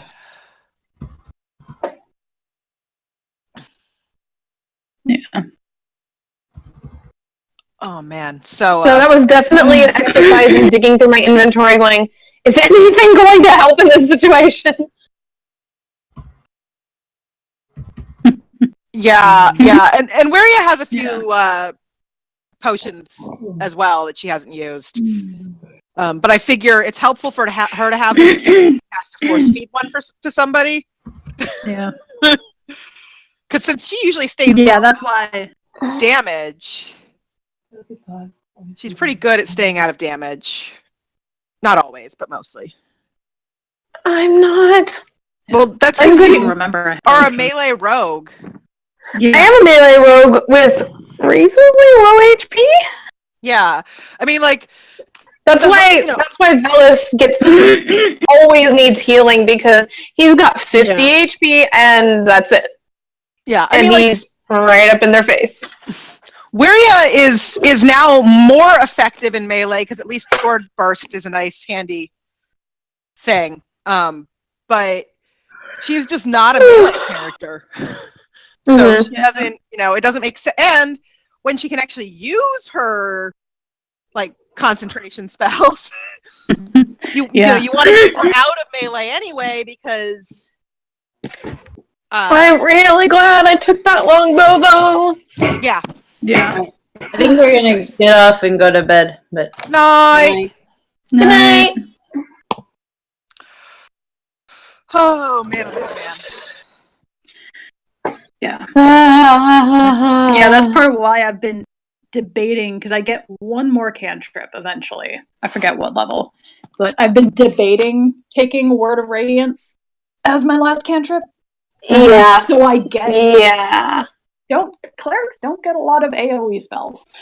I was thinking of taking Word of Radiance as Gideon's cantrip whenever he gets there. Yeah. And, I mean, because Elias does tend to get in the, Yeah. in the thick of it. The only, I have spells that affect multiple targets, but they aren't really AoE, like they're not damage necessarily. But Sword Burst is a nice pick, just because if Waria does get surrounded, she could be like, boom, and hit at least potentially multiple targets instead of being like, let me pick these off one by one with a rapier. Yeah, that's why Word of Radiance is the same thing. It's just this little radiant burst within 5 foot. Yeah, it's 5 feet of you. Yeah, that's so it's basically Sword Burst. Basically, Sword Radiant Burst instead of Force. Yeah. Yeah.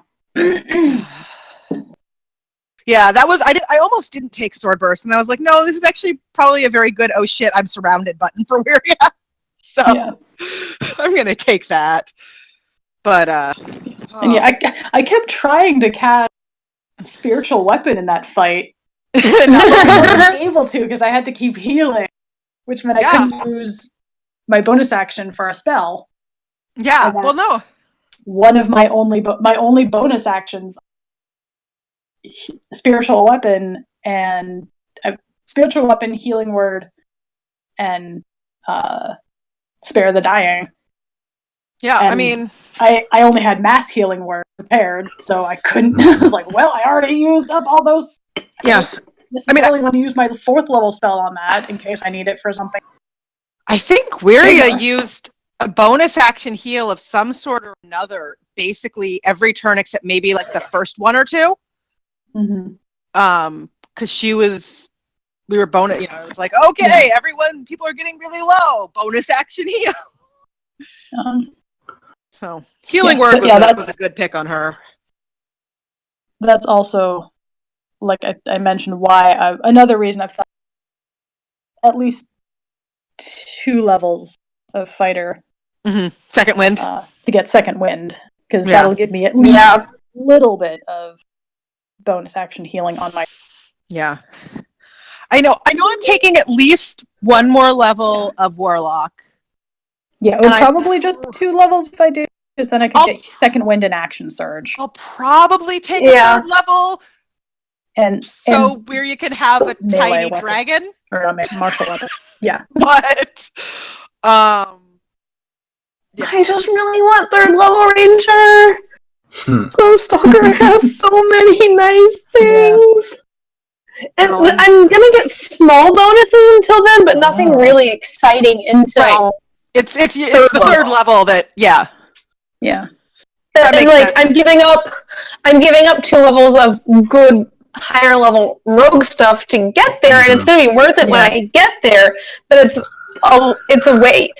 Yeah, that's the plight of the multiclasser. Yeah. Yeah, I It's haven't worth it though. I mean, it's really worth it once I get there. I haven't decided when Wiria's taking, her next one. Like, it's going to depend how I do that. I haven't decided. And I feel like just thematically, for the way that Velus's character is going, that even the slow progression as it goes works really well. Mm-hmm. So I can't complain. For that reason, I can't complain about it. It works too well. Yeah, no, it makes sense. But yeah.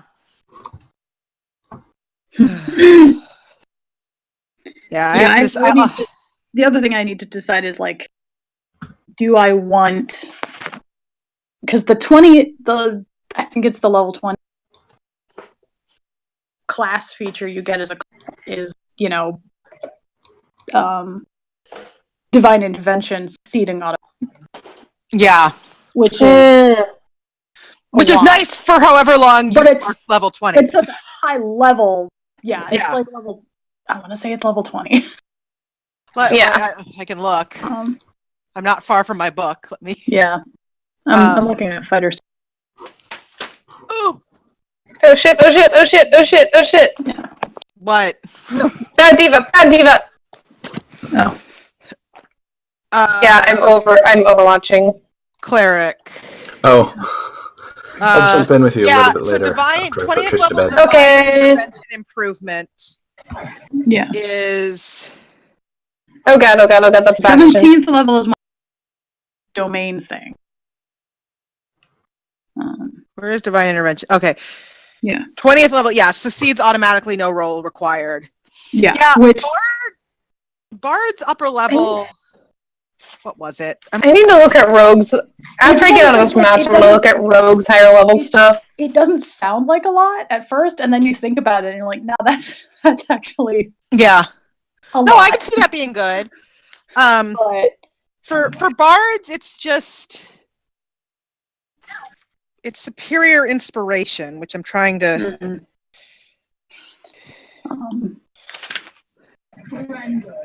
But where is it?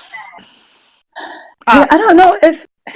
Oh, yeah, for bards, the 20th level is just when you roll initiative, if you have no uses of bardic inspiration left, you regain 1 use. Like, it's not that great. Like, especially since after the first few levels of bard, you regain inspiration on short rest. Like, that just seems dumb for a 20th level ability, right? Like, it's not a bad ability, but for a 20th level, it's not good. So, I mean, if I do 3 levels of Warlock, I'll be giving up magical secrets. And if I do 2 levels, I'll be giving up superior inspiration and an ASI, which at that point, Yeah. But I'll still be able to theoretically get to 9th level spells. Either way. Unless I do more than 3 levels. Yeah, that's the thing. I wouldn't take more than 3 levels in fighter because, like, I do want that 9th level spell. Yeah, well, I mean that's 9th level cleric spells are. I mean, intense. I mean, tentatively, I don't plan more than 3 levels in Warlock unless something That's assuming happens. We make it that. Unless something happens to make that make sense, right? Like. If I was going to take more levels in Warlock, it would be for story reasons, not for... Right, that's me with Ranger. I feel like 3 levels just works perfectly for the skills I want, and it fits thematically. I wasn't even going to take the Ranger levels until I landed on Velus's accidental backstory. I was, Yep. That's it. Because like I liked it for utility, but I wasn't gonna take it for utility. And then his backstory happened. It was like, oh yeah, okay, Ranger is absolutely gonna happen. Yeah. I mean, I definitely like some of the stuff Wiria got from Warlock levels, but she really just became multi-classed Warlock because she would absolutely make a pact with Unicorn. Yeah. Like that was my reasoning. Was that is so Wiria. Like I think my thing is, I would have to decide if I would want to take that first level of fighter archetype, and like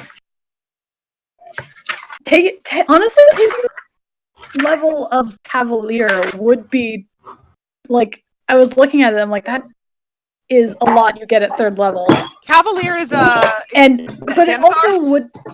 That's what Cortanus is based off of. Right, but modified. But yeah, modified. Yeah, but like that would actually make some sense too, story-wise. You know. Yeah. In character of like, okay, he's fighting alongside for a while now and has started to pick up a few things. So I'm giving a level in champion. My weapon attack get a crit on a 19. Only my weapon attack.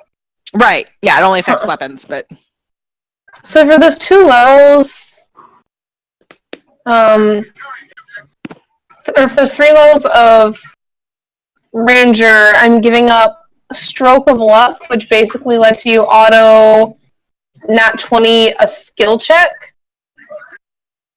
or Elusive, that I have to look at it again. And when I'm not sitting here with the bastion in my face. Okay.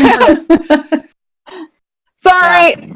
I grabbed my book between rounds of this match and then got into the next round, so I'm trying not to die. It's funny because like some classes have really good level 20 features and some don't. Like go ahead. Stroke of Luck. At 20th level, you have an uncanny knack for succeeding when you need to. If your attack misses a target within range, you can turn the miss into a hit. Alternatively, if you fail an ability check, you can treat the d20 roll as a 20. Once you use this feature, you can't use it again until you finish a short or long rest. Okay, so nice. I won't have that. Good. It is. I won't get that. But then Elusive, at 18th level, you're so evasive that attackers rarely gain the upper hand against you. No attack roll has advantage against you while you aren't incapacitated. Which is nice, but I'm not heartbroken about not having it at the same time. Right. Yeah. Fuck. I mean, it's great. It's like, as I said, like there are definitely some 20th level abilities that are better than others. Like I really don't get the point of superior inspiration. Like you get 1 if you have none when you roll initiative. So if you use them all up in a long fight and then don't get a short rest, then you get 1 inspiration. Yeah. But if you can find a way to get a short rest, you get all of your inspiration. So this seems like, that might come in handy occasionally, but not enough to justify the 20th, to make it, if you want to multi-class, to make the 20th level a loss, right? Yeah. But then, the Divine Intervention one where it auto-succeeds, that's pretty handy. Yeah, that's nice. So. But I've got a ways before, because I definitely am taking 8th level as Cleric. Right, yeah, I have to... I get potent spellcasting next level. That makes sense. Yeah, I have to decide. I have to look at what is... I was like, it's going to be, 9th level, I think, if I do decide to multi-class a bit, but... Yeah, some point I'll have to decide if I take the next 2 levels in Bard to get to my ASI and max Charisma, or... build up Warlock a bit. Interesting. What? I'm just looking at the 17th level. The Keeper of Souls. Is a say you can seize a trace of vitality, parting soul to heal the living. When an enemy you can see dies within 60 feet of you, you or one creature of your choice that is within 60 feet of you regains hit points equal to the enemy's number of hit dice. Oh, that's an interesting. Wait, what was that?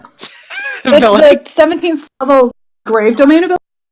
Keeper of Souls. So you can basically, if an enemy you can see dies within 60 feet of you, you or one creature of your choice that is within 60 feet of you regains hit points equal to the enemy's number of hit dice.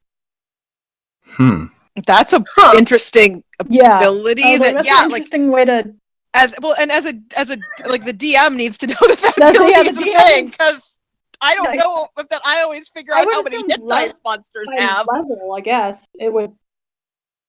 Yeah, I mean, it's easy to figure out. It's just like I don't usually sit down and go, how many hit dice does this monster have?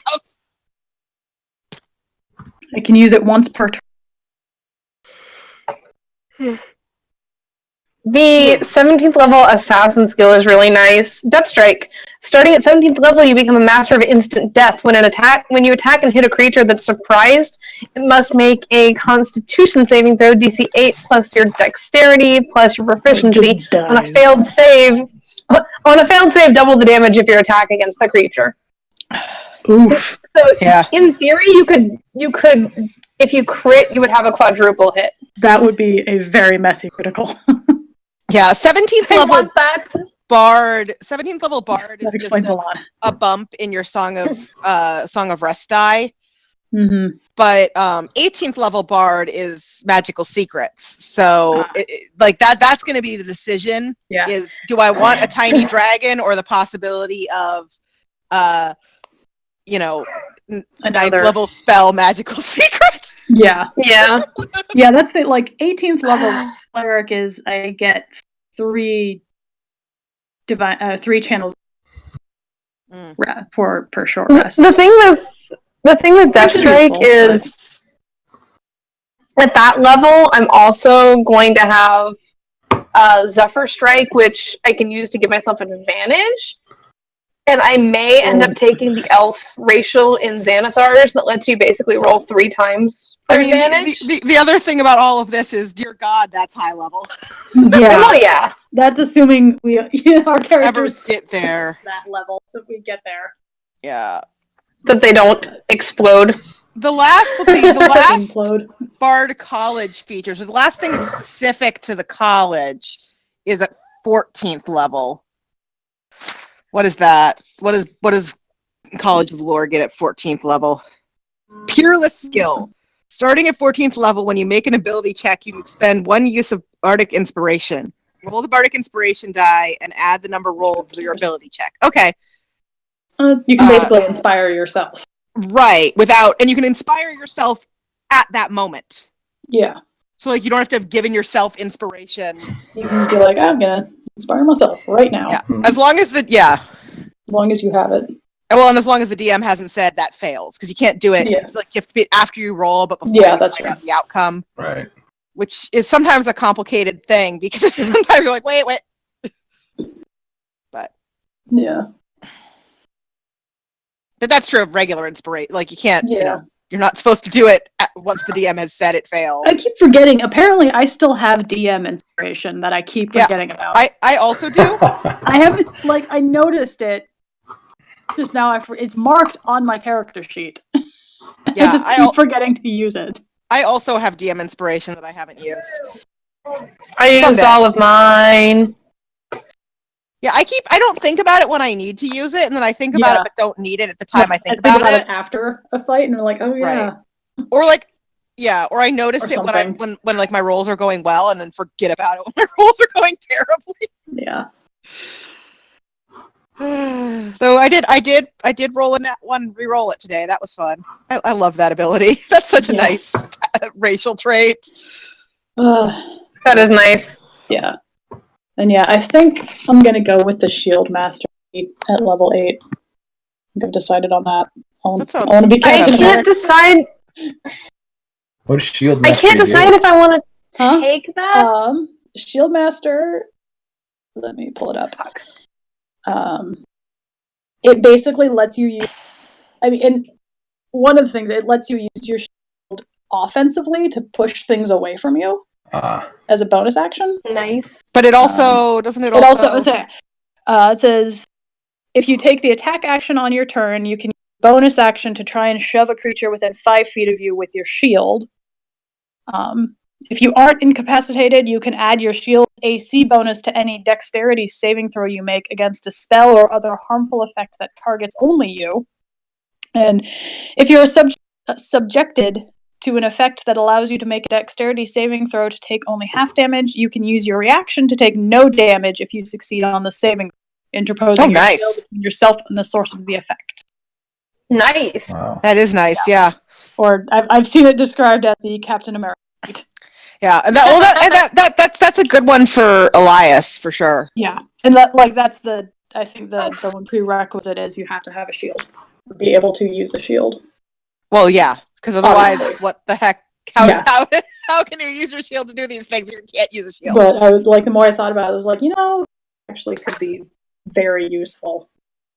I can't decide. I really do like the elf feat in Xanathars that you can roll 3 times on advantage. But I also I'm going to have Zephyr Strike to give myself an advantage. So I don't need it as badly. I gotta look at the Xanathars feat again. I mean, you've got time. Yeah, we've got time. Yeah, especially since the multi-classing. Yeah. Yeah. I mean, whenever Weary gets another ASI, that's going to be maxing charisma because she should have max charisma. Yeah. I mean, not that her persuasion is low without max charisma because it's still because a I was 10, but able to max out my wisdom at level 4, so I'm like, all right. Yeah. I had 2 17s, and it was like, I can't get charisma to 20, but I can get both of these to 18, so I guess I'll do that. Yeah. I was lucky that I started with 20 dex because I rolled 118 in my stat sheet, my stat spread, and then the +2 for elf. Yeah, as I recall, Wiria's rolls were actually sort of the weakest of the bunch. I just got freakishly lucky with that one, but I ended up using my stat boost on my charisma and constitution because those really. So I made up for my 18 by getting 2 9s. So I ended up boosting one of those. Yeah. Yeah, I just happened to roll pretty, aside from his charisma, pretty well for Elias. Yeah, I mean, I think for Wiria with a 19 rolled an 8 actually. Racial feats.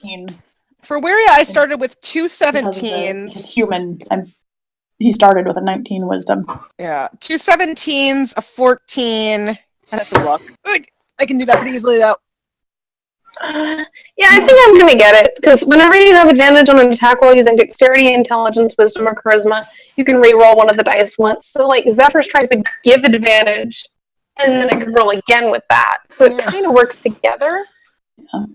Yeah, so I started with it because it really helps boost crit chance. Yeah. I started with 2 17s, a 14, an 11, a 10, and a 9. So I had a couple really good rolls. Mm-hmm. And then one pretty decent roll, and then the rest were kind of in average range, Yeah.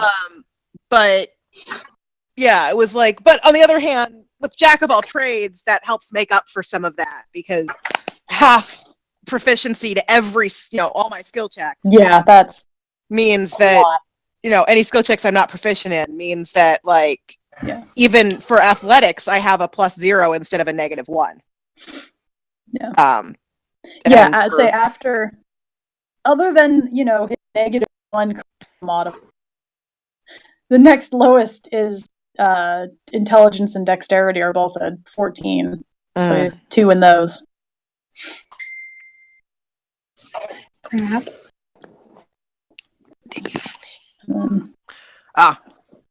Yeah, he actually has really good.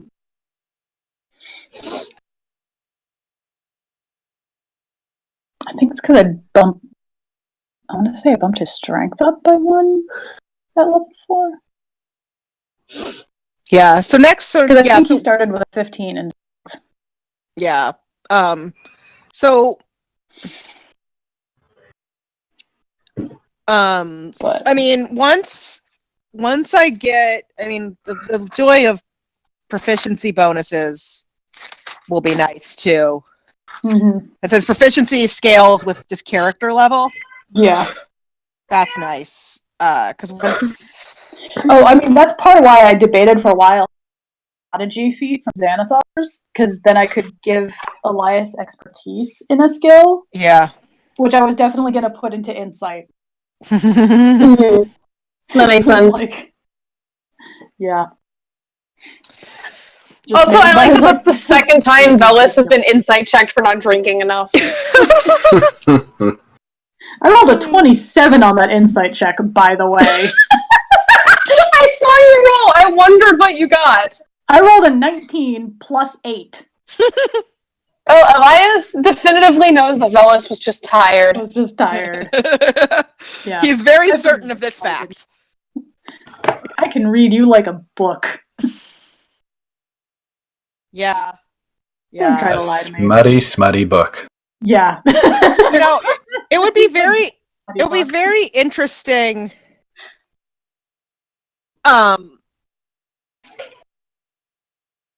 Yeah.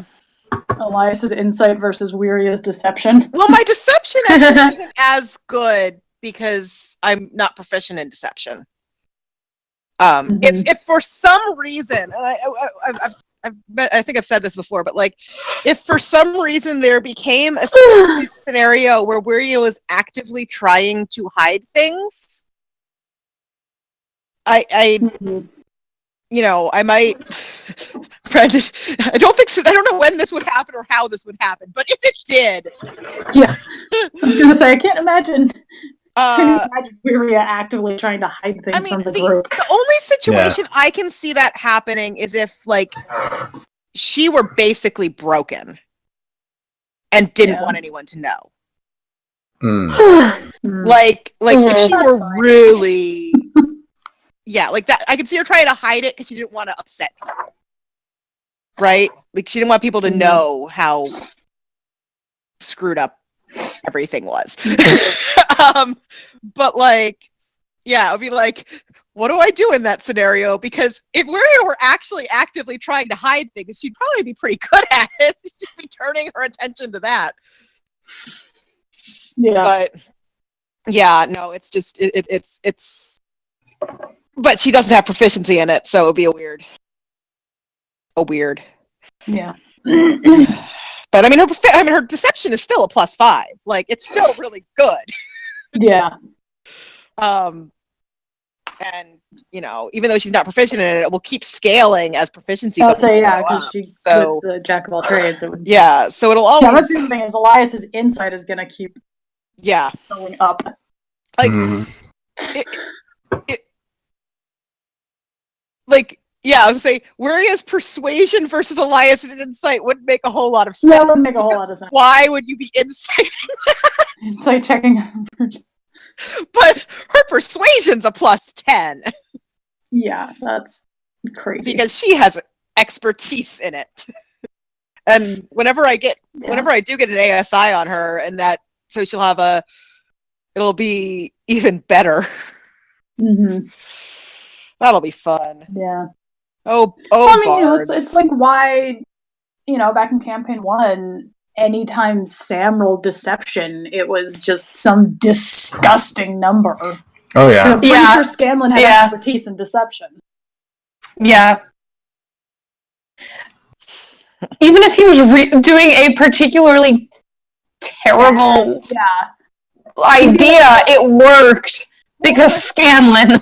Sam he'd be like, "Oh, that's a really bad roll," and then 25. Well, I remember like Matt even sometimes was like, whatever you just said was awful. Roll with disadvantage, and he'd still roll like 30.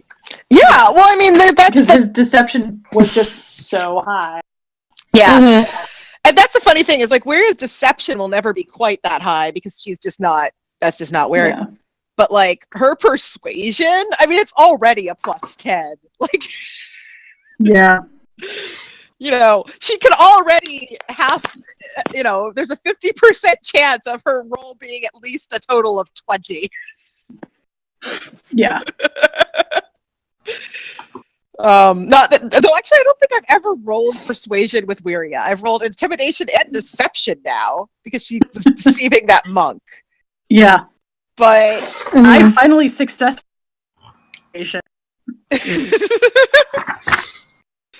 Oh, that monk. I was like, this is weird because Wiria would normally not do this, but she really dislikes these monks, so I think she'd actually do this right now. Well, that's somewhere about how, like, you know, a cleric wouldn't sit back and let someone just, like, straight up kill someone else, or, like, wouldn't do something like that, and I immediately thought, well, depends on the cleric, because mine sure did straight up murder a dude. Yeah. I mean, but he was unarmed and injured. And it did not stop Elias from just terrible. I kind of wish Bellis knew, because he would have been curious, surprised, interested. And then there's the fun fact of that person. There's the fun fact of that scenario that your neutral good cinnamon roll just turned around, sort of knows that Elias doesn't technically know, but she can has plausible deniability. Yeah. Yeah. I just realized something. On the other hand, it's all of the boys that are not good. That's true. I mean, I so much. I want to say Cortanus is lawful neutral. Is she? Yeah. I mean, okay. I don't remember. Yeah. I know she's. I haven't. Pretty sure it's lawful neutral. My main reason for I mean, there's a couple reasons for I think that being a very reasonable thing for Weary to do. One is that these monks are awful and she knows it. And the other being that she is now in a warlock patron relationship with something that actively is fighting against these things. Yeah. So I was like, that adds to her motivation to turn away. Yeah. Like, I don't think she would have killed him. Is there a limit on your character sheet? I'll take this one for it. It should be on your character. The alignment, yeah, should be. I know you can add it. I'm looking at Cortanus's because I was curious. But I don't see it. I don't know. I don't know if there is one on. There should be one. Let me look. I think it's it's under description. Open. Description. It's under description. Okay. Hold on. I gotta find description. There's somewhere where you can like character details like that. I feel like, can you not view description for someone else's character? Or am I just blind? She may not have added it. It's possible she didn't add it, but it's like it's next to. So there's action, spells, equipment, features, traits, description, and you can click on description. Yeah. Okay. Yeah, I see actions, equipment, features, traits, creatures. Where you put like personality traits and. It's just not on her sheet. Like, physical description. Okay. Yeah, she just didn't fill it in then. Yeah. Yeah. At some point, I should actually type out Bella's backstory. What I know is backstory. It just keeps getting bigger. I keep forgetting how not large Elias is. Like, I just pulled up the description page on his, and I forgot that, like, you know, I actually put his weight. Like, I put, you know, his physical characteristics on there. He weighs 137 pounds. Oh, wow. Was it 5'2"? He's 5'5", and he weighs 37 pounds. There's no wonder he's not. Well, he's so small. I mean, he weighs. The funny thing is, he's so small, but he's in a party with two even smaller, so he doesn't seem that small. Yeah. But that's the thing, though. Alice is just freakishly tall for a drow. The only people in the party smaller than him are the halfling and the gnome. and they are like half his height.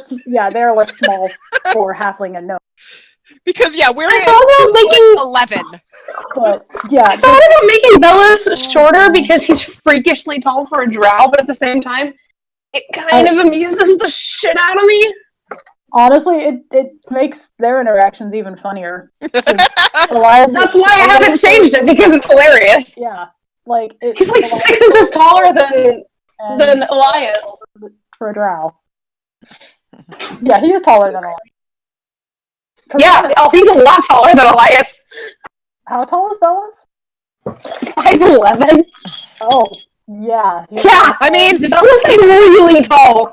It's not as freakishly tall for a drow. It's not as weird of a height difference as my parents have, but yeah, my mom is 5'3" and my dad is 6'1" or 6'2", depending on whether he's slouching. Yeah. Stop screaming. Yeah, no, that would be, there was a solid 6 inches between Elias and Velas. And then there's, that's why it amuses me so much. Like, I think it's come up, Aaron and I talked about that Cortanus is taller than Elias.